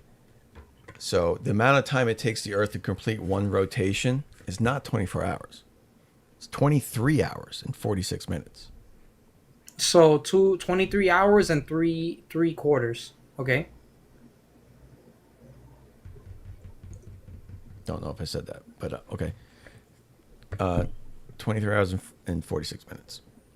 So Yeah, 3 quarters. It's 56 minutes. Fact check. Might be 56 minutes. 56 minutes. Sorry, it's 4 minutes short. So- It's 4 minutes short. It's So 56 4 minutes times 4 minutes times 4 minutes. 365 will be the deviation, right? 4 minutes times 180 will give you your Well, for 6 12 months, yeah. Will give you your 12 hours of difference there that you're missing. Okay, so that seems a little bit convenient. I mean, it's not convenient. It's just geometry, right? So if the Earth is here, right, when it turns here, when it goes around the sun, my head's the sun again, right? It's one spin. That doesn't make sense mathematical. Wait. It does, because one spin is still facing this way. No, it's not facing me. Follow. It's not facing me. No. Oh, I get you, but I want you to follow the math. Okay. I don't think you got me. No, we're moving at 1,000 miles per hour, right? Rotating. At the equator, yeah. I mean, you can't say that for everywhere, right? 15 degrees per hour is what the sphere rotates. You can't use miles per hour to really talk about rotation. Right? You don't you need to talk about RPMs, rotations per minute, or if you're going to talk about the rotational speed, you got to talk about rotational speed, right? RPMs, degrees per minute, that kind of thing, right? You can't. But the math on it perfectly cuts out to 24, doesn't it? 1,000, no, right? No, Circumference is 24,000 miles. What cuts to 24? No, I'm saying, right, the math for the 24-hour day is solid on the fact that it's 1,000 miles per hour, right? And you have to cover basically 24,000 miles, right? That makes 24 hours. 24,000 miles? Yeah, that's the circumference of the Earth. That's 24,901. That doesn't line up to what you're saying. That sounds like a carefully orchestrated lie just to It's back the narrative, 24,901 miles in circumference. It's not 24,000 miles exactly to make it equal 24 hours a day. That's not at all what that means. Okay, watch. Hold on. What did I do with that camera? All right. I've seen clouds behind the moon. How can you explain that if it's not in the atmosphere? Hold on. No. This is the flat earther gish galloping. Don't do that. Don't do that. It's been good up to this point. Don't just start shotgunning stuff. All right. I want to do this.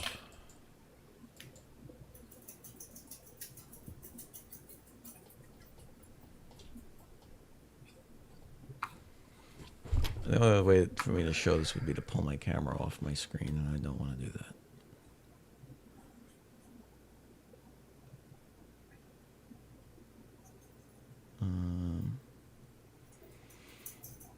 Oh my god, I'm never gonna fucking find this.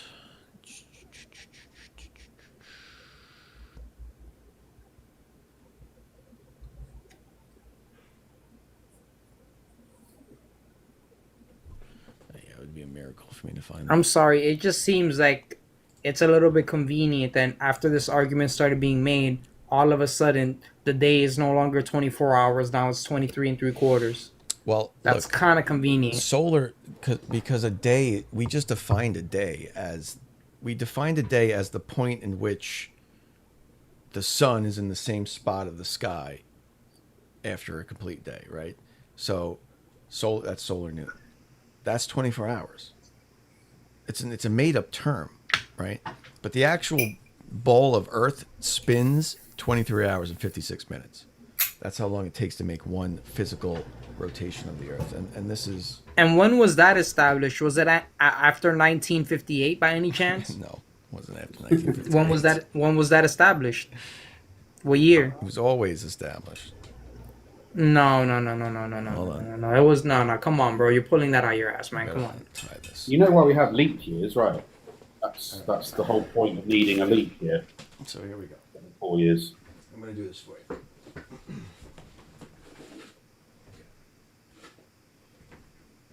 Let's see what you can see here. All right, we're going to use this as the sun. I don't know if you can even hear me. Can you hear me? I think he just went to quickly check the debate on your right I'm back. going to use my bottle. I am doing research, yes. I'm gonna use my can of. So apparently, Here we go. it's telling me that leap year was established during the time of Julius Caesar to keep the calendar in line with the seasons. Yes. So this is what this is why there's a leap year, right? So look, this is solar noon for the United States. That's the sun, the can of soda, right? So one day is this. That's 24 hours. But the Earth rotates around the sun, right? So let's do it this way. So this is facing that point in my curtain over there, right? This black curtain. If you draw a straight line way out into the distance, sorry, this is hard to do. It's going way out that way, right? If I move here around the orbit of the sun, so we're traveling around the sun, right? If I complete one circle, okay. Oh, wow, this thing, the whole fucking screen's backwards. That's gonna bug me out. All right, so this is still facing that way. It's not facing the can, right? Right. If I went from here, this is where 24 hours should be. I'm just gonna move here around the orbit, right? But this is not facing the can anymore. But that's what's one day, right? It's one physical 360 degrees is back to here. It's not facing. No, I understand. You don't. Okay, but you don't need to do this. I understand completely. I don't think you do because the face the can. Here's my counter argument. The face wait, the wait, wait. can, I have a counter argument. Okay, but people in the comments might not know. So to face the can, Okay. I need one more degree of rotation. Right. So a solar day is actually 361 degrees of rotation, and that is 24 hours.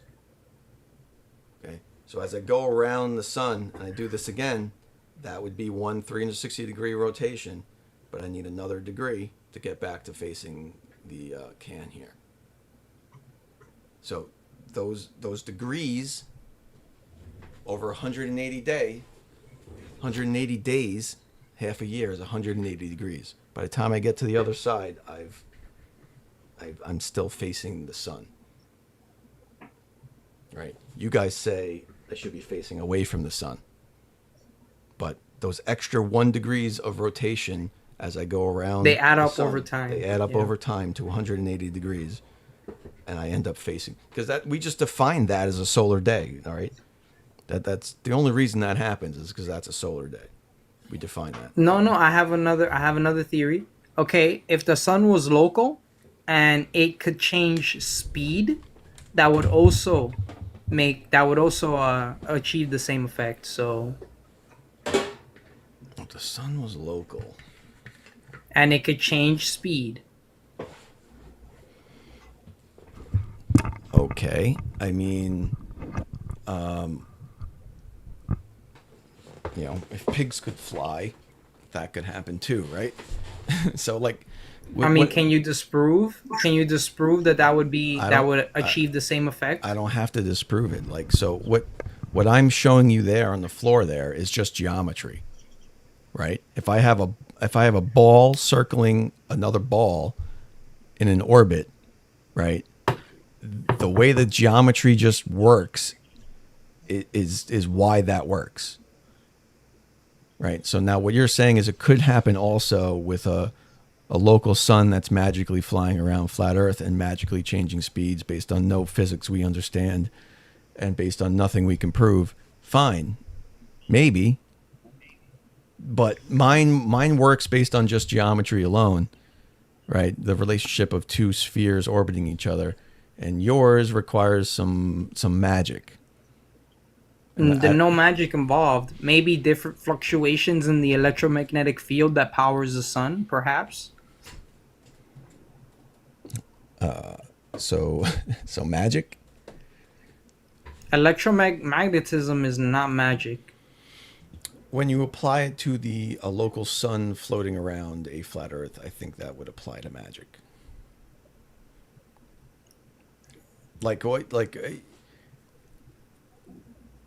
The sun is not a magnetic thing, right? You have no proof of anything of what you're saying is, I guess, my point, right?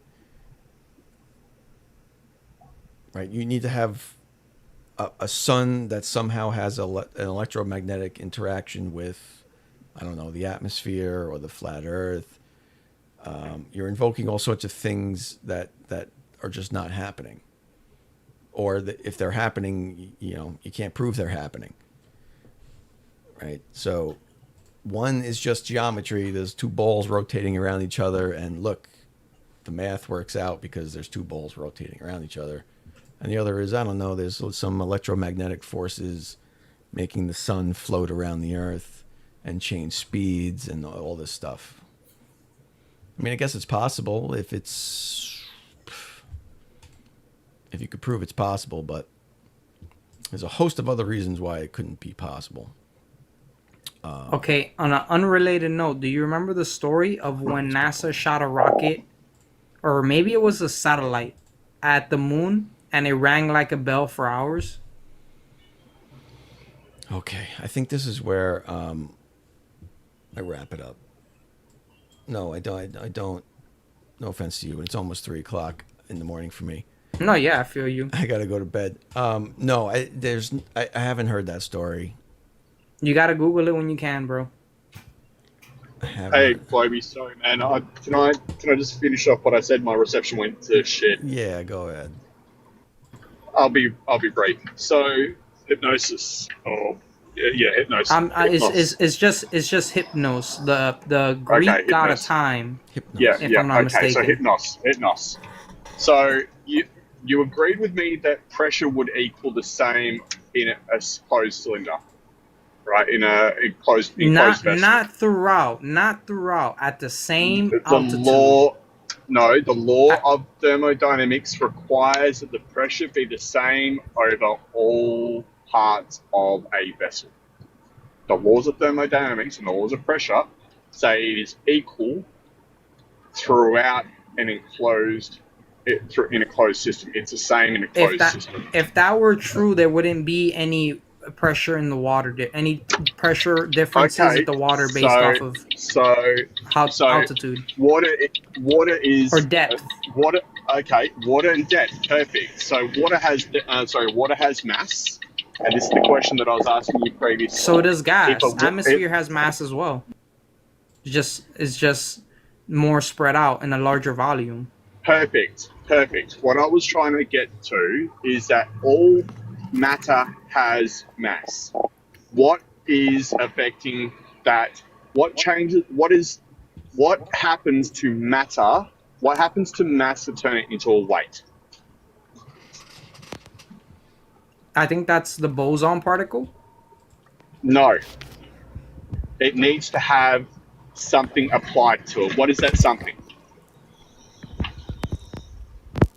Wait. Maybe I'm not understanding you correctly. Can you repeat what you said?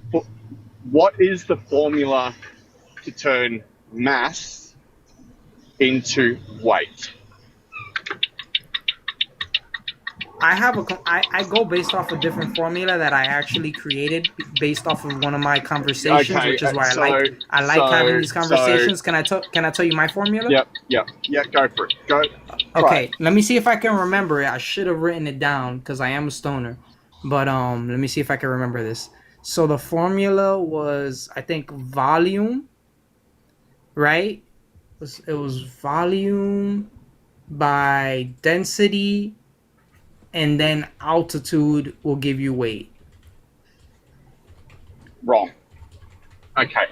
No, that's a formula I created. I'm not saying that is the formula that's widely accepted. 100% wrong.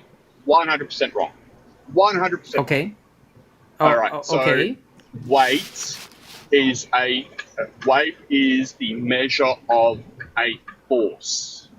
It is measured in weight is measured in kilograms per meter squared, or foot-pounds, or Newton meters. Okay. Notice that volume is a factor, but okay, continue. Volume is, all right, so if I've got a liter of air and a liter of water, volume is still the same, but the mass is different. I can have the same liter, I can have one of air, I can have one of water. The mass is different. This is what I'm trying to say. The force that mass is, there is something that is applied to that mass to turn it from a mass into a weight. Do you know what that is? I'm guessing you would say gravity. What is gravity? It's an acceleration. So force equals mass times acceleration. All right, that's how you get weight. Weight is a measure of a force being applied. So when I ask you the question, if I was to stand at sea level and I hop on a set of scales and I'm 200 pounds at sea level, and I go up to the top of Mount Everest and I stand on the same scales, nothing's been changed, no calibration errors or anything like, consider those nil effect. I weigh 180 pounds on the top of Mount Everest. Why do you think I would explain that because the air up there is less dense, so it's less weight being applied on you because of the air. No, it doesn't. That doesn't compute, because you've said that air is less dense, but by your own reckoning, you've said that we're in a. The air. You said that we're in a closed. You said that we're in a closed system. The air up there. You said that. You said that we're in a closed system. Less density. You said that you are saying that we are in a closed system, that we're in a dome or whatnot. Do you understand that I have literally just destroyed your argument? Yeah, but air is the reason why you're. The reason why I don't think so. my weight at the top of Mount Everest versus down at sea level is my distance from the center of the Earth. Therefore, is gravity. Therefore, it is 9.8 meters per second. It is a constant, 9.8 meters per second. It's my distance from the Earth, from the center. So I weigh more at sea level than I do at the top of Mount Everest.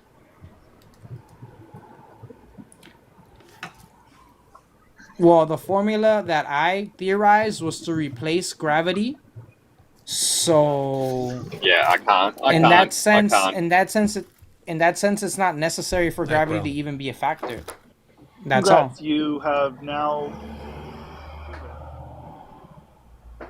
All right, thanks. I'm gonna wind this down here. Since I didn't get to ask any questions tonight, and in typical fashion, no offense to you, it turned, most Flat Earth Lives end up being kind of ask a question about science and then get like explanations about science over and over again. I'd like to ask you a simple question. A couple simple questions. If the Earth's a globe, right, we would expect things to happen in the northern hemisphere and the southern hemisphere that are symmetric to each other. Meaning distances are the same, right? Given the same latitude, north and south, the distance is the same, right? We would expect things to mirror each other because it's symmetric. Not symmetric. Not necessarily. Why not? Because if it's a sphere or a circle, then it would be symmetrical. But there are other circle-like shapes that are not symmetrical. Well, I'm saying so we at no point said, okay, but that's you're putting that on it. Like I have at no point said that it was that the ice wall is equal distant from the center of the Earth, because I can't verify that. I don't have the technology or the resources. So the Earth. Okay, but so you're saying the Earth is not flat, but you have no idea what it looks like. I didn't say it was not flat. I was just saying it wasn't. I never said it was symmetrical. No, I know you're not saying it's symmetrical. It can't be. If the Earth is flat, it can't be symmetrical. Can't be symmetrical. If I'm this red line, like this red line here. I'm sorry, this red line here is a lot shorter than this red line here, right? Wait. Have you ever used Google Maps? Yes. Can you have your phone, right? Yeah. Can you pull out Google Maps real quick? Why? Why? I'm going to show you something. Okay. Why can't you pull up Google Maps? But do you agree these lines are different lengths? Right. As displayed there, yeah. Well, I mean, this is a flat map, right? I mean that. Are you saying the Earth is not flat, or? That okay. So have you seen the Nos Confunde map or no? Can you Google that Maybe. real quick so you can see the scale probably have. of what the Earth actually looks like? is Because it that's only flat? one. There are hundreds of circles like that. That's I just know. that's the landmass we're on. Okay, but I just highlighted two of them because they're at the same north and south latitude. No, that's not what I mean. But that's just Google. Doesn't matter what Google you mean. That's Nos what I did. Confunde. These lines get bigger as we go south, right? Yeah. They have 100%. to. They have to because it's a circle. Okay. So if I'm here on this red line here, if I'm flying from here to here, right? That's a shorter distance than if I'm flying from here to here. Guaranteed, yeah. Guaranteed, yes. But that's not what happens in reality. That's why I'm showing this. That's the whole purpose of this. So if we look at a couple of flights here, American Airlines 52, for example, and Qantas Flight 64. American Airlines 52 is Miami, Florida to Tel Aviv. Okay. This flight is 12 hours. And you can read this. It's 6,738 miles of distance flown. Okay, at 560 miles per hour. So this flight is, oh my God, I gotta zoom out, 27 degrees north latitude. This flight here is 26 degrees south latitude, so they're pretty much at the same latitude, north and south of the equator. They both take about 11 and a half to 12 hours, and they both fly about 69.35 miles. This one was 67.38. So they're both flying the same speed.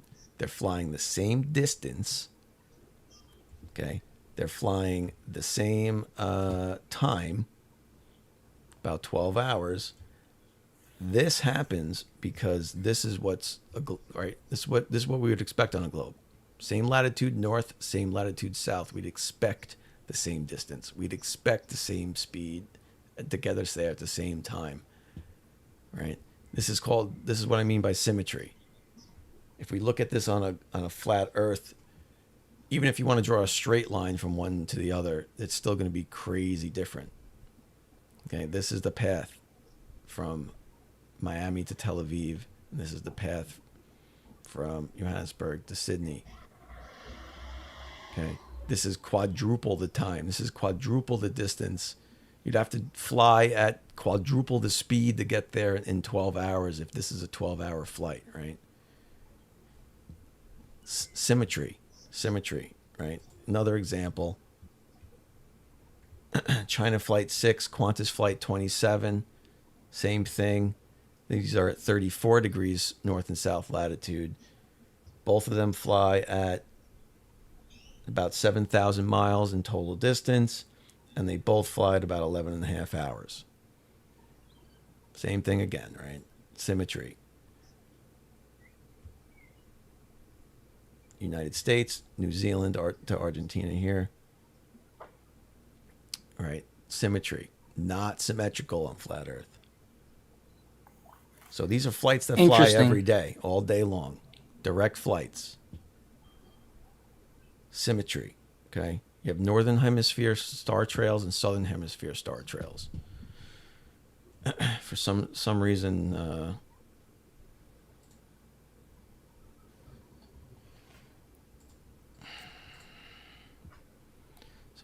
that's still the best evidence, Globy. Yeah. Okay. I don't know what happened. All right, so I sat through that demonstration. Can you check out the Google Maps like I asked? Yes, I will. So here's the Southern Star Trails, right? They counterclockwise and they circle around one spot. This is from Australia, looking south. They circle around one spot in the sky, right there. I pulled it up like this because it won't go into my presentation anymore. It broke. But this is looking north from the northern hemisphere, counterclockwise, circling around one spot. Right there, Polaris. Symmetry, north and south, star rotations. On a flat Earth, stars are circling above it, or on the dome. Looks like a planetarium thing to me. That doesn't. To me, that kind of proves It's flat a Earth. half But a that's planetarium. You're forgetting the other half, right? Half the planetarium. So if Earth was flat, the stars would be circling over it like this, or on the dome, right, around it. So if you're looking south, if you're one of these people and you're looking south towards the ice wall, you'd be seeing the stars go left to right around you, circling from your left to your right around the dome. You wouldn't be seeing them circle in a clockwise rotation like this, which would be right here, but you can't see it. Right, it would be a clockwise rotation of stars. It's impossible. Symmetry. okay. Can you pull up the Google Maps? You can do it on your PC, right? Yeah, I have Google Maps right here. Google Earth I have right here. You want maps or Earth? Zoom out. Zoom out. No, not like that. Oh, it does that. Can you zoom in? Like, oh my god. To what? I don't know. What do you want? Before it turns into CGI. It's not CGI. Here. Yeah, it's not the same on the phone as it is on the computer. It doesn't do that on the phone. Well, I can go to maps, I think.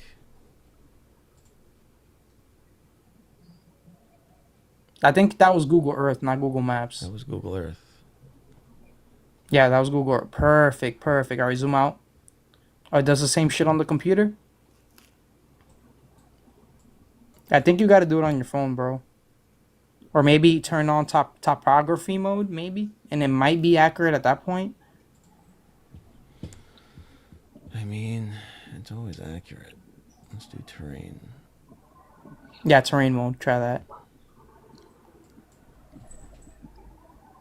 Yeah, no, on the phone it gives you a completely different format. There you go. So I guess it just doesn't work on the computer. I mean, this is what it looks like on my phone. You sure? Let me go to my Google Maps because it does not look like. What are we trying to determine here with this? Hypnos, have you ever taken a photo of yourself? He's out of that. The photo is flat, but you know that your face is not flat. You're not flat. Show him the equator, sir. Demo. How can I share my screen, or how do I do that? Turn your video on. How many followers you have? You can't share screen. You can't share screen in TikTok. You can only. You can't share a screen, but you can take a screenshot and put it as your background. Or what I do is, if you have it on your, you got to use your PC though. You're using your phone. Yeah, you can't do Hasn't that. TikTok got a thing where you can invite them to share their screen or something? No, he wants to show his screen on his phone that he's using for his TikTok. He can't do that. Oh, right. Yeah. He can take his phone and show and like turn it around and show his computer screen.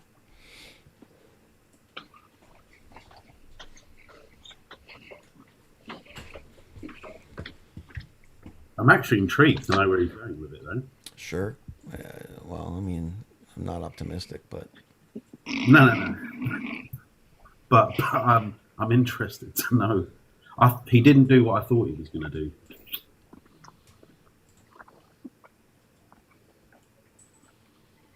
I thought he was going to bring up the whole jet stream thing and say the jumbo jet is flying 2,000 miles an hour thing. Ah, yes, the magical jet streams. But he let me down. I did that whole countdown for nothing.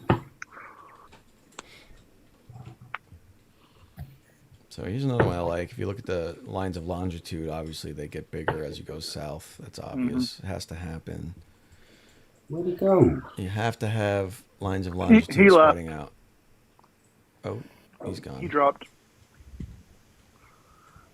It's a Globey. Hypnos, what happened, buddy? Holy shit, it's Steve. And I'm Steve. Lava. Chicken. I don't think I've ever seen. When I open it on the computer, it boots me from the lobby and the phone. So let me see how I can do Then this. don't be on TikTok on your computer. I want to show. You can't show your screen while you're on But Google TikTok. Maps is the same. I'm on it right now on my phone. It's Google the Maps. same. It's the same thing. Don't open TikTok on your computer. Just use your phone. I'm pretty sure the only difference between Apple Maps and Google Maps is certain areas are still blocked out. You know, like bases and shit, like military bases. Mm-hmm. And some are actually shown on Google Earth rather than on Apple Maps. I'm just intrigued. Has he got some kind of flat Earth Google map or something? Like when you zoom out, it shows the Gleason map. I don't get it. That's what I'm waiting to see. Lava. Chicken. You go see the movie, Globey? Steve's Lava Chicken. I did see it. Was it good? I have to say it was entertaining. Was it exquisite? What made it good was that it knew it was a joke, and it knew it made fun of itself the whole time. Yeah, I knew it was supposed to be like a shitty movie. Yeah, it knew it was a garbage movie, and it was funny because of it, and they pulled it off. They pulled it off. If it took itself seriously, I think it would have flopped. Are you gonna go see the new Naked Pew Pew movie? The one with Liam Neeson in it? I am very on the fence about that. It looks good from the teaser they put out. I think I'm going to see it, but I'm not going to go in with high expectations. Did you say there's a new Naked Pew Pew movie? Yeah. Yeah, Liam Neeson's gonna be the one playing as the detective now. Detective, what was his name? Drebin. Well, don't call me Shirley Olsen. He's supposed to be his son or something, or one of his relatives, right? At one point in the trailer, they're all looking at pictures of them and like the old guys, and like they're all related. It might be sad, but I'm actually looking forward to the Final Experiment documentary. Are they making one? Get a life, man. Yeah, I know. What can I say? I want to see them debunk this now. See them try and debunk this now. Put a proper documentary out. Well, it's all fake. They've already debunked it. Am I allowed to show a the preview? Battery's down fast. Or is that like copyrighted? It can't be copyrighted if it's a preview, right? That's got to be. I want to take the risk. Screw it. You were winding down anyway. Let's do it. What's a 3-day ban anyway? Oh right, I didn't realise. No, sod that then. I didn't realise it was that bad. Multiple SWAT units responding to This can't be.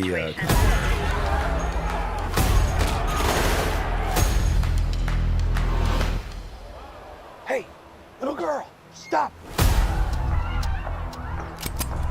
What do you want, little one? Your ass. Frank Drebin, Police Squad. The new version. Hi, Daddy. It's me, Frank Jr. Love you. Hey, Dad. Boy, do I miss you.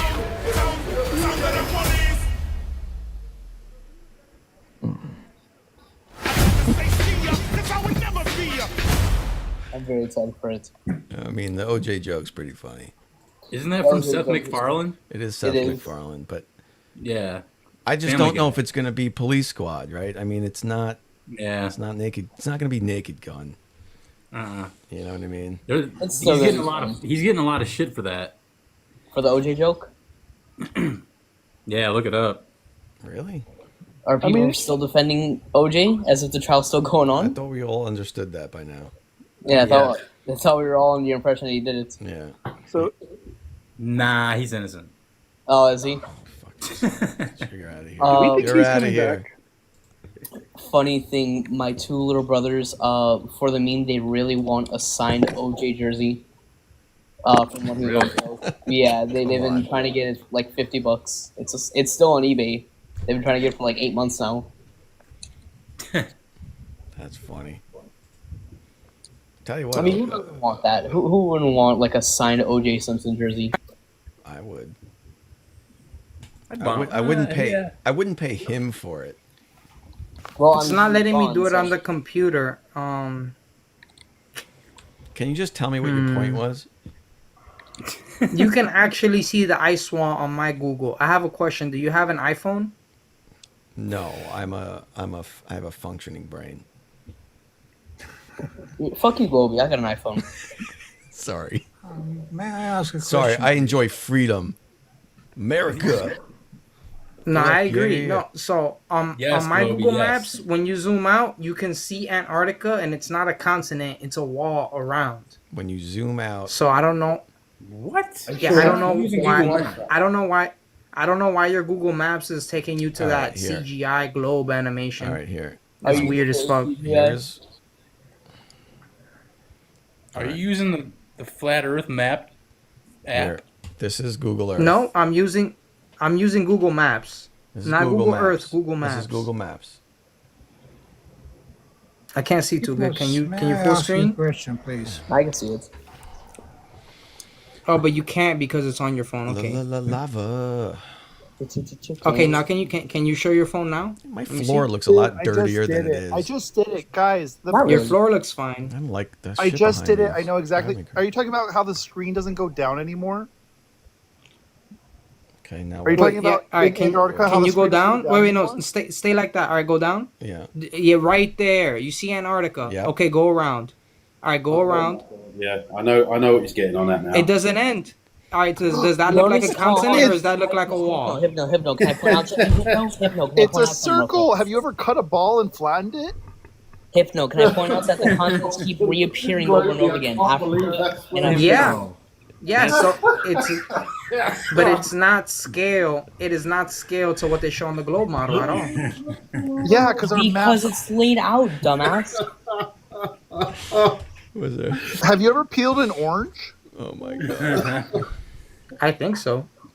Okay, so when does the stem go internally when you peel an orange?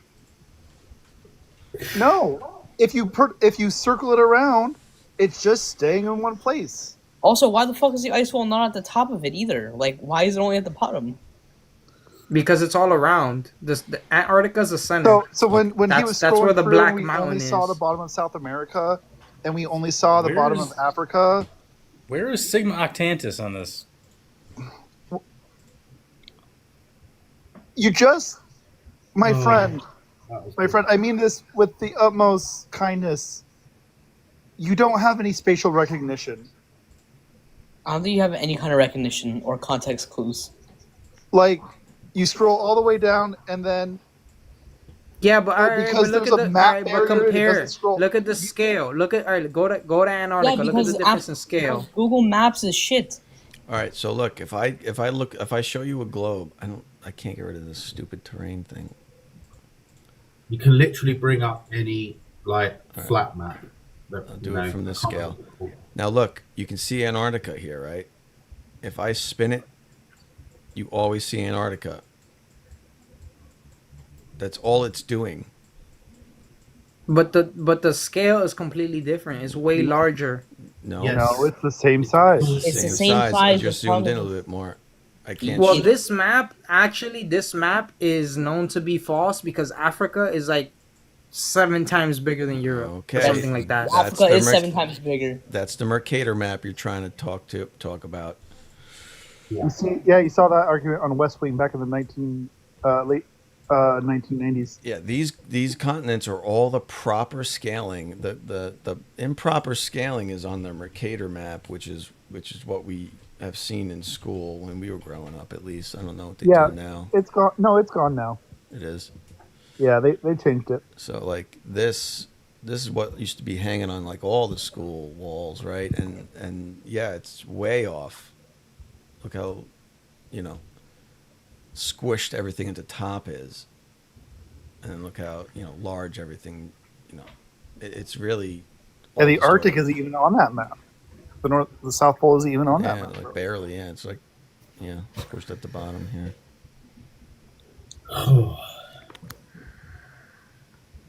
But that's okay. I mean, look, we get our facts kind of mixed up sometimes.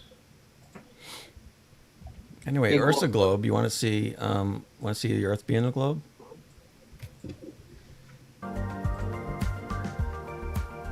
This video is awesome. Yes, yeah, I'm sure one. Does that camera have a fisheye lens? Nope. Nope. It's an M12. It's an M12 rectilinear lens. Fisheye lens is the worst camera to do for landscaping. Yep. This is them testing all the different lenses they want to use, and I ended up going with an M12 rectilinear lens. He shows it somewhere. This one right here. He attached the M12 lens onto this GoPro, which is a rectilinear lens. It's provable, by the way. 30. 35. Yeah.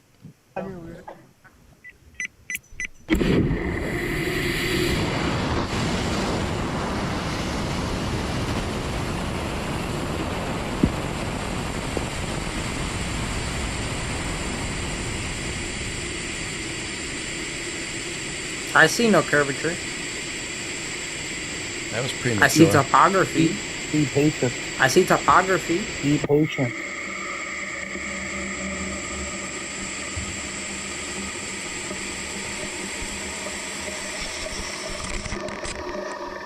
Yeah, we're kind of sideways and we're kind of spinning, so it stops. It's a little hard to see. It stops spinning in a minute and turns around. Yeah. What altitude? Oh, we'll show in the top corner.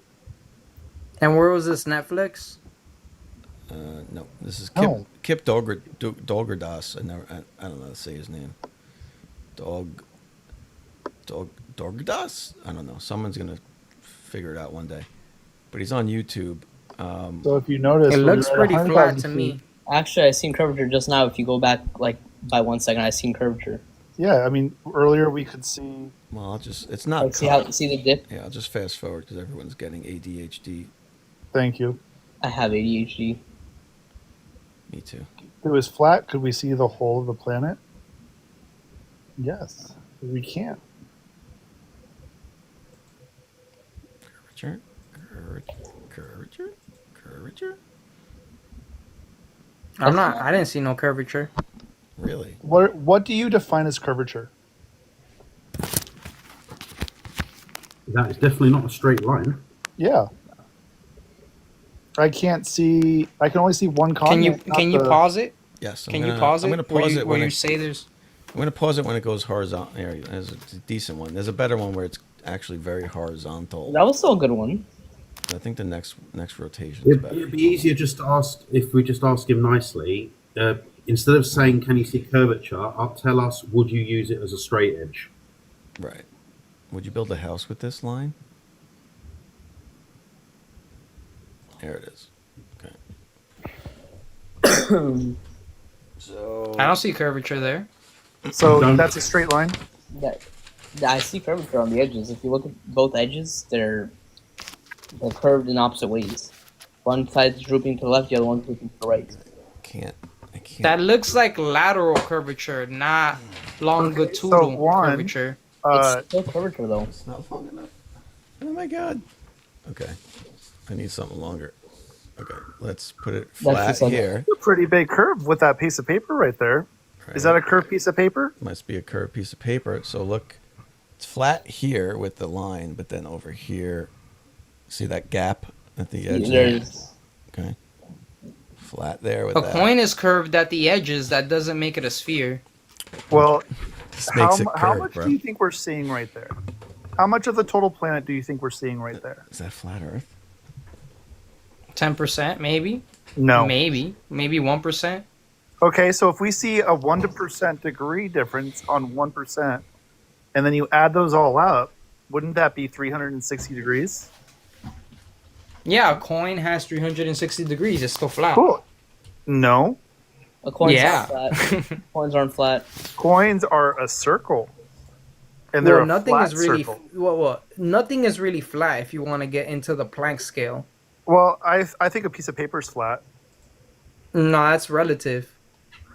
Oh, so things that can be relative, if they're things that are flat can be relative in the size that they have. Yo, no joke. Did you Everything just say is it's relative. relative? Relativity is everything. Okay, so if I look at a relative angle of 1 degree on a sphere, and I'm looking at 1% of the whole thing, so you can then assume that the rest of the thing also has 1% curve, and then you add all that up, it comes out to. How do we know that we're not just looking at the edge and that it's Okay, curving so- because it is the edge? So here's because it matches the globe. It wouldn't match. So here's 250,000 feet, right? We can line this up with the model of globe Earth at 250,000 feet. Lines up perfectly. Okay, how far can that camera even Okay. see? Which is a whole nother aspect to it. But Now- it's still showing curvature Now even look, with. you see this? See flat Not Earth only here? that, wait. How do we know that the center of the lens is not just capturing light from farther away than the outside of the That's lens? not how Because that that would works. create the, Because that would that's not create the how same cameras effect. work. That's not how cameras Alright. work. You see how much curve there is Different here? cameras work differently based on the lenses. So Yeah, but the lens it's doesn't all- work that way. But just look at Globy for a minute. He's just doing a little demonstration. You see how much curve there is Okay. here? Right? A This lot. is the edge of a circle, Yeah. right? So you're saying it could just be that, right? But Yes, sir. See how much that is curved? Now you see how much this is curved? See Why do you have that? See how this looks different? Completely different rate of curvature here this way because you're just changing your angle to viewing it. More curved, less curved. Okay? Where did you buy that Globy? Amazon. Okay. Oh, So it's a mouse pad. Oh, never mind. you told me to get a life earlier. Shut up! I was kidding.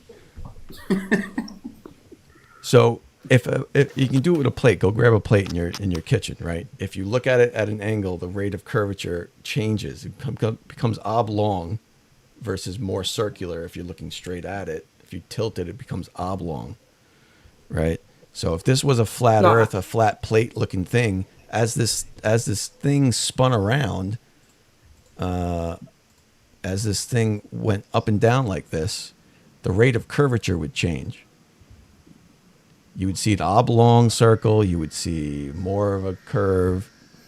You'd see all sorts of things going on, but you don't. It's always the same amount of curvature. It was not uniform. Oh, sure it was. And look, dude, I've played this game before, man, with this video. Okay. Right here is the same amount of curvature as right here, as right here, as in right here. And I can overlay Walter Bislin's Earth Curve Calculator over this for each spot. Right, the curve didn't change just now. Okay, it's always the same. Doesn't matter where you stop it. So, On top of that, you can't see all continents, even though we have different angles. We can only see one. and if this was a fisheye, right here would be concave when the horizon's low in the frame. Right here, this would have been, since it's below center frame, this would be a fish, like a smiley face. That's what a fisheye does. It would distort it into a smiley face. So, this is a rectilinear lens, man, provably.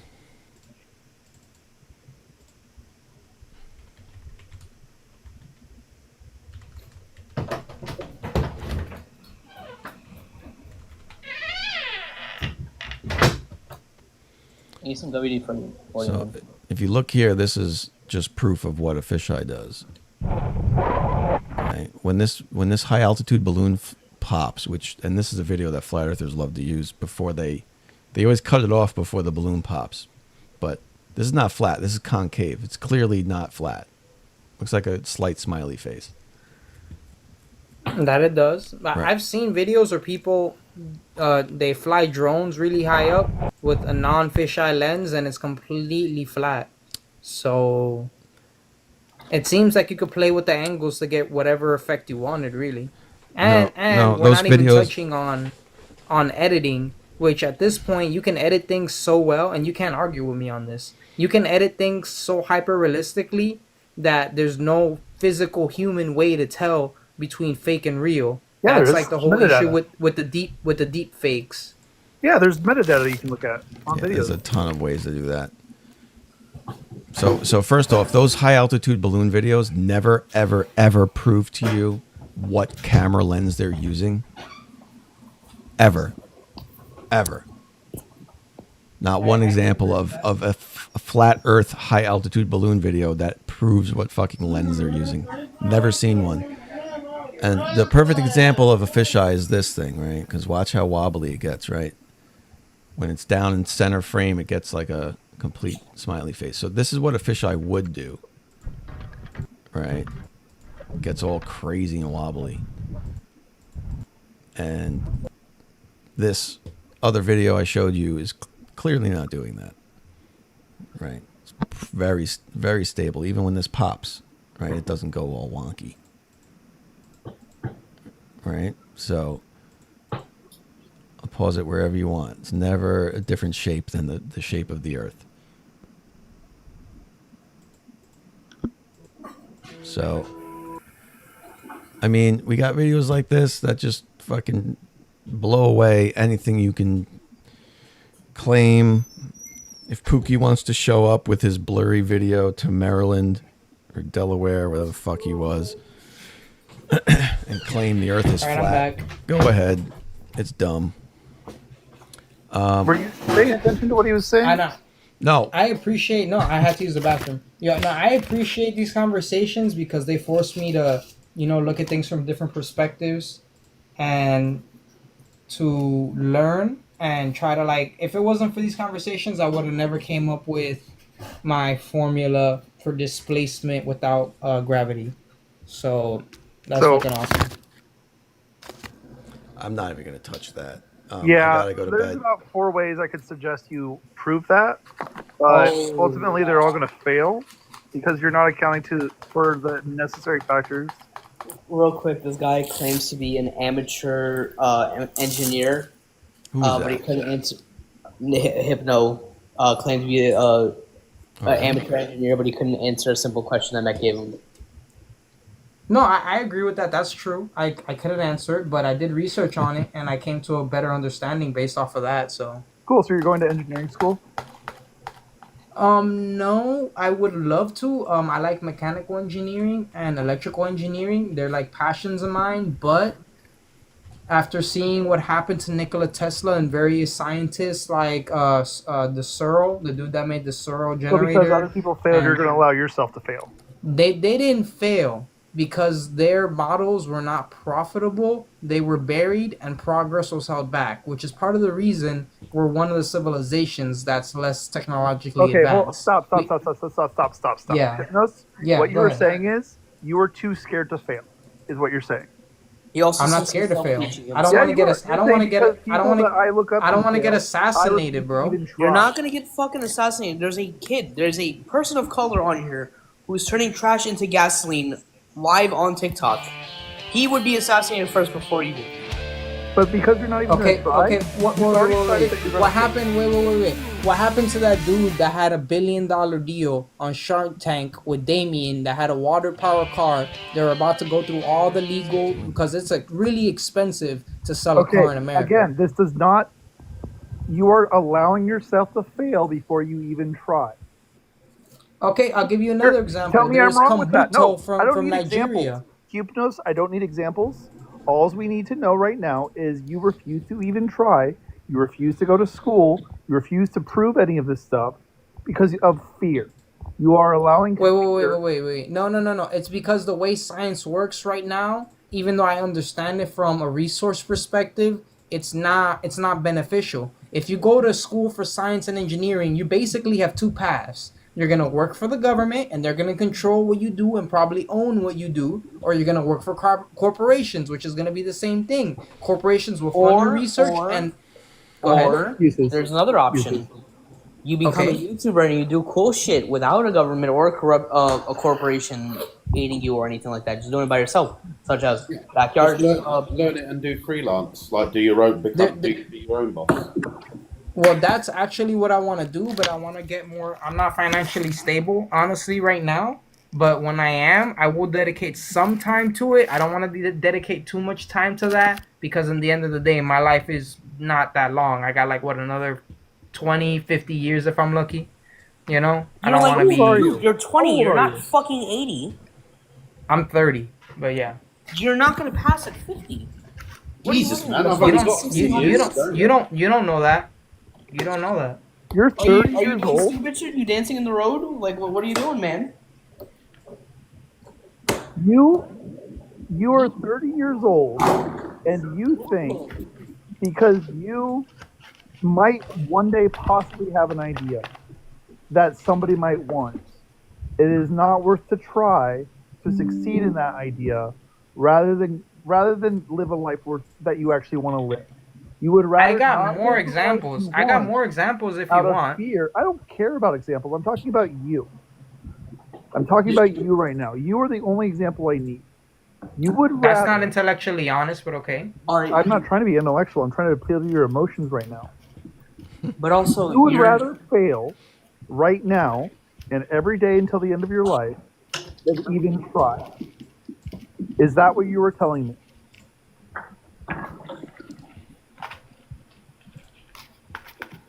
How do you define failure? You would rather. I'm just going to repeat the question because you already know what failure means to you. So you would rather fail, you would rather not even try, and you would rather live a life that you don't want to have. Who told you I was not gonna try? Like, all right, you know what? Normally I don't. You did just now. I literally said when I'm more economically stable that I could put money into experimentation so I could understand things better, right? Because practice makes perfect, right? I'm gonna do that, but until now, I'm gonna live one step at a time. Because I'm not gonna be fucking working on high level science when I don't have that much backing, that much experience, and I'm struggling economically. It doesn't make any sense to me. But you don't care about your idea enough. I do care, and when I have the capacity to learn, that's why I'm literally trying to learn metallurgy, right, and blacksmithing and manufacturing, because what's the first step to making technology, right? You have to understand the principles, right, and you have to be able to manufacture components that you later assemble you don't into do that machines. when you design the technology. You do not manufacture your. Make computer parts. Well, if the parts you need are not available in the market, and potentially other producers, if you're not buying at scale, will not produce a prototype for you, and then there's the intellectual property aspect of it. China, they love to steal intellectual property, right? No. All right. My friend, I will say this. It would be better for you to design it on a computer than dedicate your time and energy to trying to design it. Yeah. I found the website for that. Yeah, there's a website that lets you do engineering diagrams, and yeah, it's actually super awesome. Yeah. All right. Wrap it up. He's technically not wrong about China stealing shit. Like, they steal a lot of our military planes, designs and shit. They make them just the F-35. They're trying to do. They stole down the F-35 and they're trying to reverse engineering. But they're not gonna take your fucking, I don't know, your project that you don't even know what you're making. Well, honestly, to be honest, that's lower on my worries, because if it helps the world and we achieve free energy and we're not held back by energy demands, that's going to increase quality of life for everybody, in my opinion, because you can use free energy, right, to desalinate water. So free energy is not just energy for technology and stuff. You can have clean drinking water in places where water is not readily accessible. So for me, that's a big factor. Now let me guess, you're going to pull into the fucking ether. You're going to try and tap into the ether and try to steal the energy from the ether. Well, if we could just the Earth already the Earth already does that, because buildings. If you know, the Earth is negative. It's always absorbing energy. So you just tap into the Earth. You don't even need the ether. Hypno, can I tell you something that's gonna blow your mind? Yeah, that's what the pyramids are, by the way. That's why they're made out of conductive. Yeah, they're made out of. They're made out of electroconductive material, and they have an insulator. Hey, hold on, Hypno. Can I tell you two things that Yeah. are incredible and gonna blow your mind? Yeah. One, the ether doesn't fucking exist at all. Otherwise, freelance scientists would have fucking tapped into it, or even whatever's in the ground that you're talking about. So wait. So where are we getting electricity from? Wait. If the ether doesn't exist, where the electricity comes from? Coal, nuclear pants, steam. No.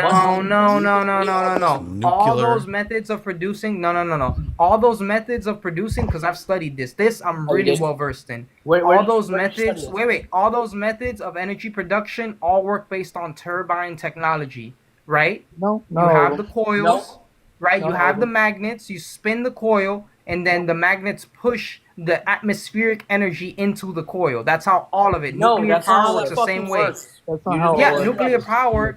They do a nuclear thermic reaction, right? The water heats up, and then that water turns to steam and turns a turbine.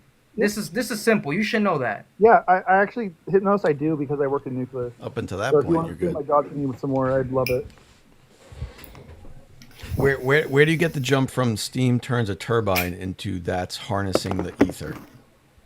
That makes no sense. Because the energy is coming from the atmosphere at that point. No, it's not. It's Energy not does because come from the atmosphere. hold on. How can it come from the atmosphere? Hold on, Hypno. How can it come from the atmosphere if it's an enclosed, very enclosed environment, such as a nuclear fucking power plant where they can't let the radiation or anything get out? How could it be tapping into the fucking atmosphere? So there's no air. I mean, yeah, there's air, but it's actually the air doesn't matter in the nuclear pools. And that's not the atmosphere. That's just it's the air. On the it's the fucking water and ground. the steam that turns the turbine. But there's a turbine. There's a turbine, correct? Okay. Yeah, and there's a turbine hamster wheel. It's basically a big fucking alternator, bro. Come on, dog. Dude, do you really want to sit here and lecture me on my own job? Okay, You what's wanna your do that right position? now? Wait. What's your position in that facility? Tell me. Doggy.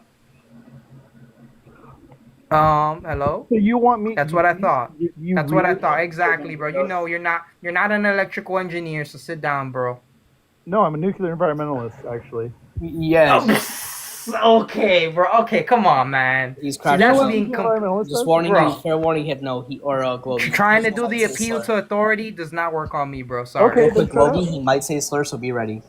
No, then if trying to appeal, if you want to discount my 8 years in the nuclear field, if you want to discount my 4 years Bro, as a firefighter, and my You're not involved in energy generation, right? That's not the scope of your work. okay, sure, if that's what you say, because you know best, don't you, Hypnos? Mind You just said your position. No. I'm going based off of the So information I you said said. do anything. I can Google the scope of your work if you want.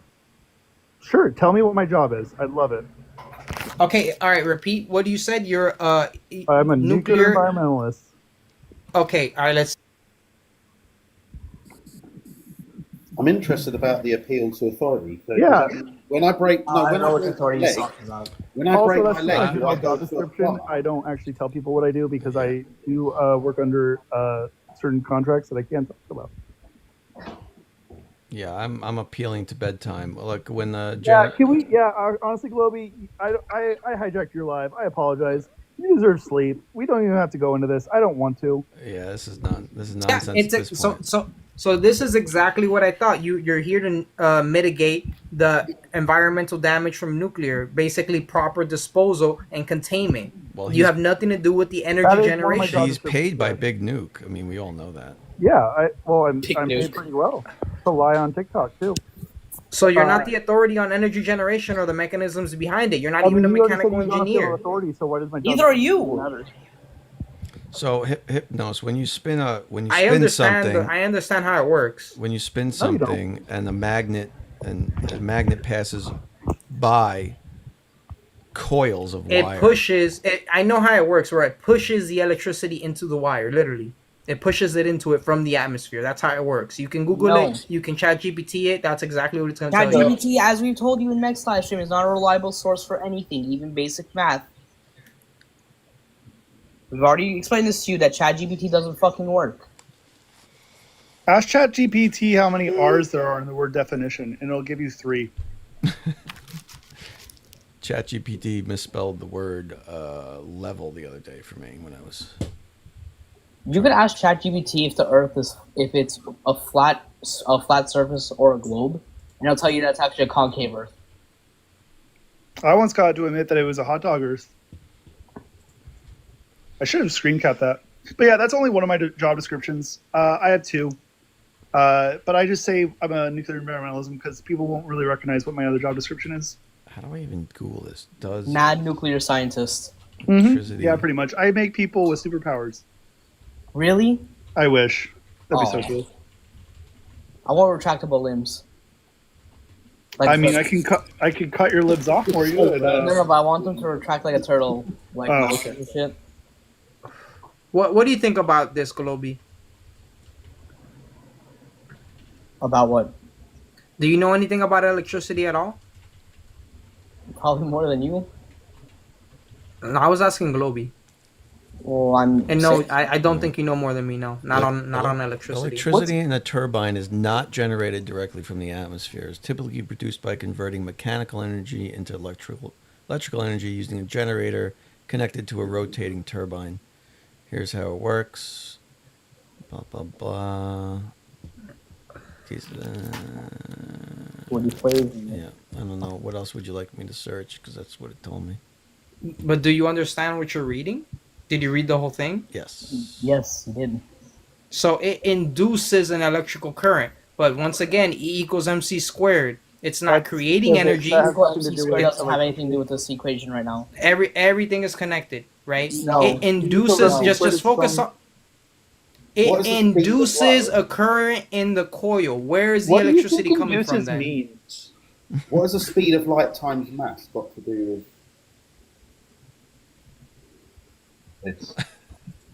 No, I'm asking you a question. Where does the electricity come from then if it's not coming from the atmosphere? Explain that. Excitation of particles. Why, Bika? What particles? You know what atoms are? Yes, I know what atoms are. Cool. Protons, Excitation of neutrons, atoms. and electrons. No, those aren't atoms. Yeah, it's not. Those are subatomic particles that make up the atom. Yes, and I asked you what atoms are.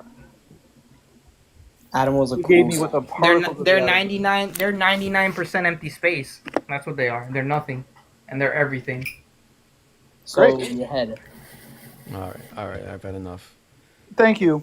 Thank you, Night, Globy. everyone. You have a great night. Bye, Globy. Thank I you. love you, Globy. You're my buddy. Fuck, Globy. Love you all. We've solved nothing. Another day in the neighborhood. Never will. I mean, not with your attitude. My attitude's poor. I'll admit. Well, stop trying to act like you know what you don't know. How about that? I know what I don't know. Thanks for coming on. Not you, Globy. You're awesome. But those other dudes are dicks, bro, and they're ignorant as fuck. Yeah, you know, they can't help it. They were born that way. Yeah, at least they learned something today. It's true. Very true. I mean, you saw that. He's like, I work in a nuclear facility. Okay, you're an environmentalist, bro. Sit down. He was lying. He was clearly lying. He got no proof of that anyway. Dip is here. I'm not bringing Dip up now. I'm going to bed. Yeah, go to bed, bro. I'm gonna leave because I know I'm holding you. I know You are. the I'll see you engagement. Goodbye. You ruined. You're the engagement problem this whole time. Apparently. Fuck.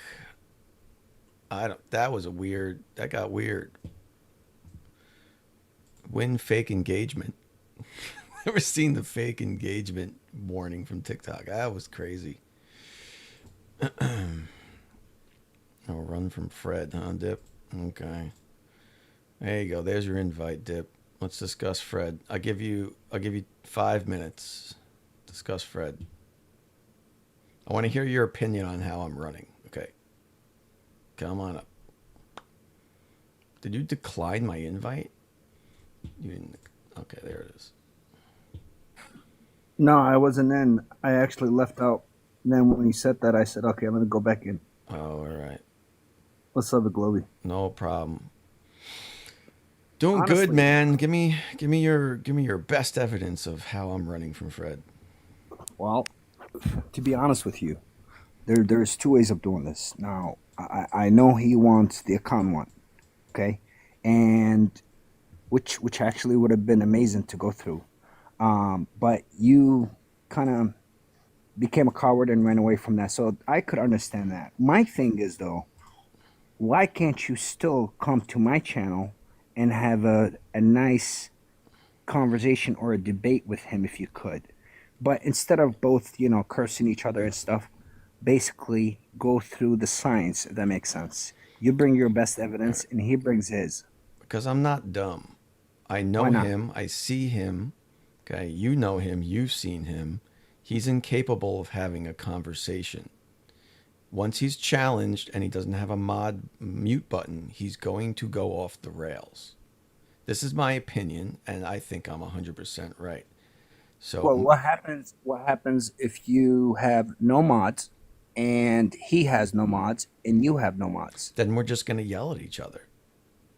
So what? Right? So be it. You got to either be adults or become kids. I don't know what to tell you. Because, I mean, we can do that. I don't think that's constructive in any way, in shape, or form. 100%. I think if that's the only way to do it, I would do it because that's the only way to do it. But I want a moderated debate with a moderator. No offense, you're not a moderator. Okay. I want a moderator on a debate platform that's going to time us and control the conversation and make sure each party gets their chance and make sure each party keeps on topic. I need a moderator. That's the point. I want a moderator. That's it. That's the only stipulation I have in this whole thing is I want a fucking neutral platform with a moderator. That's it. I have a better proposition then. Why don't you co-host him? So what does that mean? Like co-host on here, so we're both on our accounts? Yep. You're both host. I mean, you don't need a mod. He doesn't need a mod. But that's the same thing, right? We go yell at each other. No. Here's what happens. Say he's yelling, right? And you didn't want to have your audience to hear the yelling and stuff. So what you could do is you could literally mute him, right? While you discuss, while everyone else can hear exactly what you're saying. So my audience can hear me. All right. I mean, what good is that going to do, though? He's just going to mute me and then keep talking. It's the closest thing without you guys signing each other's account. If you really wanted to debate, is what I'm trying to say. It doesn't matter. It doesn't matter, Dib. I can tell you why it doesn't matter. Because yesterday I talked to him, and maybe you missed this part. I came into a live he was in. I have it recorded. I posted it already. I agreed to sign the contract. Okay? I agreed. And instead of him going, great, you agreed, let's negotiate terms, he then said, fuck you, I don't care about the contract. You have to go delete your videos that you made about me right now. Okay? You're talking to me. So he changed the terms again. He told you that one yesterday? Yesterday. Yeah, I posted the video already. He told me that yesterday. He demanded I go delete my videos I've made about him before he even goes any further than anything again. So I agreed to the terms of the fucking contract, and he changed the terms again. So then I said, okay, I'll go delete the videos. You know what? Fuck it. I'll go delete the videos. I'll do it today. And he said, go do it now within the next minute. And if you don't do it within the next minute, I'm out. And when I missed the minute, he said, I'm out. I'm not doing the debate. He said that to you? Yeah, it's all recorded. He said that to me. And that's posted on your channel? Yep. All right. I'll look it up. And he said that in front of everybody. I don't even know I don't remember whose live I was on. It was Fabulous's live. I was on Fabulous's live. What I'm trying to figure out is I don't see him running from the debate because I don't see why he would need to do that, especially after you agreeing that he would, you would sign. So because he doesn't want to have the debate, man. It's the only logical reason. Dude, Fred would crush you. Are you kidding me? I mean, that's your opinion, man. But guess what? It's not going to happen. He would never fucking crush me in a moderated debate, and that's the point. Fred has never... Okay, hold on. You do me... Has Fred ever debated anyone ever? Yeah, many. Who? Can you name one? You, for example. Me. When did I debate Fred? You debate him constantly. What? You've never seen Fred? No. So this is for the last 2-3 years, you've never seen Fred and debated him ever. I've never debated Fred. No, not once. What I have done is randomly come into a live he's in, had a 30. That's what not we a call debate. debating, because there's no seriously like a serious debate between a person and another. Most of us don't do that. Okay, but It's this not is like why we it's do. not a debate, because every single platform he's been in, he's been a moderator, and every single time I've come into one of his lives where we've quote unquote debated, he's muted and kicked me within 5 minutes, 10 minutes max. That's not a debate, Fred. That's not a debate. No, 100%, 100%. Look, me personally, I want to see this. I think it's So going to do be I. not only fun and entertaining, but I really want to see what's going to really happen between you and him. He's Me too. claiming he is, the king of flat earthers and all that, right? And you're Yep. claiming you're the shit of globies. So hey, let's have it. Number one. I'm the Number only two, one who's yo, agreed what's to up? every What's up, term. G? I've What's up, agreed. Candy? I've agreed to every term he's put out there, every one, and he keeps changing them every time I agree. Okay, I don't even want the fucking contract, and it's not because I'm scared I'm going to lose. I don't want the contract because now that I agreed to a contract, how are we going to even negotiate that? It's never going to happen. Who's going to Yeah, be the neutral party to judge the debate? There isn't one, right? Honestly, if you guys really, really, really want to debate, I highly encourage that you would go about it not in the contract way. Me too, but he won't do it. It would be a lot faster. Me too. He won't do it. I was never the one who wanted to debate with a contract. I challenged him to a debate, and he agreed. And then he said, "Why don't we do it for accounts?" And probably stupidly, I said yes. I should have just said no right off the bat because I knew it was impossible. But I'm literally okay with debating for my account. I don't care. I just don't think it's possible to negotiate, and it's a roadblock. That's Now, to be honest with you, for Fred, and the way it is, it's more about the account than anything else, which I kind of agree with him. So in reality, in my opinion, it shouldn't be really about the account. But however, to make it more even enticing and serious, then I think that would be a good way to go about it. Number one. Number two, in my opinion, I think you guys should at least have a little conversation. Hopefully you guys can sit for 2-3 minutes, maybe 5 minutes, without literally going at each other's throat, right? And I wouldn't say negotiate, but see if you could do one of the two. Either do a smaller one-on-one, just you versus him, even co-hosting. So no one is over controlling the other, if that makes sense, and see how that goes, right? Since you guys you're saying in the sake of the truth and he's saying the same thing, right? Let's just do it once and for all, in my opinion. Now, if you guys were to do it in my platform and whoever you guys choose as a moderator, I'm fine with that too. Whatever coins we get goes to the winner, all of it. In my opinion, and that's the way I think it should be going. But I don't see him running away from you whatsoever. I don't see why would he even look to you. Like all the evidence because is stacked literally he against can't you. debate without his mute button, Dip. He can't do it. That's why he's never done it. He's never done it. I've seen him in a live with Blitz. Are you saying that because you're gonna be like instigating and try to get him to get set off, or are you saying that he's incapable of really having a debate? He's incapable of it. Really? And yeah. And that was my point this whole entire time. If I want to give away my secret, that's not a secret. I never expected him to debate me. The whole point was to point out he will never debate me because he can't debate anybody without his mute button. And evidence of that is that he's never has done it. He's never done it. He claims to be the king of flat earth. He's never debated anybody without his mod powers. Actually, Fred, to be honest with you, he came a very, very long way. And to be honest with you, he is actually pretty good at what he does.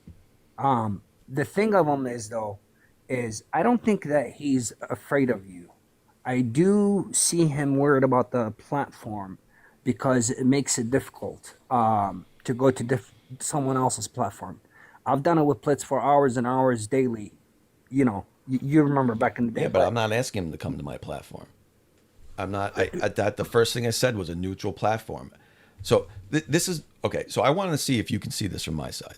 Okay, I asked him to have a debate on a Thursday night on Suns Live. Okay, he then brought up the contract. I said, sure, let's do the contract. I said, I'm going to go find a neutral platform on YouTube, and he wanted to review them before he approved them. Okay, which is fine, whatever. So that Thursday night, I started looking. Friday, I found one on short notice that could do it on Sunday. It was called The Raging Tomato on YouTube.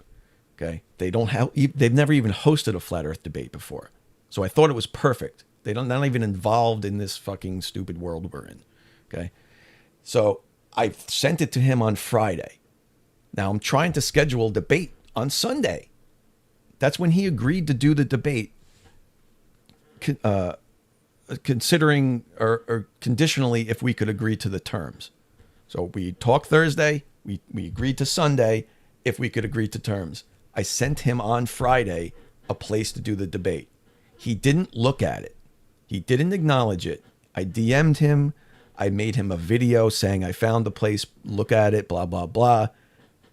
He wasn't following me, so I could only DM him 3 times, the stupid TikTok rule, right?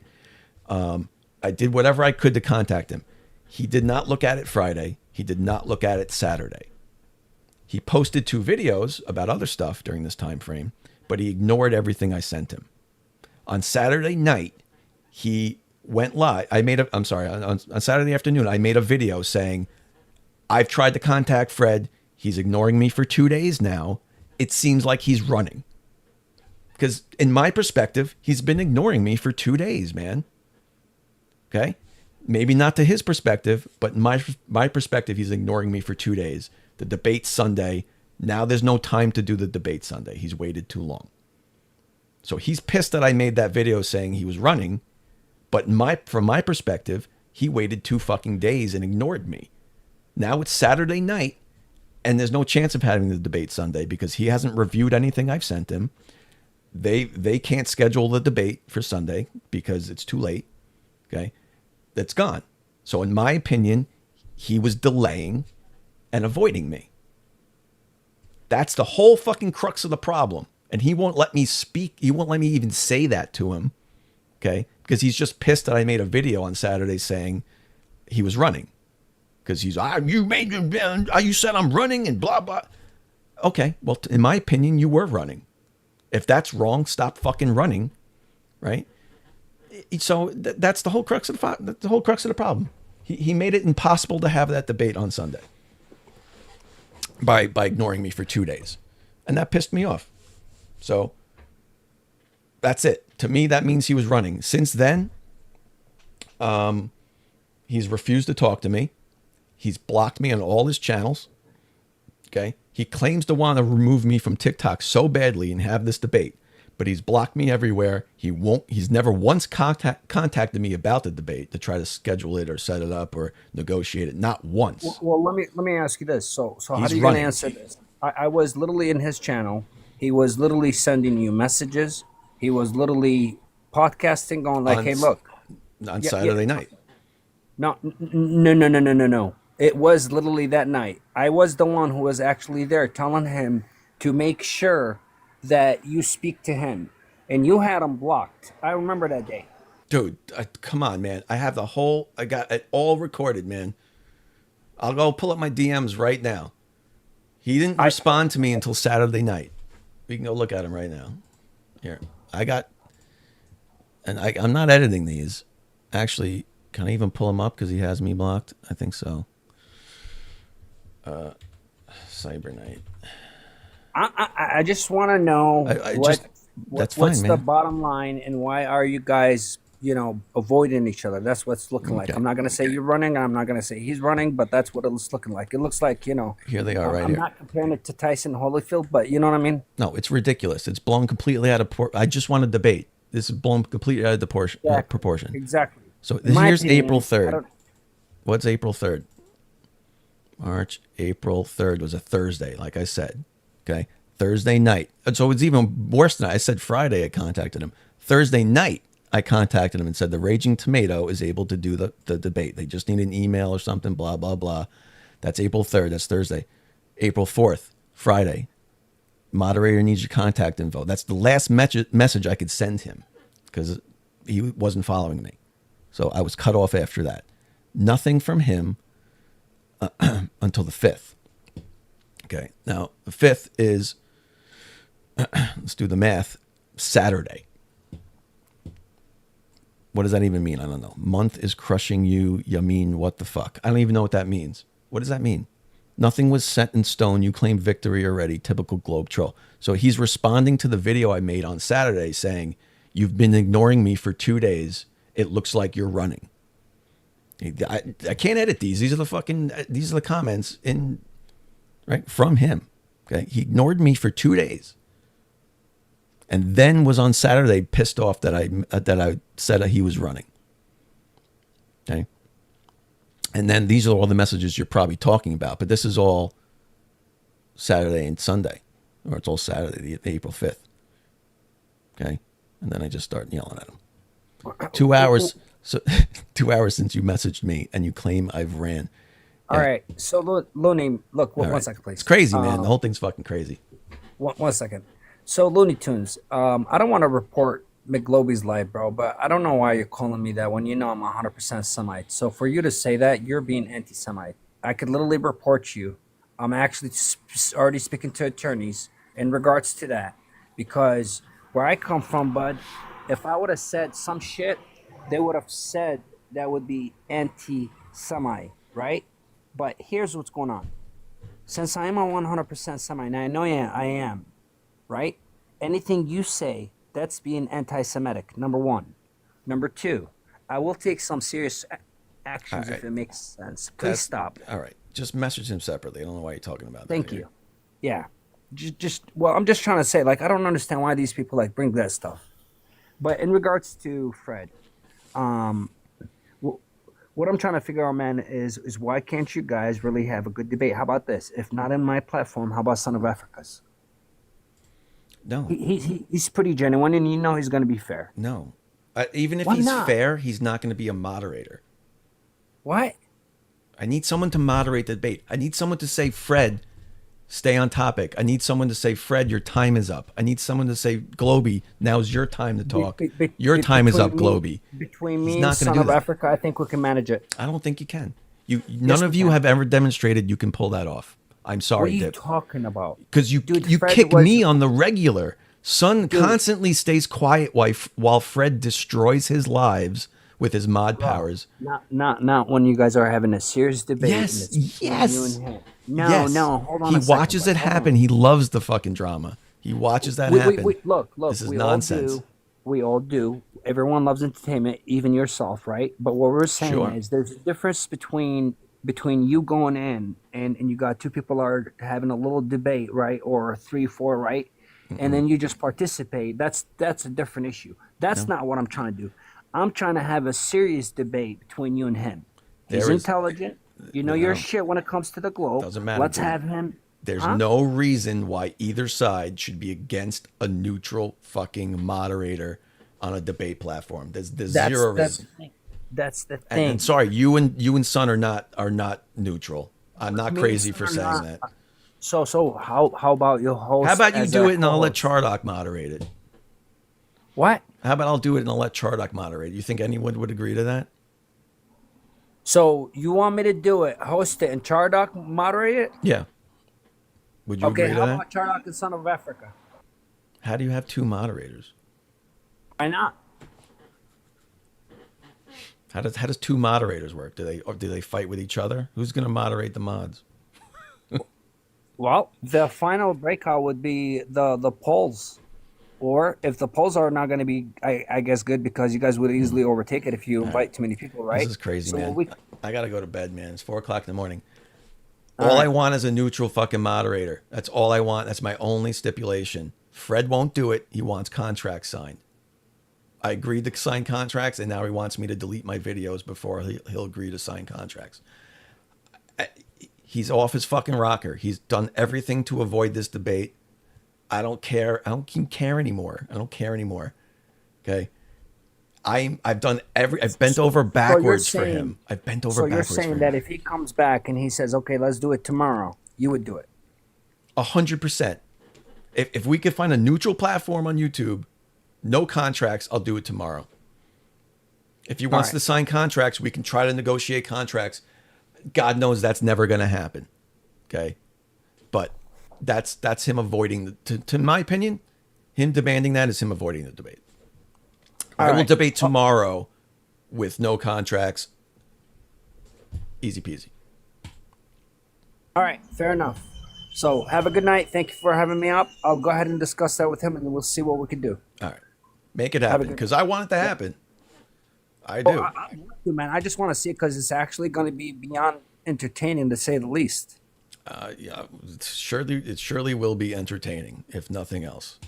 I mean, can you imagine Fred going off without getting muted, or he's, vice versa? I can't.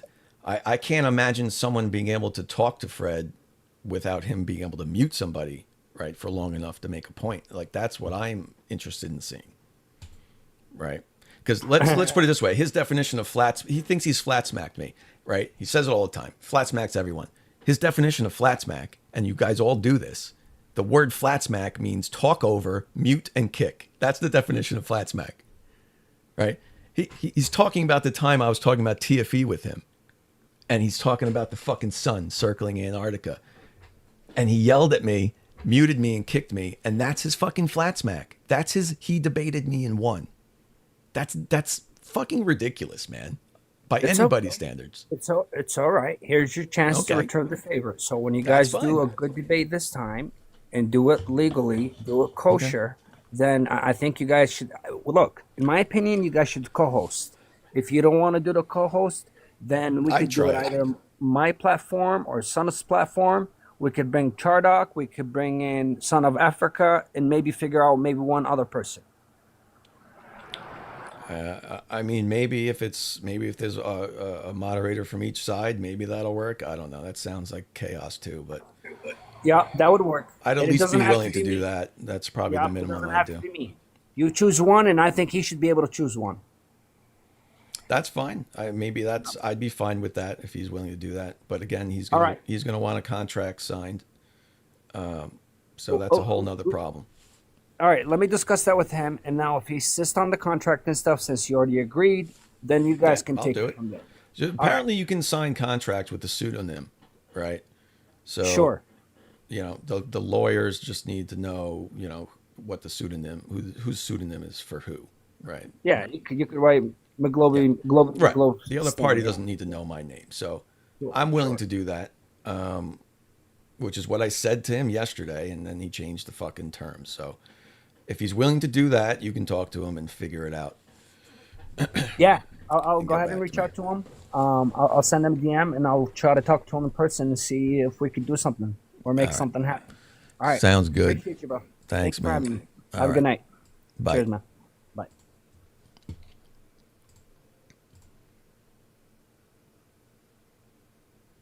All right. What a waste of time. Never going to happen, by the way. He's running from every fucking corner of the earth. He's running. Hawking radiation. I'm literally erect. You can't say that on TikTok. I would have Jaren moderate it. He's a very good moderator. Even back when he was a flat earther, he was very fair, very neutral. He ran a debate platform. But the problem is, Fred will never agree to anybody. You know why he'll never agree to anybody? Because he doesn't want to have this debate. And my money, I'm saying it here and now to everybody on here, my money is that no matter what I agree to, he'll never do it. He'll never do it. I hope he does. Don't get me wrong. He'll never do it. You know why? You know why I think that? This is why I think that. When I first said a neutral platform, he said, fine, but there needs to be a contract for accounts. Okay, roadblock. Roadblock number one.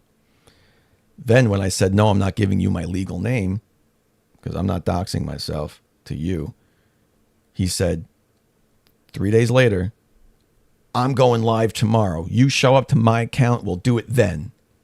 Okay, suddenly you don't need a contract. You don't need a contract suddenly because he's doing it on his platform with his mod and kick and mute powers, right? Which he knows I won't agree to. So he's only offering things he knows I won't agree to. Right? That's his move right now.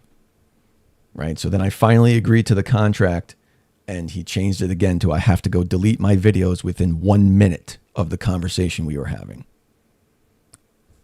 Roadblock after roadblock after roadblock after roadblock after roadblock. Now, he hates when I say he's running, but I'm sorry, buddy. It seems like you're running. And I only just say that because we haven't had the debate yet. And my only stipulation was a neutral platform. Your stipulation is a never-ending list of demands that I keep agreeing to, but you keep changing. I don't know, man. Seems like one of us is running.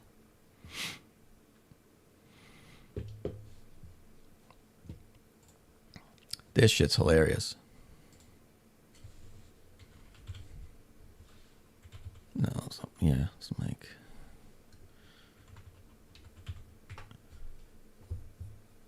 Did I, oh, fucking shit. He figured out that Fred sounds like Beastly. Fucking video about me right now. Boy, when I... You erase every fucking video about me right now. Okay, so that's actually the clip of him telling everybody that I need to delete all his videos before he'll even discuss it, right? You erase every fucking video about me right now. This is great. Boy, when I tell No Heart that you broke his throne, he's gonna be so mad. But not at me. You erase every fucking video about me right now. Boy, when I tell No Heart that you broke his throne, he's gonna be so mad. But not at me. You erase every fucking video. All right. That's fucking great. Good job, Mike. Go follow Mike if you're not following Mike. He's got excellent stuff. Oh, we couldn't hear that? Oh, was it just you, Icy Spin? You should have been able to hear that. I didn't change nothing. Hold on, let me do that again. I'll do it again just for... Yeah, you should hear that. Every fucking video about me right now. Boy, when I tell No Heart that you broke his throne, he's gonna be so mad. But not at me. You erase every... Oh, I can listen to that all day. Sorry. All right. Bedtime. Once again, up until 5 like a moron. All right, guys. Thanks on TikTok. Thanks on YouTube. I'm going to quit this TikTok bullshit. If you're not following me on YouTube, go follow me on YouTube. More stuff over there. More funsies. More people to meet. More flat earthers to meet. Who's we? Me? I do longer form videos over there. So we got a little extra stuff over there. So hop over there, check it out, give me a follow, and maybe we'll get this Fred debate going. Looks like we got Dip on our side, pushing the negotiations forward. So just when you think it's dead, maybe it's alive. I don't think so. Fred's got his Fred Force Ones on. All right, guys. Peace out. I'm out. See you.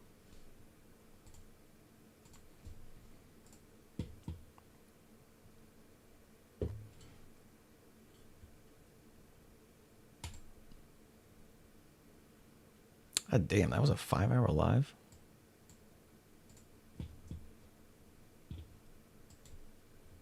way. No way.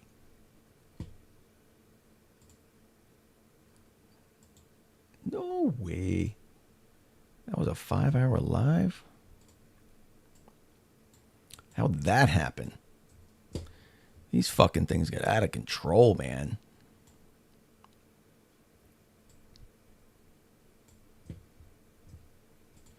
I need like a babysitter.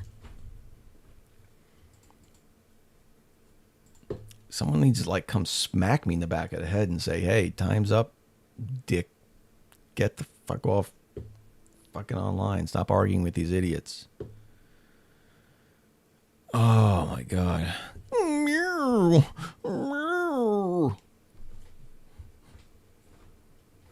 Fucking Fred, he's so great. Oh, you had noise cancellation on? That'll do it. I could play it through here, but I'm not gonna. I'm gonna go to bed. So I'm gonna hopefully play this new outro, but I won't be able to hear it. So hopefully you hear it. So I will see you on the flip side.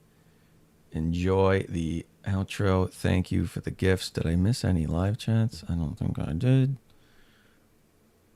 I think I said Yonderstone. Yep, membership. Thank you for that.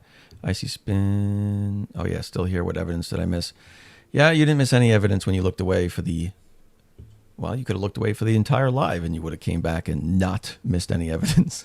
It was surprisingly me explaining science to a science denier for 5 hours. But, you know, at least he was respectful and chill. Which is, you know, has its hit or misses. So sometimes I like to yell at a crazy fucking lunatic for 5 hours. But, you know, we had a respectful conversation tonight. Call that old school. That was old school Flerfin. So anyway. I don't know how to say goodbye. What do I do with my hands? I don't know. Peace.